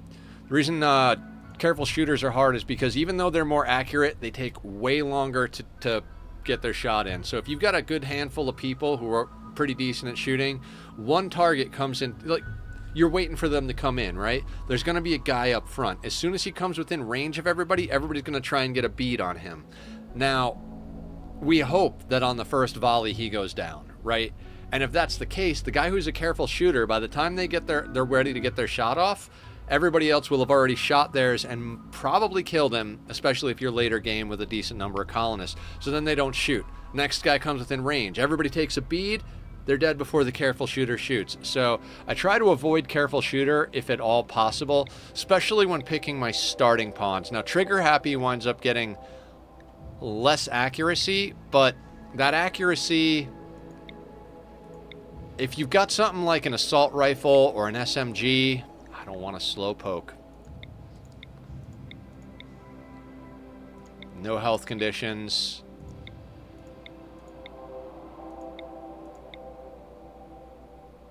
God, okay. Sanguine, construction, mining, plants, animals, but a 4 with no passion.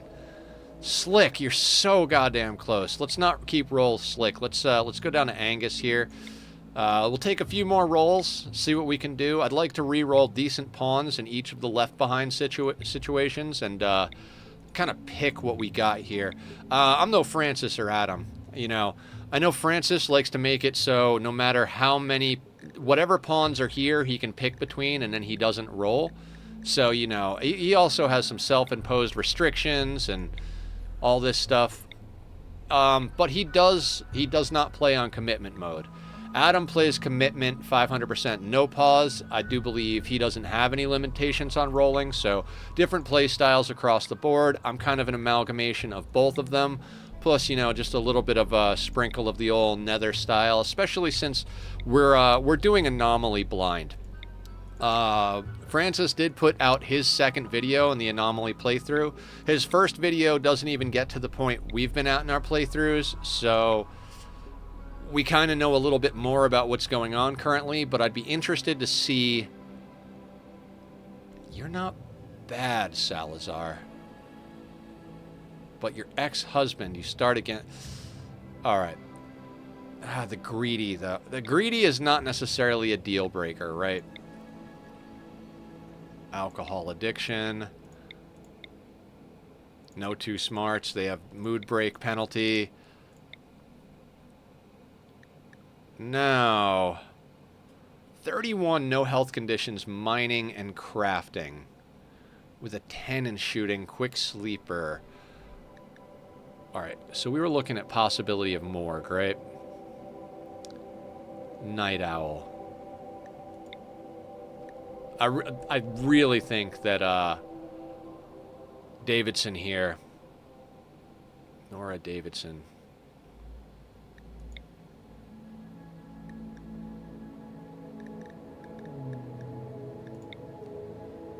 quick sleeper, shooting, melee, construction, mining, crafting. What does morgue do? Mining and shooting. So that's a direct... Okay, let's say... Bring out morgue. And we bring in Catherine. Oh, our plants are garbage if we do that.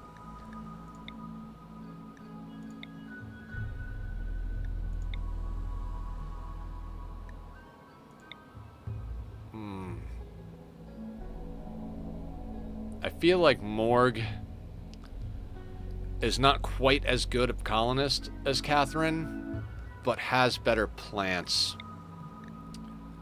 I can't see Carter. Let's roll Carter's position one more time. See if we can't get a little bit more plants in our life. Plants tend to train up pretty quick in my book. Delicate, super immune.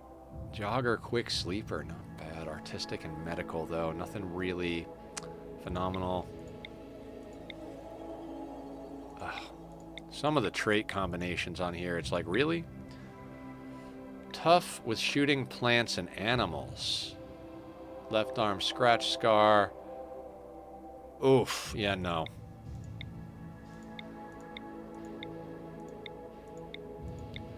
I think it's important to really be particular about your first landing crew. You're not going to get a chance to go through this detail of being picky. The rest of your colonists, they roll and you get to say yes or no. These guys, you can say yes or no and then roll to try and get someone really badass, right? No slow learners, especially not in the beginning. I've taken slow learners before if they come in and they've got really badass shooting and it's late in a colony.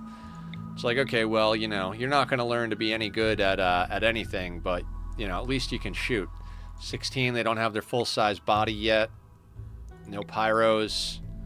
I want to go with an ugly pawn in particular, although we have someone who's kind, so it won't matter too much, but chemical interest is going to be hard to maintain right off the bat. Teetotaler, nope. Neurotic, no. I think we might have to take current team or swap Morgan for Catherine. Morg might be a better play. No too smarts. See, I like too smart later in the game on my crafters because they get a real bonus to their working speed. But that's at the point where we can afford to put drugs in them and give them a really nice place to live. Before that, they are way too much of a mood risk. Not trying to have an undergrounder. Jealous jogger. No, I think greedy.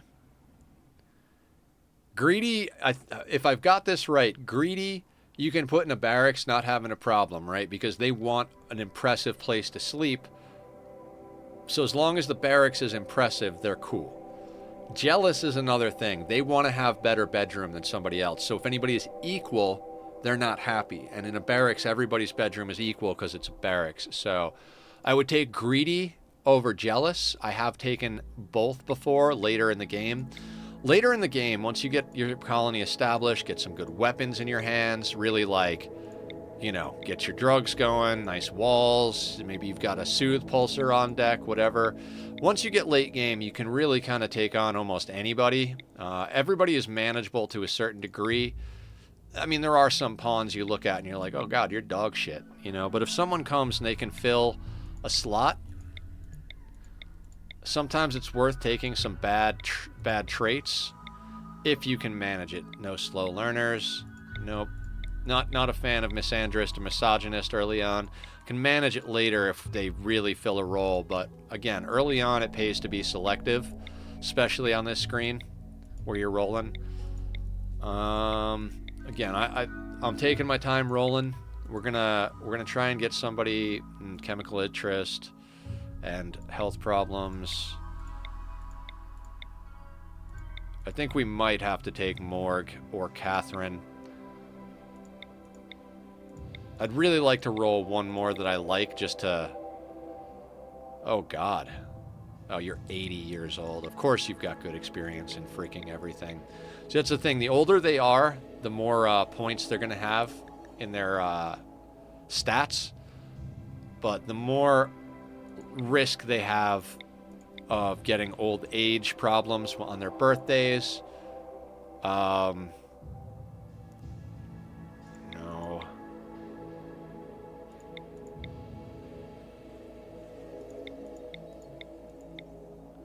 Man, we're not rolling anything remotely good at the moment.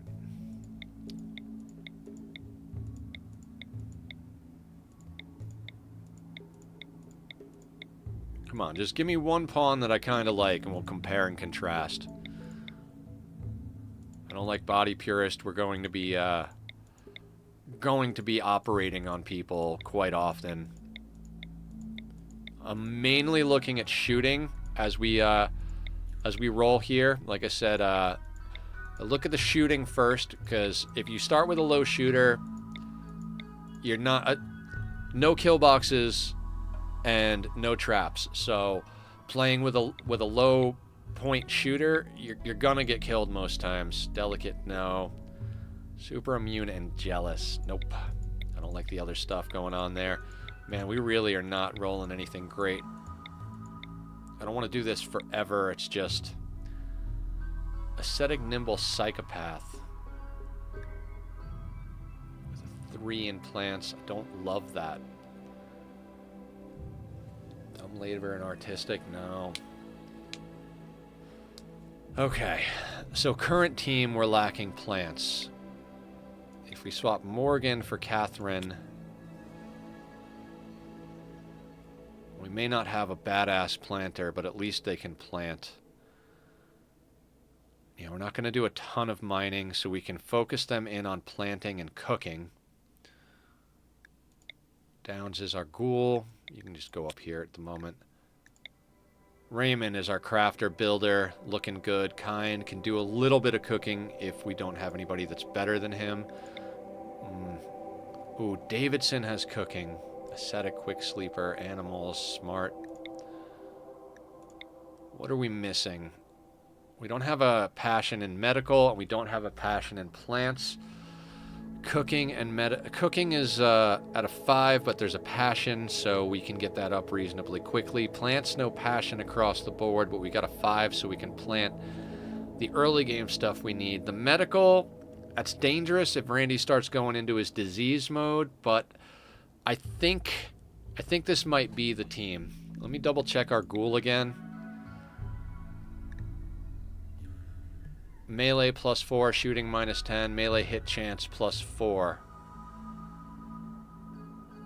Okay. Yeah, if we brought Slick on board, they're the ex-husband. Oh, Davidson has Venom Fangs, so if they're forced into close combat, they're a little better. Salazar is not in here. I'm trying not to get people that are in relationships with each other. Just because it's a little bit of a pain in the ass if someone dies early on and that mood debuff kind of hoses you. I think we got the team here.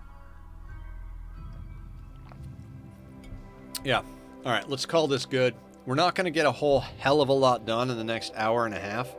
Most of it's going to be getting a plan. Maybe we can get a solid starter base up, but... Now, let's pause before we even get anywhere. Now, we're dropping in a nice central area. We got the monolith. We got a geothermal.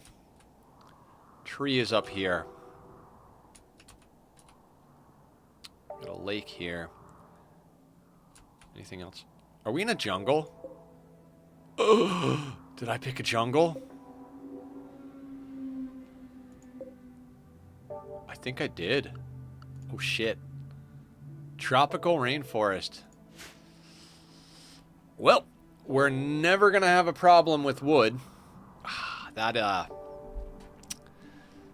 Remember when I was talking about disease not being too much of a problem? Yeah, no, that's going to be a major issue here. All right. Let's take a look at our surroundings. So we've got an ancient danger here.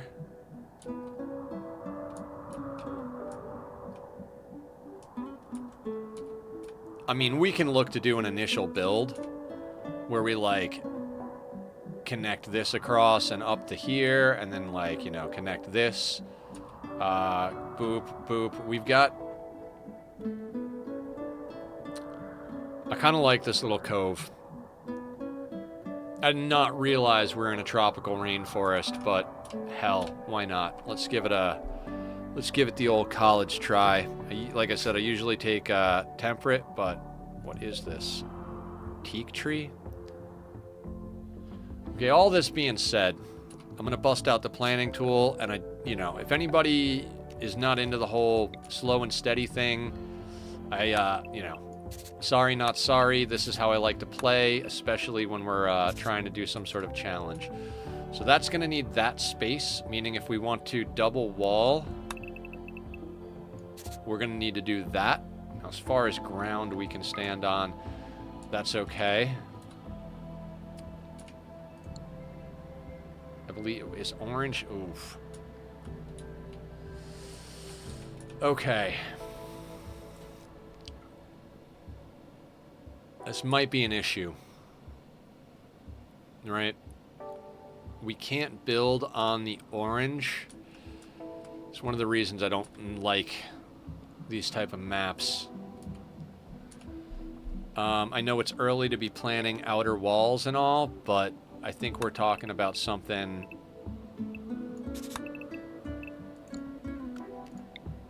probably like... theoretically like that, right? And then I mean, this isn't for sure, but...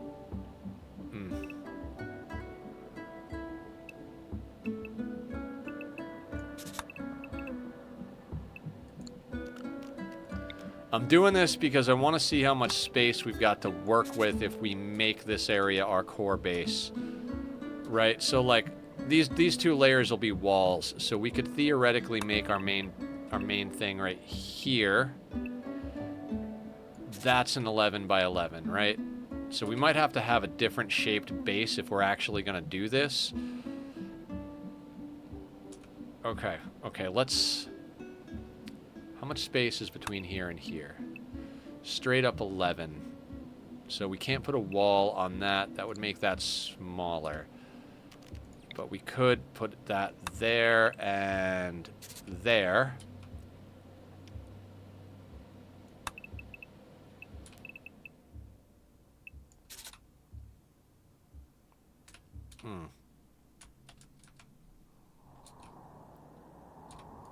Another thing is, where is our fertile land? Fertile land is right there. Okay. Okay, let me think about this here.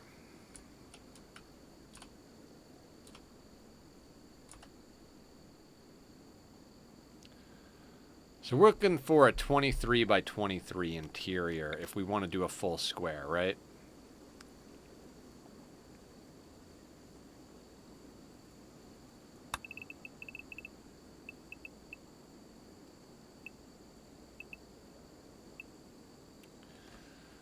That doesn't quite cut the mustard there.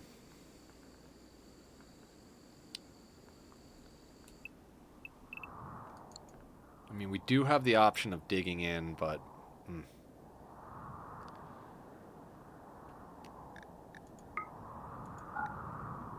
What we could do... We could offset to this side, and rather than wall down here...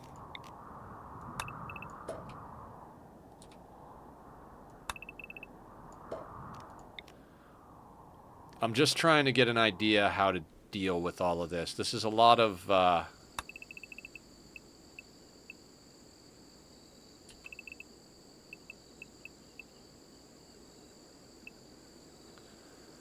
mean, if we did that, does that overwrite any soil?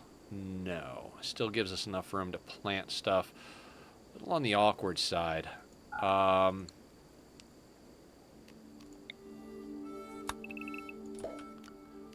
We could shave that off and put it right next to the geothermal. Then we could actually access it over here if we need to. 1, 2, 3, 4, 5. That doesn't give us a door on that side, though.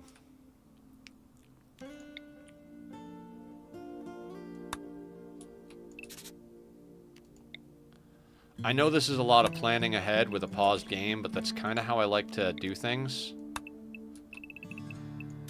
Especially if we're doing some sort of challenge like this. Now that would be the interior.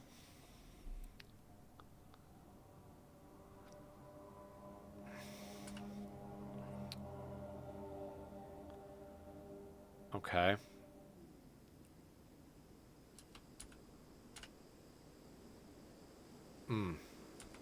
Outer walls become a problem, right? And we'd have to come all the way down there for research.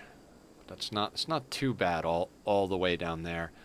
What I think the eventuality of the walls would be is probably something like...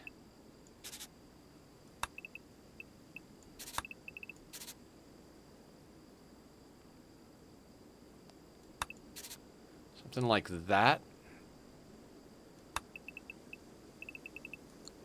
You know? And, I mean, we're probably going to tuck into that steel pretty quick, but let's say... I mean, one of my big mistakes is I often go too hard too quick with walls, right? We're not even going to be getting these walls up even remotely soon.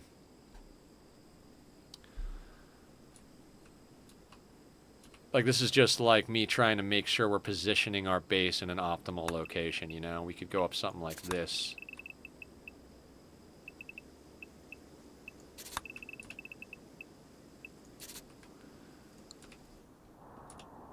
that wouldn't be the worst plan in the world. We do need expansion room in theory. So that would mean, like, maybe over here. We could drop in something like that eventually, so this wall would have to shift, in theory. Right.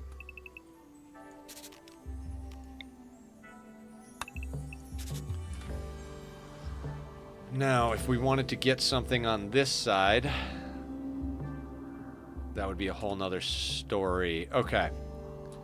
I think as a general plan, this might work. We could even kind of tap into the side of this mountain.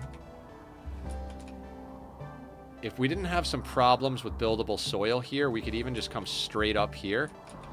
But at that point, we're talking about coming all the way out to here, which might be an eventuality for, like, major outer walls. Of course, we are offset again, and our tree is over here. I would really like to get some natural meditation pawns on this playthrough.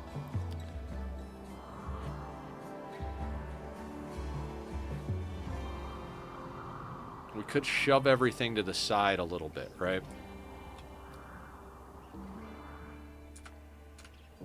Like, we can nudge this over.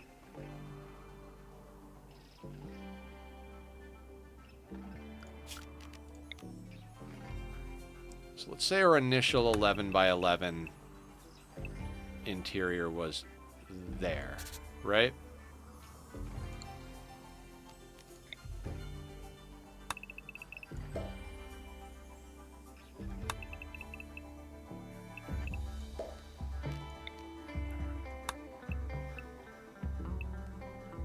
It's 11 by 15, so we need to take out...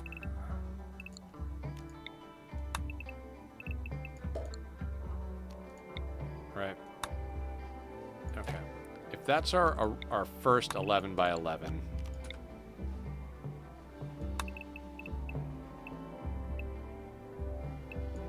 then that would go there.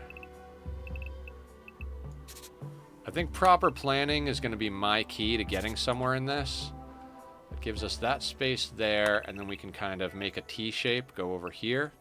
Can I call dibs on one of the pawns? Of course, Killer. We've got a bunch of pawns, so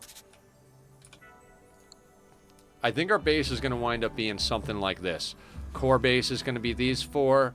We're going to get one off here. Maybe this is our mortar location. Maybe this is our research location. We are going to... So that's the thing with the...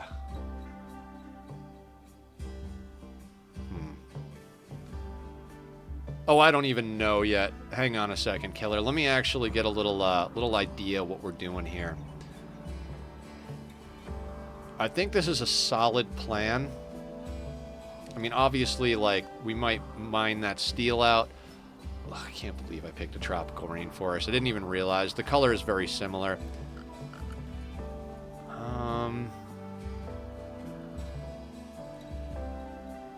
So yeah, I can make this happen.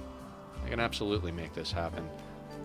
So let's knock out all of the plan of this stuff except for the first core base, right? This is going to be our core base to start. So let's let everybody drop in. Now, the cool thing about being on a tropical rainforest, we're going to have no shortage of animals. Okay. Unforbid all items. You, sir. Seriously. Okay. We're going to get you eating meat. Now we can go through Killer. Let's take a look. Ascetic quick sleeper, 8 shooting, 5 cooking, animals intellectual. That's Nora. Raymond, 7 shooting, 8 construction, 11 crafting. This is going to be our builder crafter. Kind, 40 years old. This is Morg, 7 shooting, 7 mining, decent smattering of skills across the board. Night Owl. Good afternoon, Julie. We lost our second attempt, Julie. We're starting a new colony now. We got about an hour to start trying to establish ourselves. We're going to do a shout out for our good friend Julie Pixels over here. How did your baby get killed? I think your baby got killed by being burned to death by raiders. Guys, go check out Julie. We met Julie doing Oxygen Not Included, which might be what I'd get into tomorrow. Oh, and thank you for doing that, Killer. I appreciate it. I didn't realize that you were. So who's our best shooter here? I think Davidson is the best shooter. So let's get you into a pump shotgun. And then a turret pack. Next best on the... Oh, I don't think there is a... Okay, so there's no big deal here. I mean, I guess you could pick up a knife. Of course, of course. We're happy to help in any way we can. I guess let's tuck you into a turret pack. What do we got? We got granite. Okay.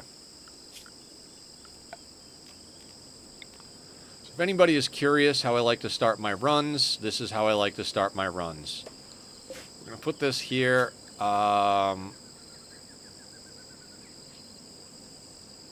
are not going to allow corpses.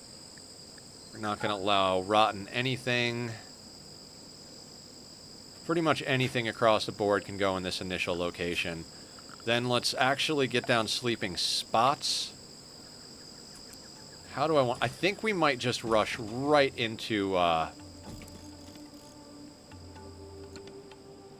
Yeah, we might rush right into stone. I don't think we're gonna... We're gonna do that. I think we're gonna set up a stonecutter's table immediately. Take advantage of the fact that we have easy mood right off the bat, right?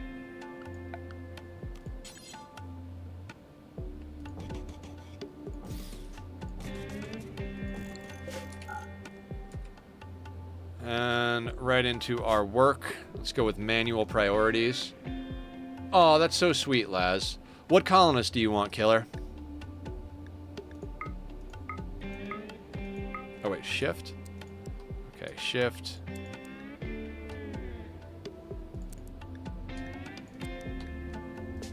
No children this time around, guys. I don't care how much everybody wants to sleep with each other. No friggin' children. Wait, what happened? Julie the Third. And... Morgue John Wick 2. Okay. So Morgan over here.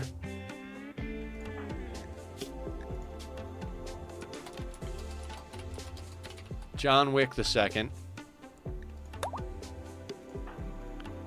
And let's make Julie the Third Nora. We'll swap out Nora for Julie the Third. Thank you guys so much for hanging out enough to have all the points to do this kind of stuff. I really do appreciate it. What we're going to do is we're also going to work on zones real quick. I know we're not actually doing anything super crazy at the moment, but again, this is how I like to start my playthroughs out. I want to make sure that we get ourselves a proper situation. We'll zone this stuff in. We'll zone that in. I don't trust that panther at all.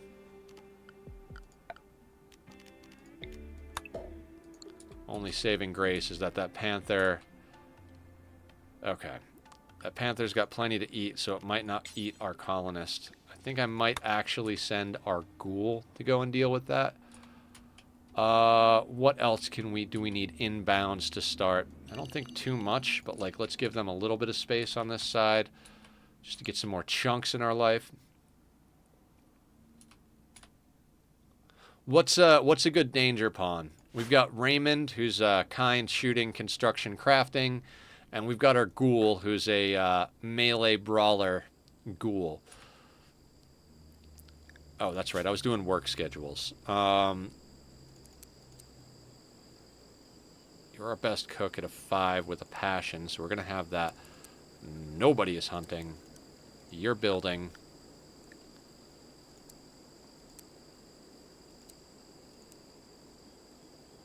You don't really care? Okay, let's make Raymond Danger the Second, or...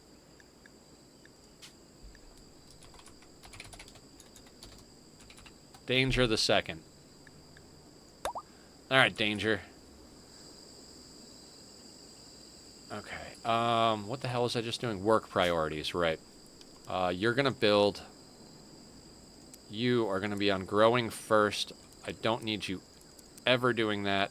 You can help craft. Oof. We're going to make cleaning a first priority. And home zone. Let's make sure that our home zone doesn't exist. Yeah, no. The hell with you. Okay, we have to head out to, hopefully we'll see you when you get... All right, sounds good. I'll be streaming for about another hour. Tomorrow we're going to be streaming too. I'm still up in the air on tomorrow. I might stream Ani. It's been a little while since we've gotten into Ani, since the hands-off playthrough. Might also start the Hollow Knight playthrough. I'm really kind of feeling that. I'd like to get that going. What else can we do here right off the bat? We need a growing zone, right? So, God, this is going to take a lifetime.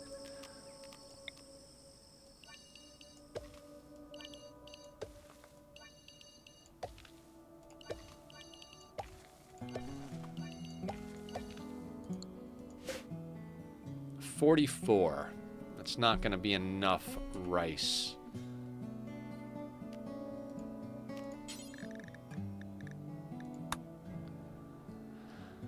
$60 is what we're kind of looking for, I think. So we're going to have to go with some unfertile land. Yeah.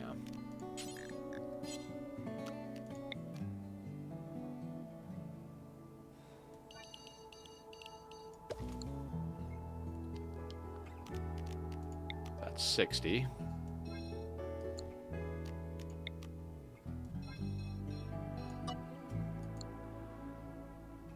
Let's call that gravy.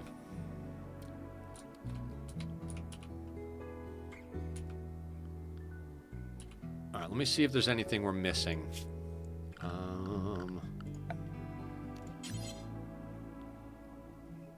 know, I'm gonna offset this guy. We're gonna do that. We're gonna need a torch.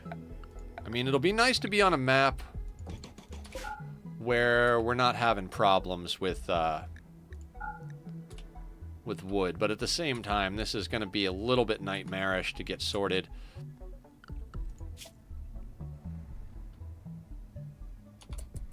All right, let's start the move.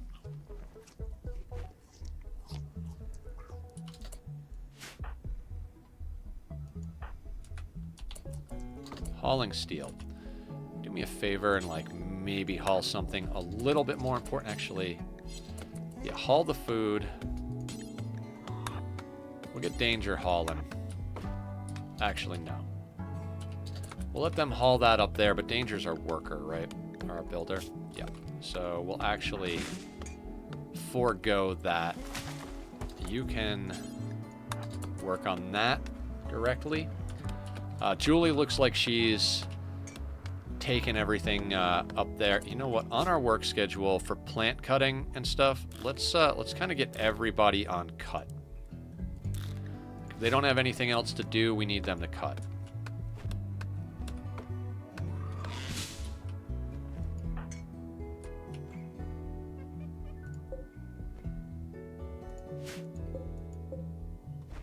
They have so many trees to chop, that's a problem.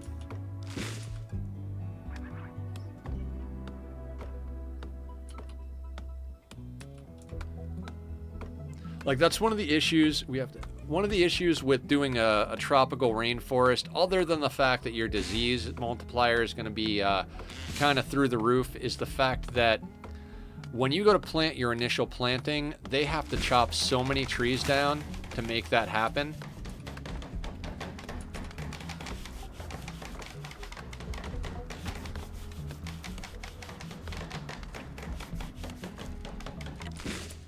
We need 200 blocks. We've got granite here, so we get 20 per thing. So we need to do this 10 times.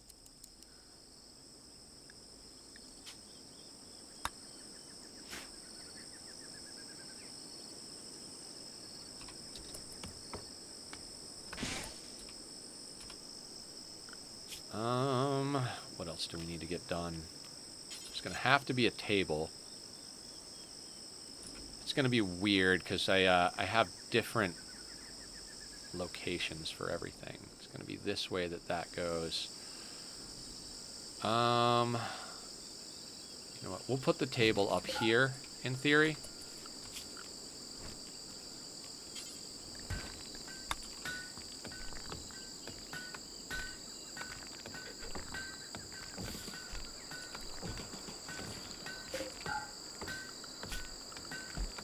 I'm going to start getting things queued while our people work on other stuff.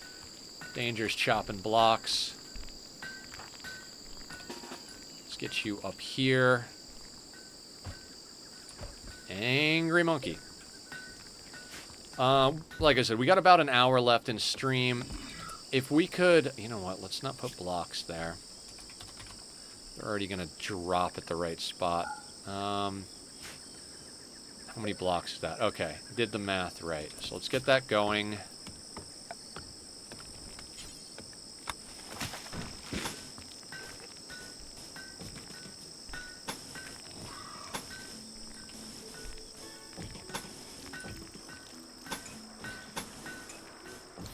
Question I have is, where is our wealth at? Starting at 17.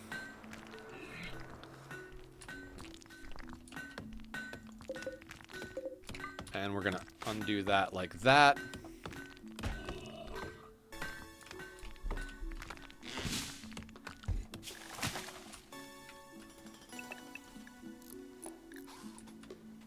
Now we are going to tighten up this area once we get all that stuff hauled in. I'm actually not... Okay. While they're doing that, let's go over to zone and let's give some names here. Manage areas. You are... work. And let's actually trim that up just a little bit. We don't need to zone all that wood. Would like to get that steel all pulled in. It's a decent amount of steel.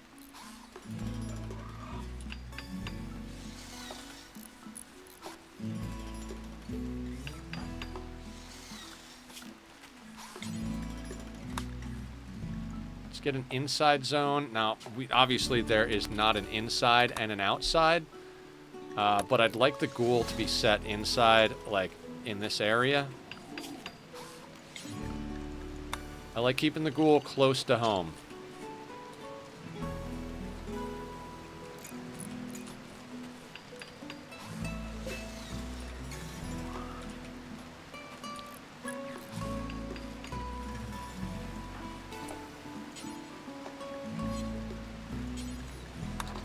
We got a micro Julie. She just keeps trying to bring steel in, and it's like, come on, get our other goods in real quick. Also, let's make some adjustments to this schedule here.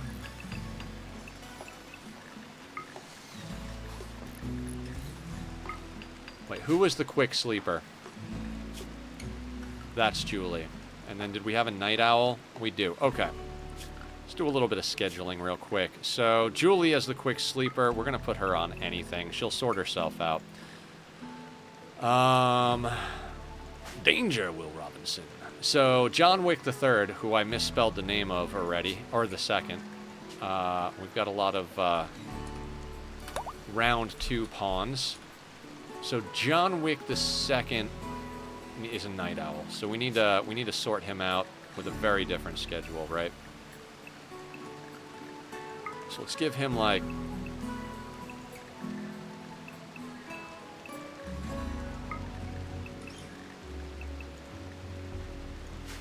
And that'll serve us for now. Julie just wants to bring in the metal.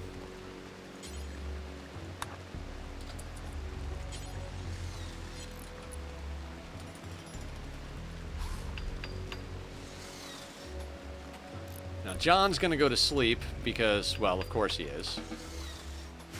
He's a night owl. We're first day here. I could have pushed him through, but we'll let him do his thing.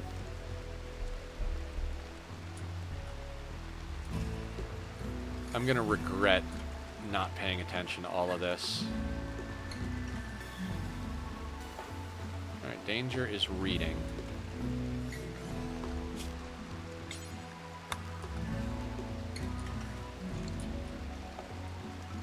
That panther. You know what?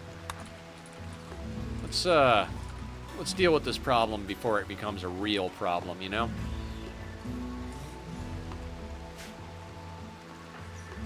I think danger is our planter, though, right? No. Who is our planter?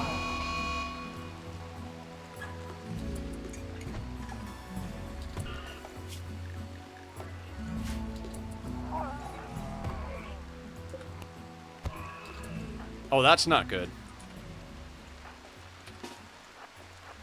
I'm gonna get our ghoul killed way too quickly here. No, no, no, no. This is terrible. I thought for sure he'd be able to handle the panther. Alright, let's play the kiting game.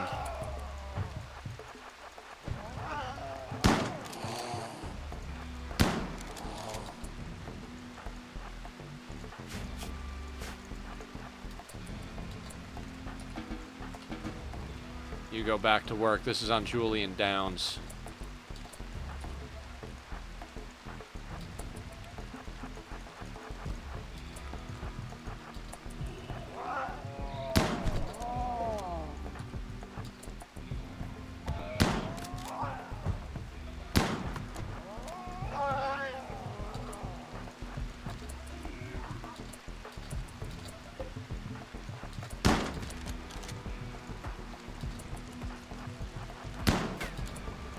Why we need a good shot off the bat. Let me not get our guy killed.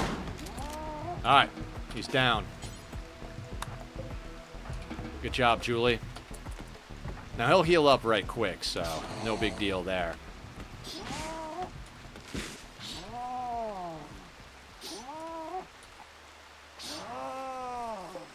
It's just, it was worth the risk to sort that out because that panther was going to wind up killing our colonist. That would have been the end of our colonist. Like, what are you doing? Why don't we have you nibble on that just a little bit?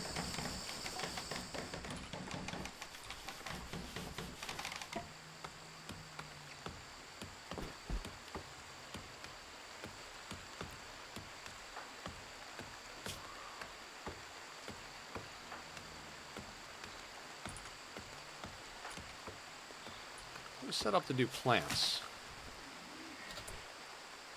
John, and John is sleeping because they're the night owl. Perfect. Julie, when you're done with that, would you mind like hauling that back to the base?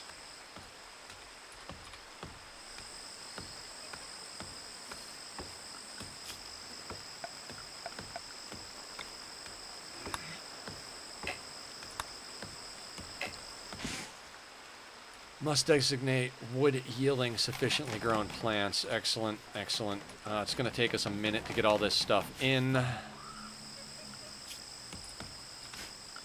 Our goal is going to be keeping wealth down hard.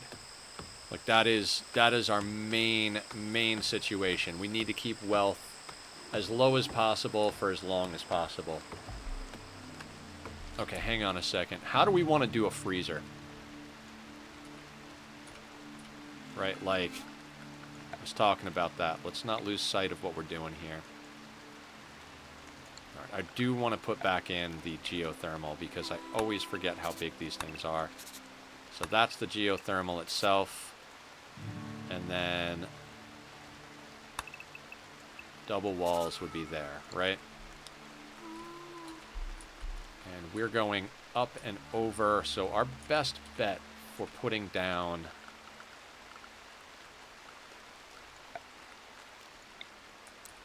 power would be something probably like this, right?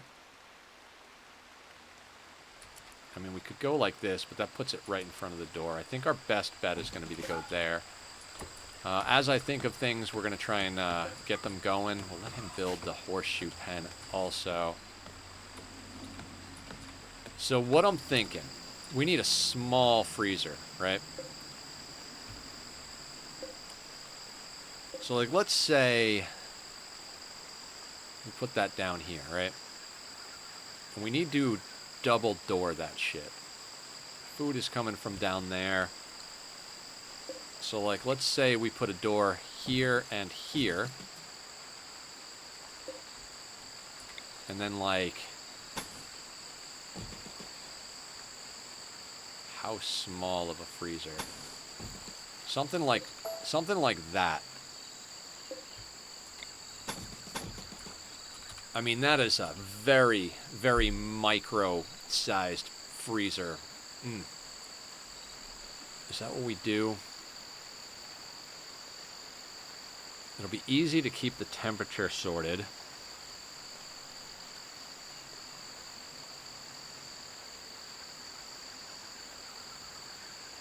We can't cut stuff inside of it.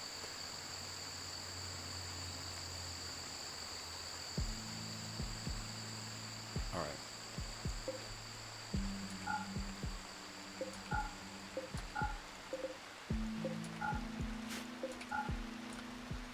Let's make sure we get an inside first. I'm not even sure if we can get an inside sorted before the end of stream. I don't want to push and go super fast because that'll be a situation. Somehow or another, the freezer is going to go in this corner. So let's cancel that.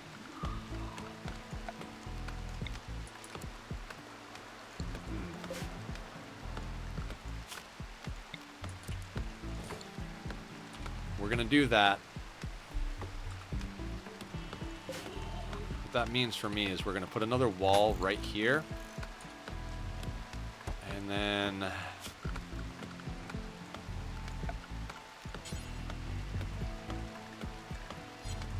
we're going to need a granite door over there.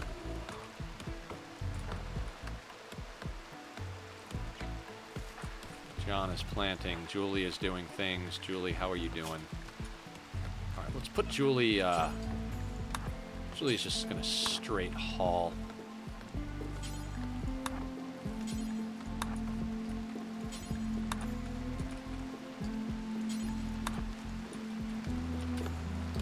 Alright, that all being said, I really should not have let steel be in here.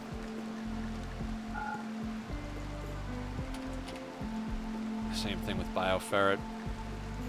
That doesn't need to be inside. What we're going to do is we're going to create a little zone for that stuff.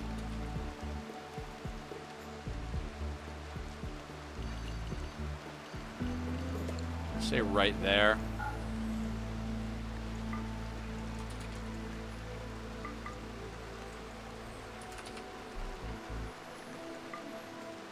The other thing we can take out of here is shards. What else? I guess that'll do for now. When you're done, let's get the recreation up.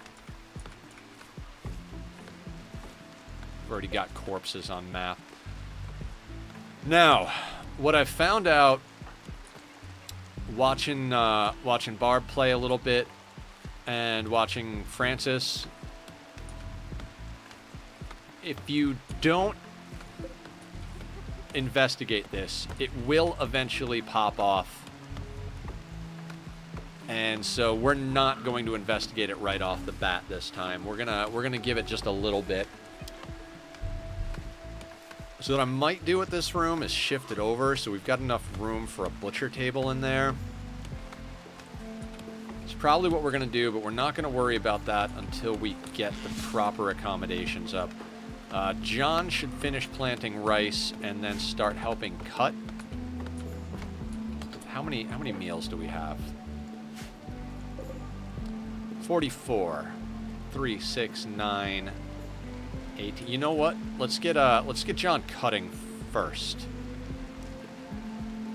I want him to help cut down the trees over here. because Danger just does not have plants sorted. They are at a 1 on plants. So let's get Danger chopping and I mean, let's get John chopping and Danger building. We're gonna have to micro these assholes just a little bit. They just keep picking things that I don't want them doing. We can legitimately ditch the plans now, so it's not as ridiculous. I'm gonna leave the outer wall plans. They are a loose plan. They are not a guaranteed this is what we're doing plan, so... Of course, Julie. Haul,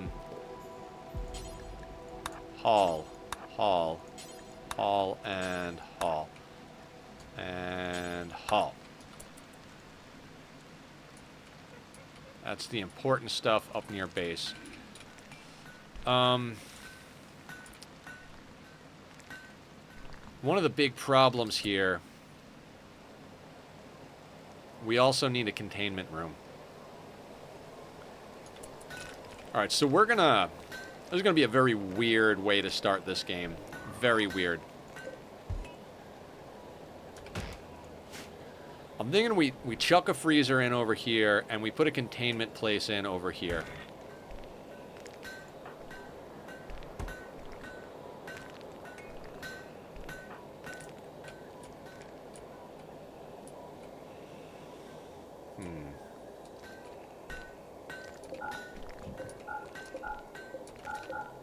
We're gonna do that so Julie doesn't start moving stuff all over the place. And you know what? With this wood down here, I don't want to focus on bringing wood that already exists, right? We'll let her pull the steel over.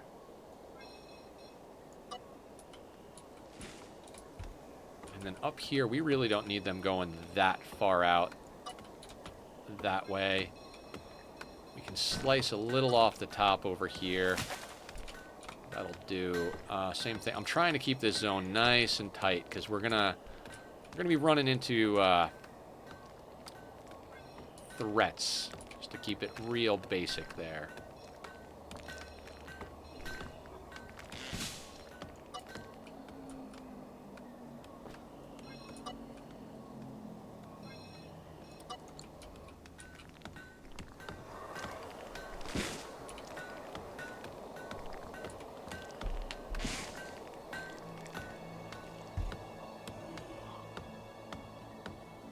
Yeah, we don't need to be hauling in wood from far away. We're chopping a lot locally, so let's clear your priorities. Let you eat. You're gonna have an 8 without table debuff, which is gonna be a pain in the ass, but your mood is still pretty good. Resting? No. Let's get some granite going, sir.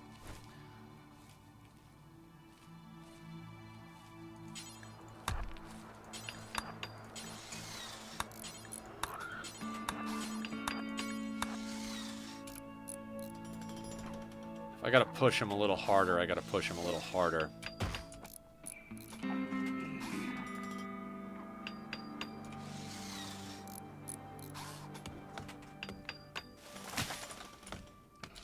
Anyway, guys, we got about, I'm gonna say about 40 minutes left in stream. If we can get an actual, like, wall up and get our people inside by the end of stream, I'd be pretty ecstatic about that. The other thing we gotta do is get some daylilies down, which means we're gonna shift this zone a little bit. Maybe we'll delete the zone or move it or something, whatever. The ghoul should eat the meat on its own. I was being ridiculous on that last playthrough. Let's also get at least one table and one chair up.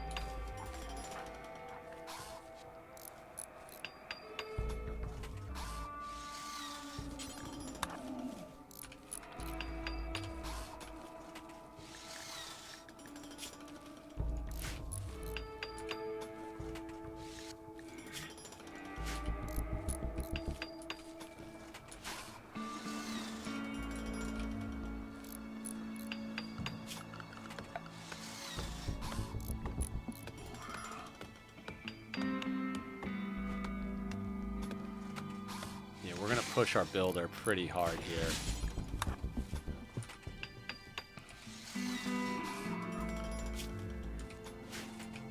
Yeah, I don't think we're going to expand this team much for quite some time.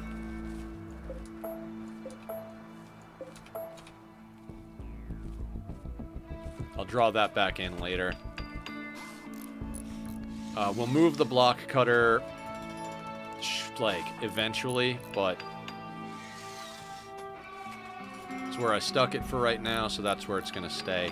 We are probably going to stay with this team pretty much, I'm not going to say indefinitely, but this is going to be the team for quite some time. We're not bringing in new people just for the sake of bringing in new people. We got some good shooters.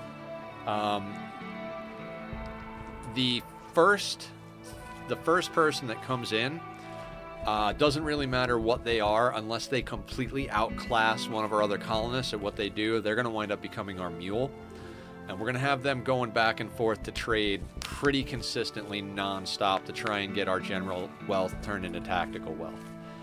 All of this being said,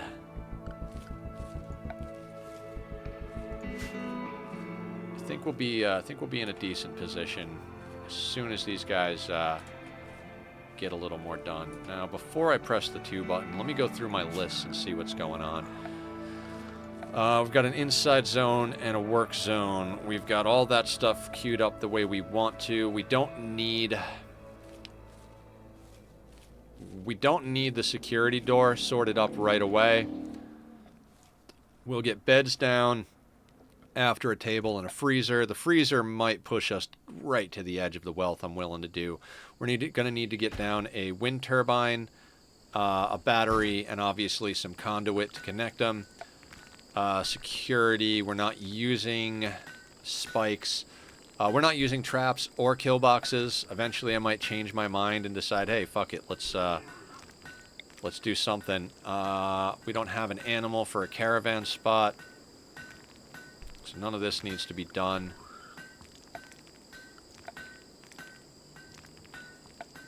We're not doing flooring just yet. We've got down a horseshoe, and we've queued up a chest table for once we get done with a few other things. We put down a cooler. We'll put down a campfire once we need to start cooking, but those packaged survival meals are going to tide us over while we get the bulk of this work going. John Wick is getting down on some blocks here. While we have blocks, is there anything I wanted to queue up with the blocks?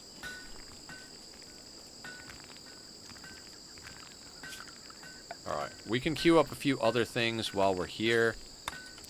That's going to be the butcher table right there. We're going to have to shift this over if we want to be able to get that going. It sucks that that door's got to be like that, but then that'll become our freezer.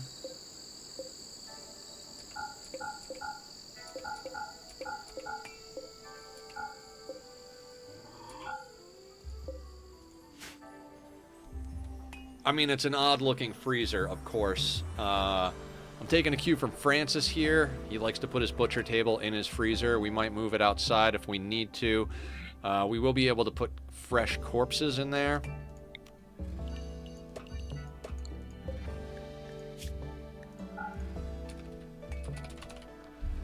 We're going to go with human-like, animal, no mechs, entity, and no rotten. Also, in this zone we have, our main little zone here, let's make sure we're not putting tainted or bio-coded apparel in here. I mean, I know we don't have any of that at the moment. Where you going, Julie? No. Let's not have you haul the panther.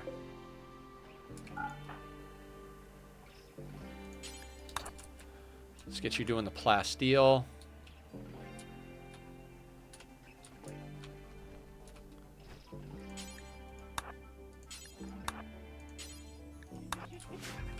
You can pick up some of that. The wood we're going to leave down there.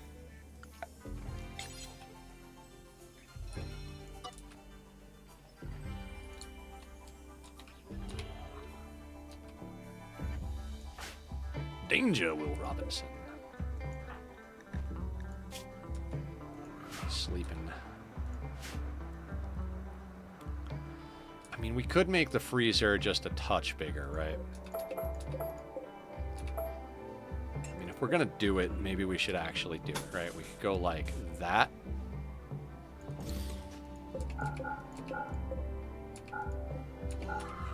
Yeah, it feels pretty good right there.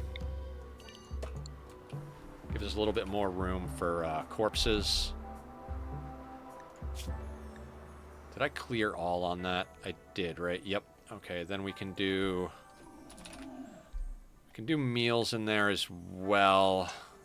Yeah, I'll have a preferred spot next to the table so they're not always going in there every time they want to eat. We're also going to want meat in there.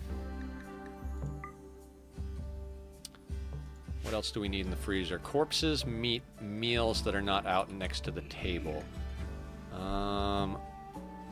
So we will put this over here.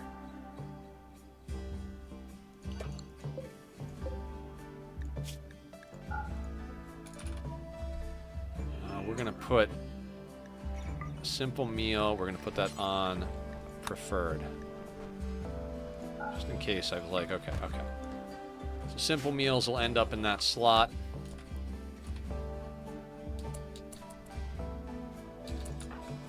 So really, you just like to haul all the nonsense, don't you?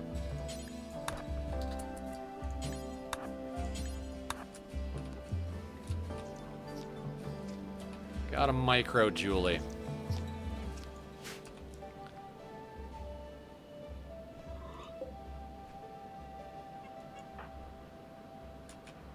Our downs is sorting themselves out pretty solid. That twisted meat, it's either going to expire or Downs is going to eat it. We're not going to get a freezer up that quickly.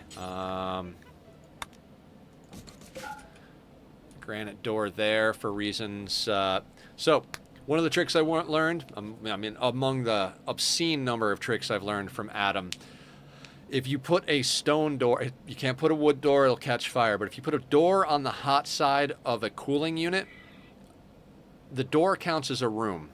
And as long as you leave that unroofed, your cooler will work at maximum efficiency, right?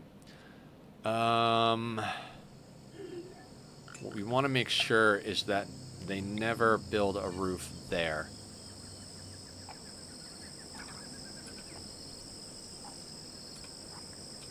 We might have danger go straight into building that that table so we can stop getting the 8 without a table debuff.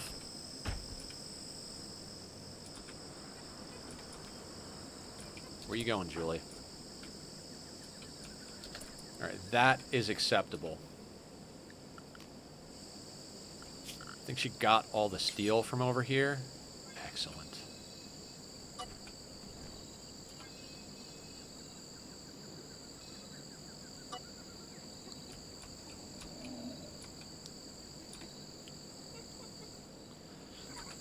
I mean, if we can get the most basic of accommodations sorted for our colonists before the end of stream today, we're already up to 18,000 wealth because of building and all the other little bits we have going on here. I'm going to try and stay as close to being under 20k as possible. You know what? Sudsy! You know what? Fuck your recreation period. Go get work done. Going for a walk. Eat a dick.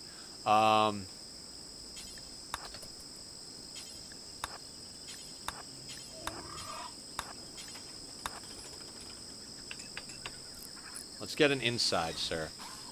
Ooh, actually... let's actually get a table and chairs up. It's a quick build. And that'll at least get rid of the 8 without a table debuff, and then we'll let them, start building the walls.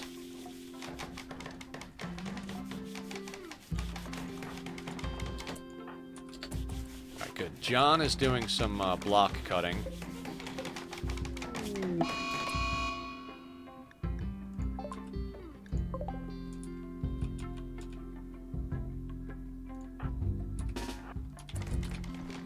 think Downs will definitely be able to handle that mad rat. Panther might not have been a good idea for a first battle. Luckily, we went with the badass shooting as one of our main criteria. So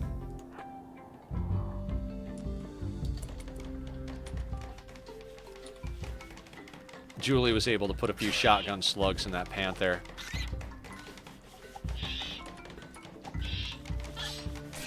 Come on, Downs.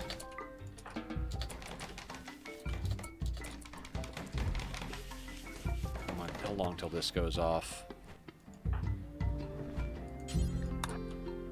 want him to get that twisted meat going ASAP.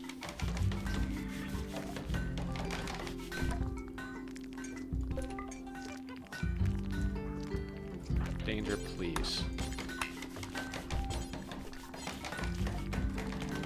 Missing 23 wood. Alright, maybe we do need to bring this stuff in.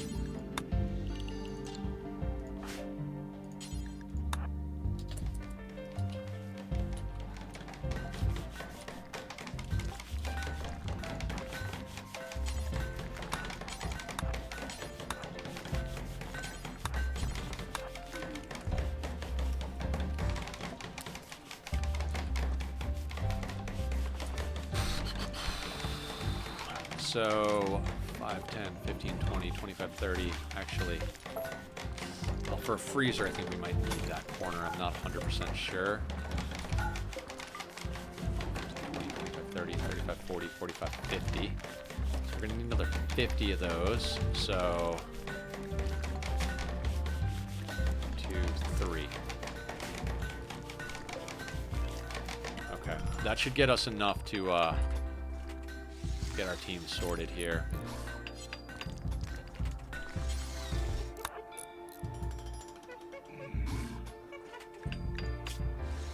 Angry monkey.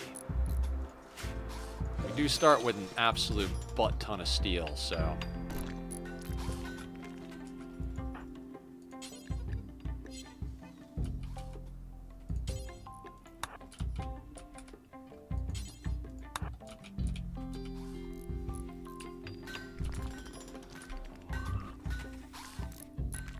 this is going to be weird. I don't know if I've ever done a playthrough on a tropical jungle. I've dropped into most maps just messing around and testing stuff, but it's not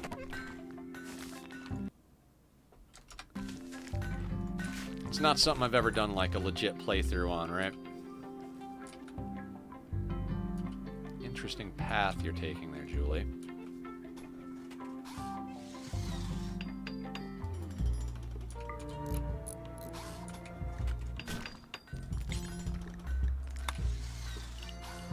Go like that so she grabs the rat at one point.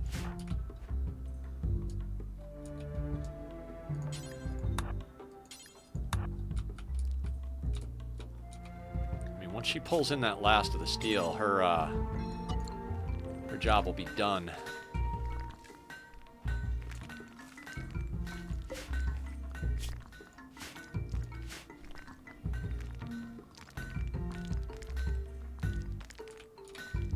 Now, the thing is, they don't like small spaces.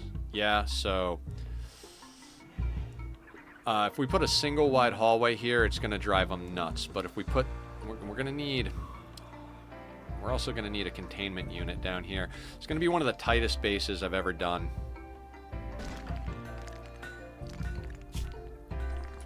Okay, dude. Let's get back to work here.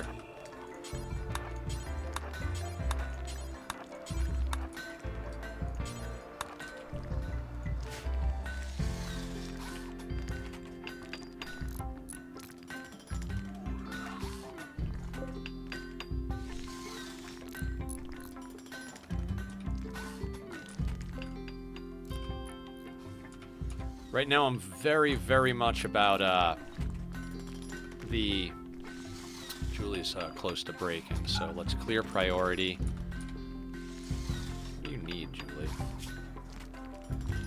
Recreation, food, and sleep. You have 0 friggin' comfort.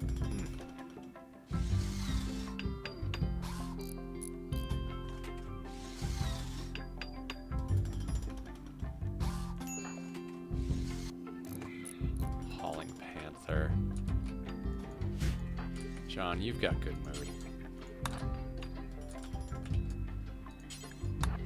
Julie doesn't need to haul that stuff. How long till these go off? 1.9 days. 2.7. What do we got here? 12 hours. Downs, how are you doing? Just keep that twisted meat coming, Downs. We'll get you some other stuff very shortly here.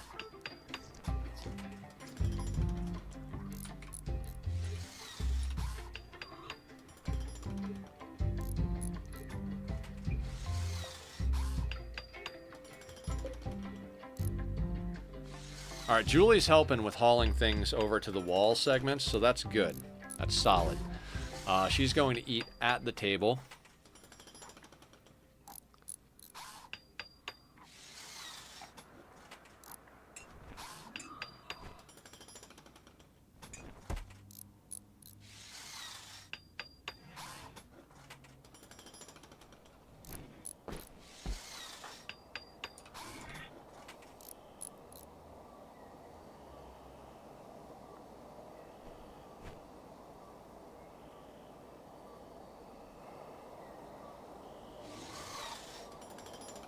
Danger's on top of it. You know, I'm full on gonna micro danger here. Yeah, I think we need that corner piece for the freezer. I think that causes problems. I'm not 100% sure. Probably end up clearing his priority to make sure he doesn't have problems. Looks like we've hauled in everything we need to from down in this section of the map. So let's give him a little of that slice there. We need to get anything else planted. I don't think anybody can plant heel root. We could put down joint leaf, but that's going to bring our wealth up a little bit too fast.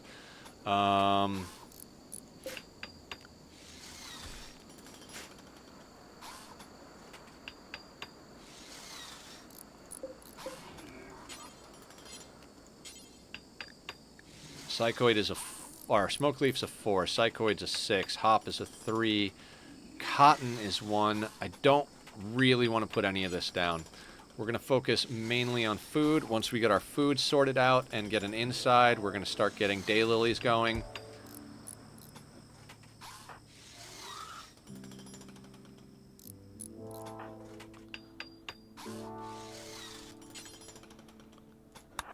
I'm queuing up all the building for this guy.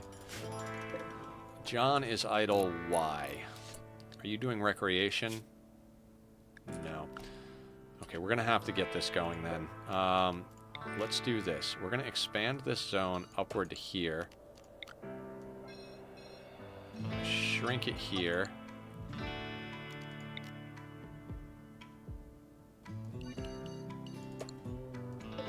Bills are done here. Yep. Okay, so I'm going to reinstall that. No. Let's do it more like... there. Okay. What we're going to do is we're going to start getting the daylilies going.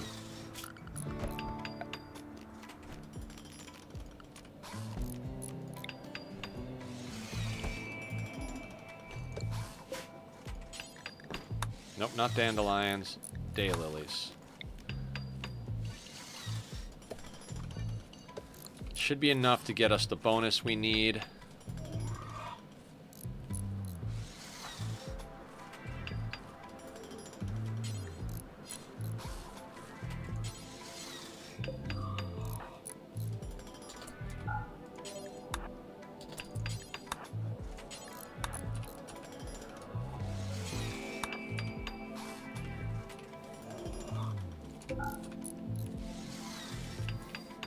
Okay, guys, we got about 20 minutes left. We're coming up on the ability to have an inside to our house. I'm going to unforbid the steel so they bring it over to the right spot. Hey, welcome back. We lost the colony. I don't know if you were here for that one, but we lost the colony. We're starting over. Didn't realize I picked a tropical rainforest, but we picked a tropical rainforest. And I don't know if they patched it or what, but we've got 3 colonists on the Anomaly Start. I could swear we only got 2 originally, so I don't know if they patched that or not, but...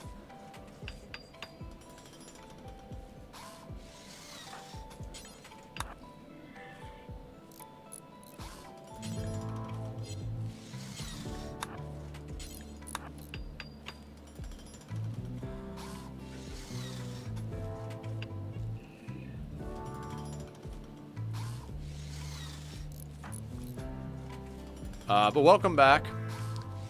Our goal at the moment is to kind of get our colony kind of off the ground as far as having just a small base. We're going to be putting a freezer in this corner. We're moving this guy up here so that we can put a containment unit down here. So we're going to need to get that going. How is this thing doing?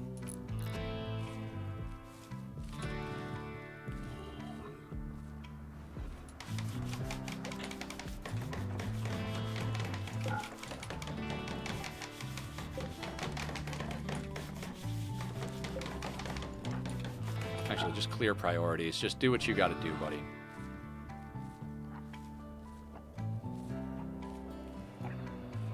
Probably should have put the table against the walls. We might change... that was a bad call. We got roof going up, which is perfect.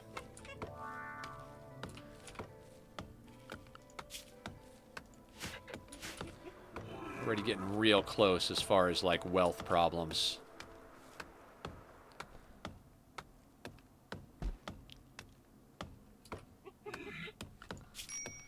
Alright. Need defenses, all that stuff. Let's cut plants like that. The other one shouldn't have a problem.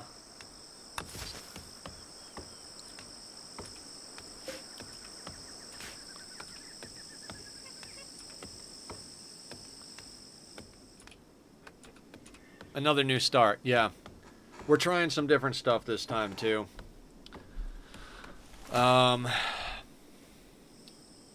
It's going to be interesting. Another question is going to be, where do we stick our battery? I'm kind of thinking right in this corner of the freezer, actually.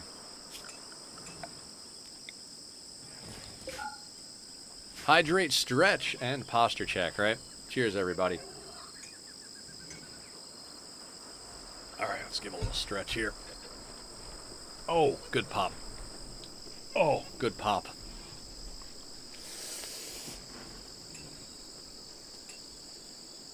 Oh. So our containment facility is going to be 3x3. So let's also start thinking about how we want to do that.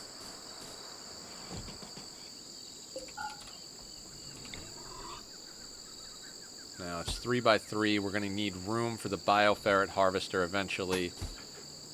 Okay, so we're going to do this. Totally fucks up this thing.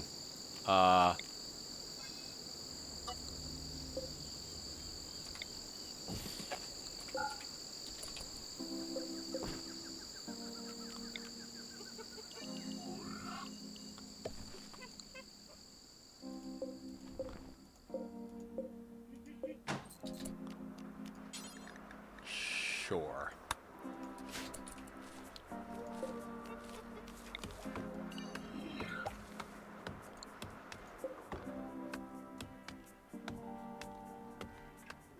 I love you. Hope your Randy's not being... Oh, I mean, we were getting sieged and dodging freaking mortars after we had gotten drop pod raided and killed.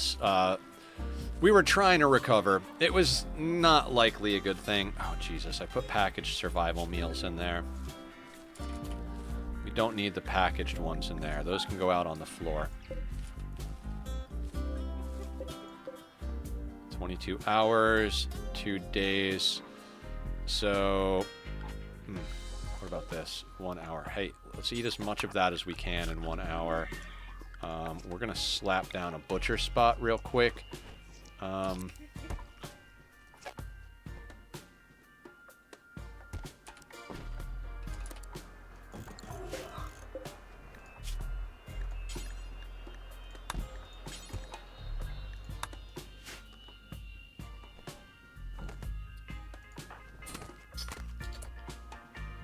Yeah, perfect.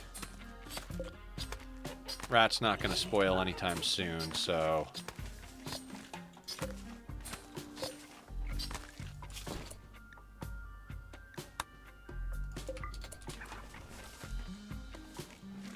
I mean, that does mean we wind up with a little bit of extra wealth from the leather, but...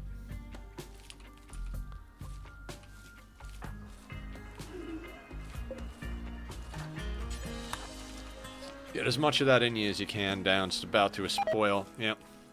There it goes.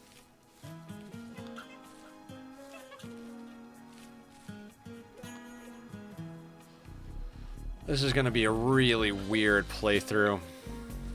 Definitely trying stuff that I'm not sure on. The reason we left the 2-tile space here is the Bioferret Harvester is a 1x2.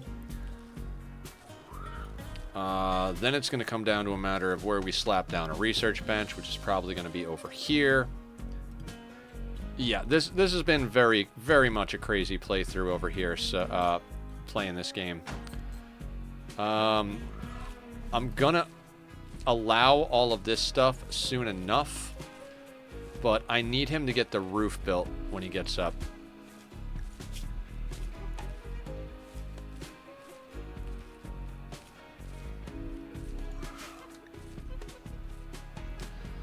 What other plans do we have to make right now?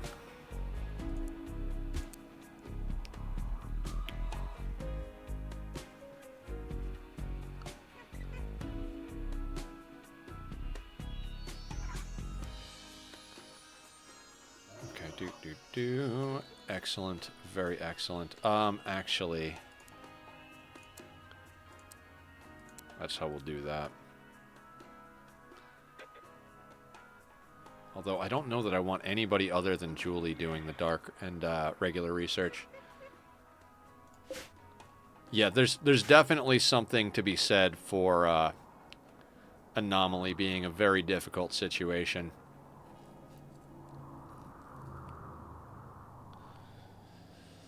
Now, here's the fun thing about Outer Walls, right? Like, eventually we're going to run into that Revenant problem again. Like, so we can plan all we want. Like, the theoretical planning. But at a certain point, that Revenant's going to come in. I mean, not guaranteed, but just not really the... not really the best of situations, right? I think it's going to be a situation where we might very well just have one entrance to the backyard of the base, and we might hold the doors open so that when raiders come, they come to that location. And then if we have to close the doors, we can close the doors.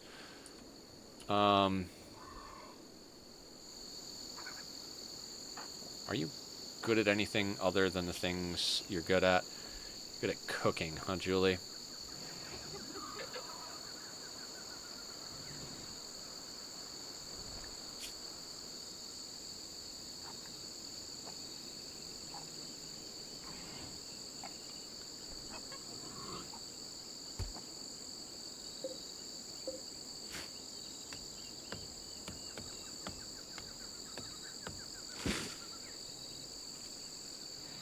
Now, what we could do...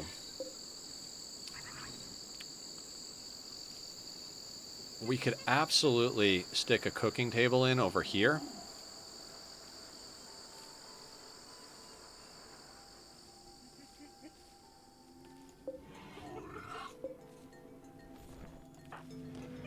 You're eating. That's probably good, considering that's what's tanking out your mood. Don't worry, as soon as you get a roof on this and John Wick II finishes planting all the daylilies, we'll get rid of that awful barracks debuff.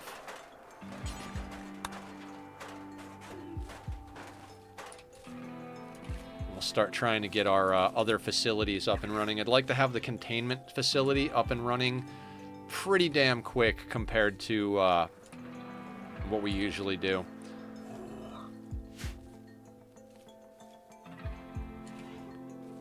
Then we can start working on, well, we can start working theoretically on beds. Man, 3 people really does push that wealth right to the brim, though. You're idle. What can we get you to do? We gotta get her a research bench pretty ASAP. It's just a matter of, like, I don't want our builder doing anything except building.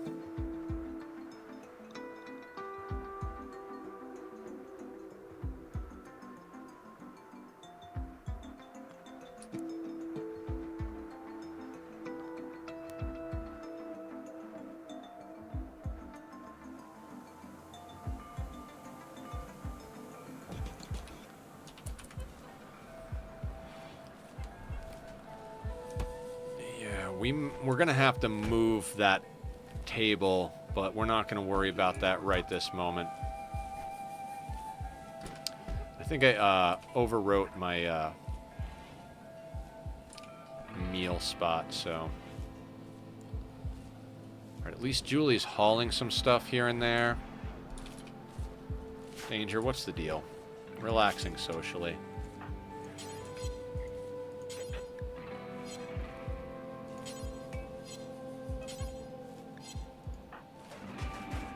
Excellent, we're getting our roof going.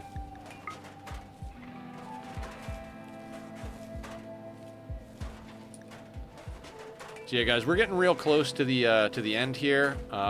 This roof going up is definitely something that's going to be good for us. I don't know how we're going to deal with everything here.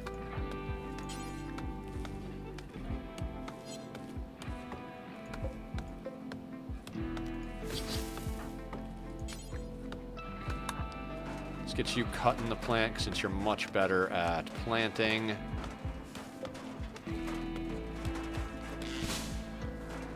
Have to get a couple of more tiles of granite, but at the moment I'm not overly worried.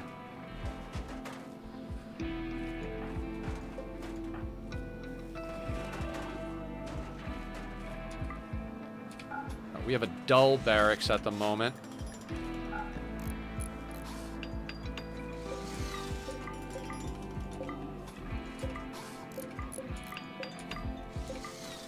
I think freezer is the next priority.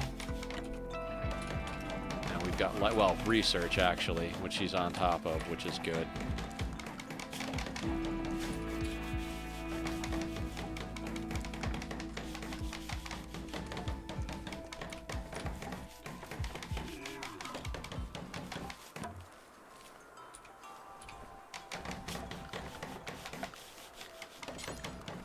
Gonna need to get beds up ASAP.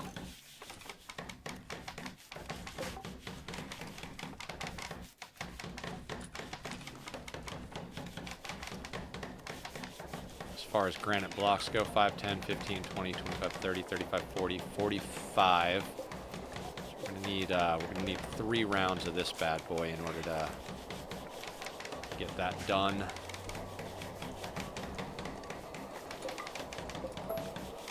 Oh, that's not what I meant to do. I meant to unforbid. Actually, let's not let him work on those till the freezer's done. We got to prioritize the correct order of operations here.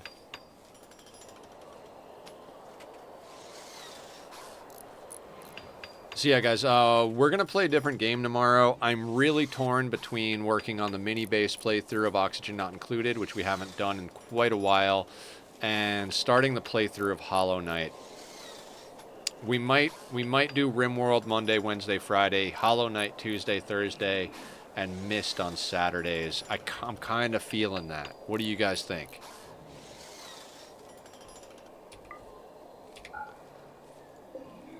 Slightly impressive. See how much more of this place.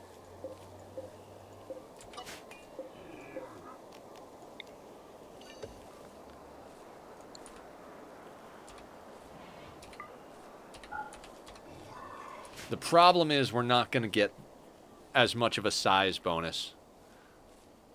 Yeah, I mean, well, that's what I'm feeling. Does anybody else feel similar to me in that regard?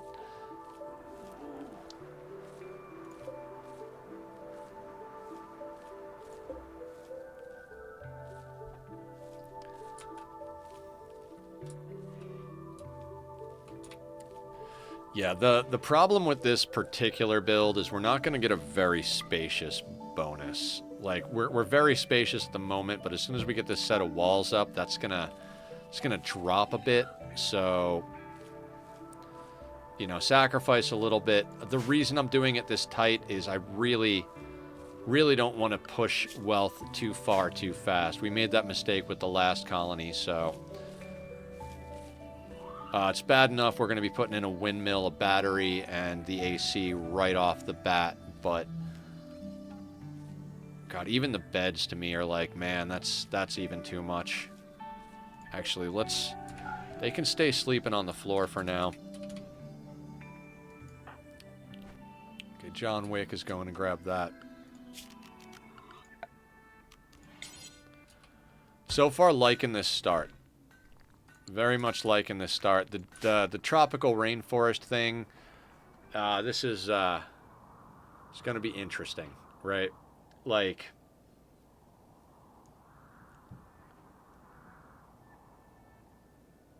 We're way more prone to diseases hitting our colony here. Oh man, definite beard stroke moment. Guys, if you're hanging out, you see me stroking the beard, there's a beard stroke emote that Barb did. There's also a tack attack emote, which is for when my kitty starts jumping in and causing problems. I gotta say, as far as power is concerned, we've been lucking out on this. We've got a geothermal right there next to our base again. Monolith, right, like geothermal and monolith. Our tree isn't as far away as it was in the last game, but it's still pretty out of reach for the immediate situation. Maybe as we get going here, we might pivot into a situation where we can kind of reconfigure over to here. I do believe that the orange soil is unbuildable, so... Types of ground only accept light or medium buildings, but not heavy ones. Bridges can only be built on water. Yeah.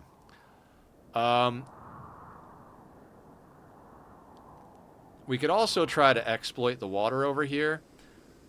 Now...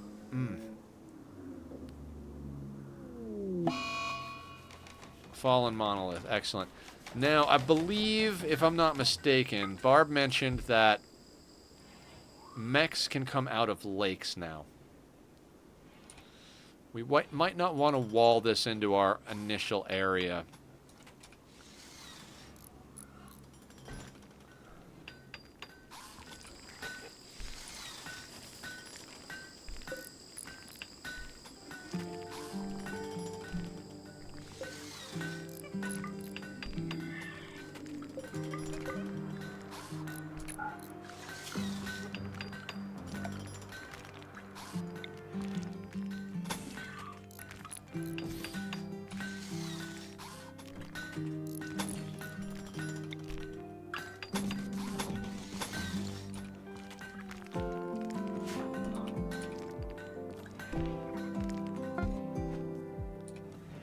Granite block bill is complete.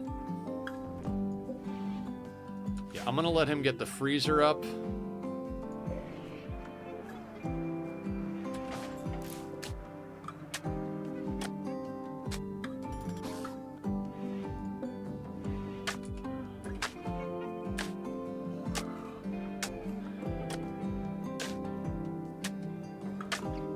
Let's try and get a freezer actually going. Maybe let's try to get built everything I've got queued up right now.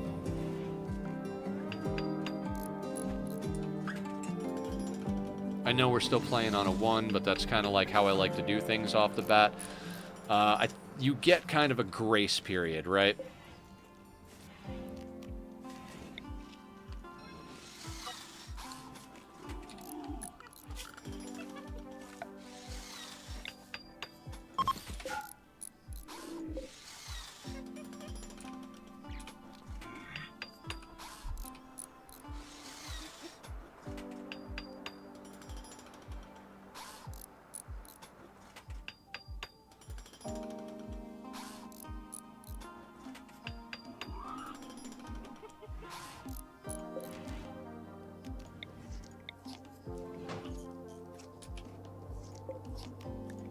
Auto cut.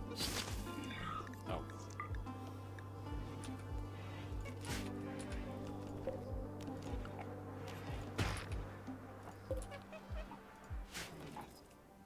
Okay, good. They're all eating and doing stuff. I kind of want to flip-flop that table around, put the chessboard where John is sitting and the chairs over there. It's a non-essential situation. Let's get the butcher table actually up, and then let's let them build a bed.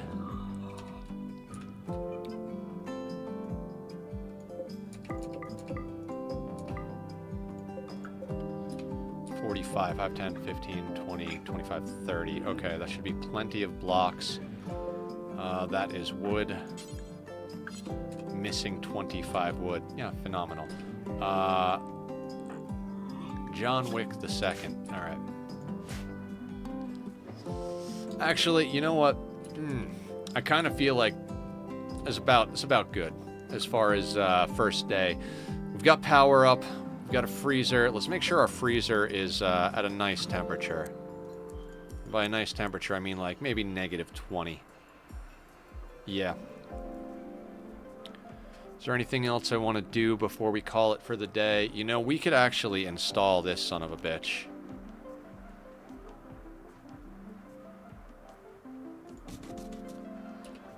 We'll put that down. We'll queue that up. We can also...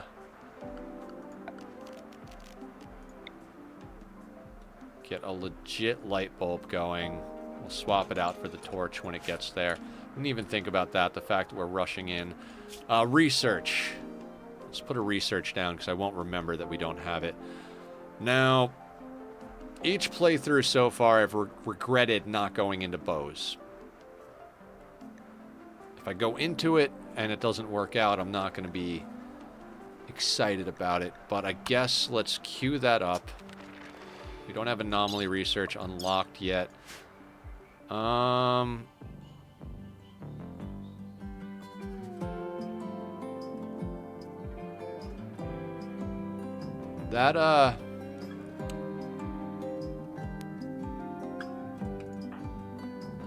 That could do it.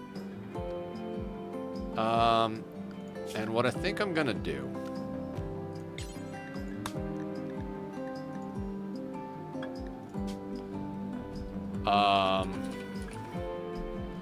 we're gonna make a fridge area. I know that sounds insane, but that's where we're gonna zone our ghoul, so he doesn't have to go in and out of the fridge to get meat.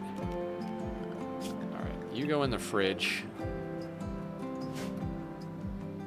And can we call that gravy?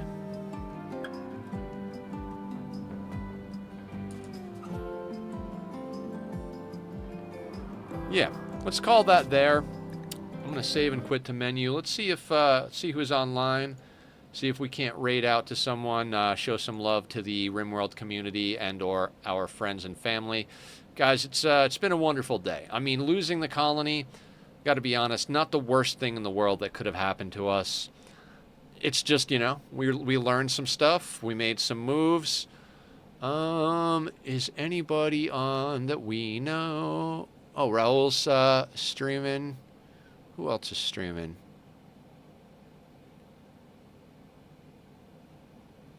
I guess we could raid Vid again, I suppose. Yeah, let's, yeah.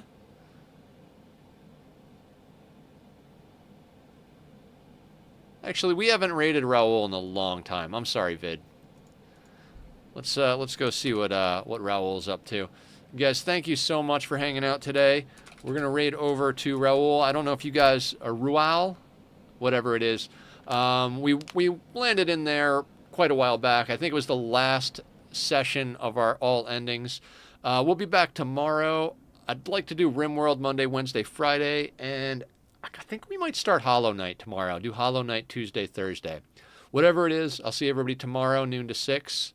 Monday through Saturdays when I stream. I will see everybody soon. If you see me in Discord, feel free to come check it out. Take care and be well, everybody. Oh, I think he's on an ad. Let me talk for another minute while we wait. So, Hollow Knight? I've been bullshitting about Hollow Knight forever, so I think that's what we might do. Oh, I feel bad now. I just did the whole outro thing. You know what? Fuck it. Let's raid over.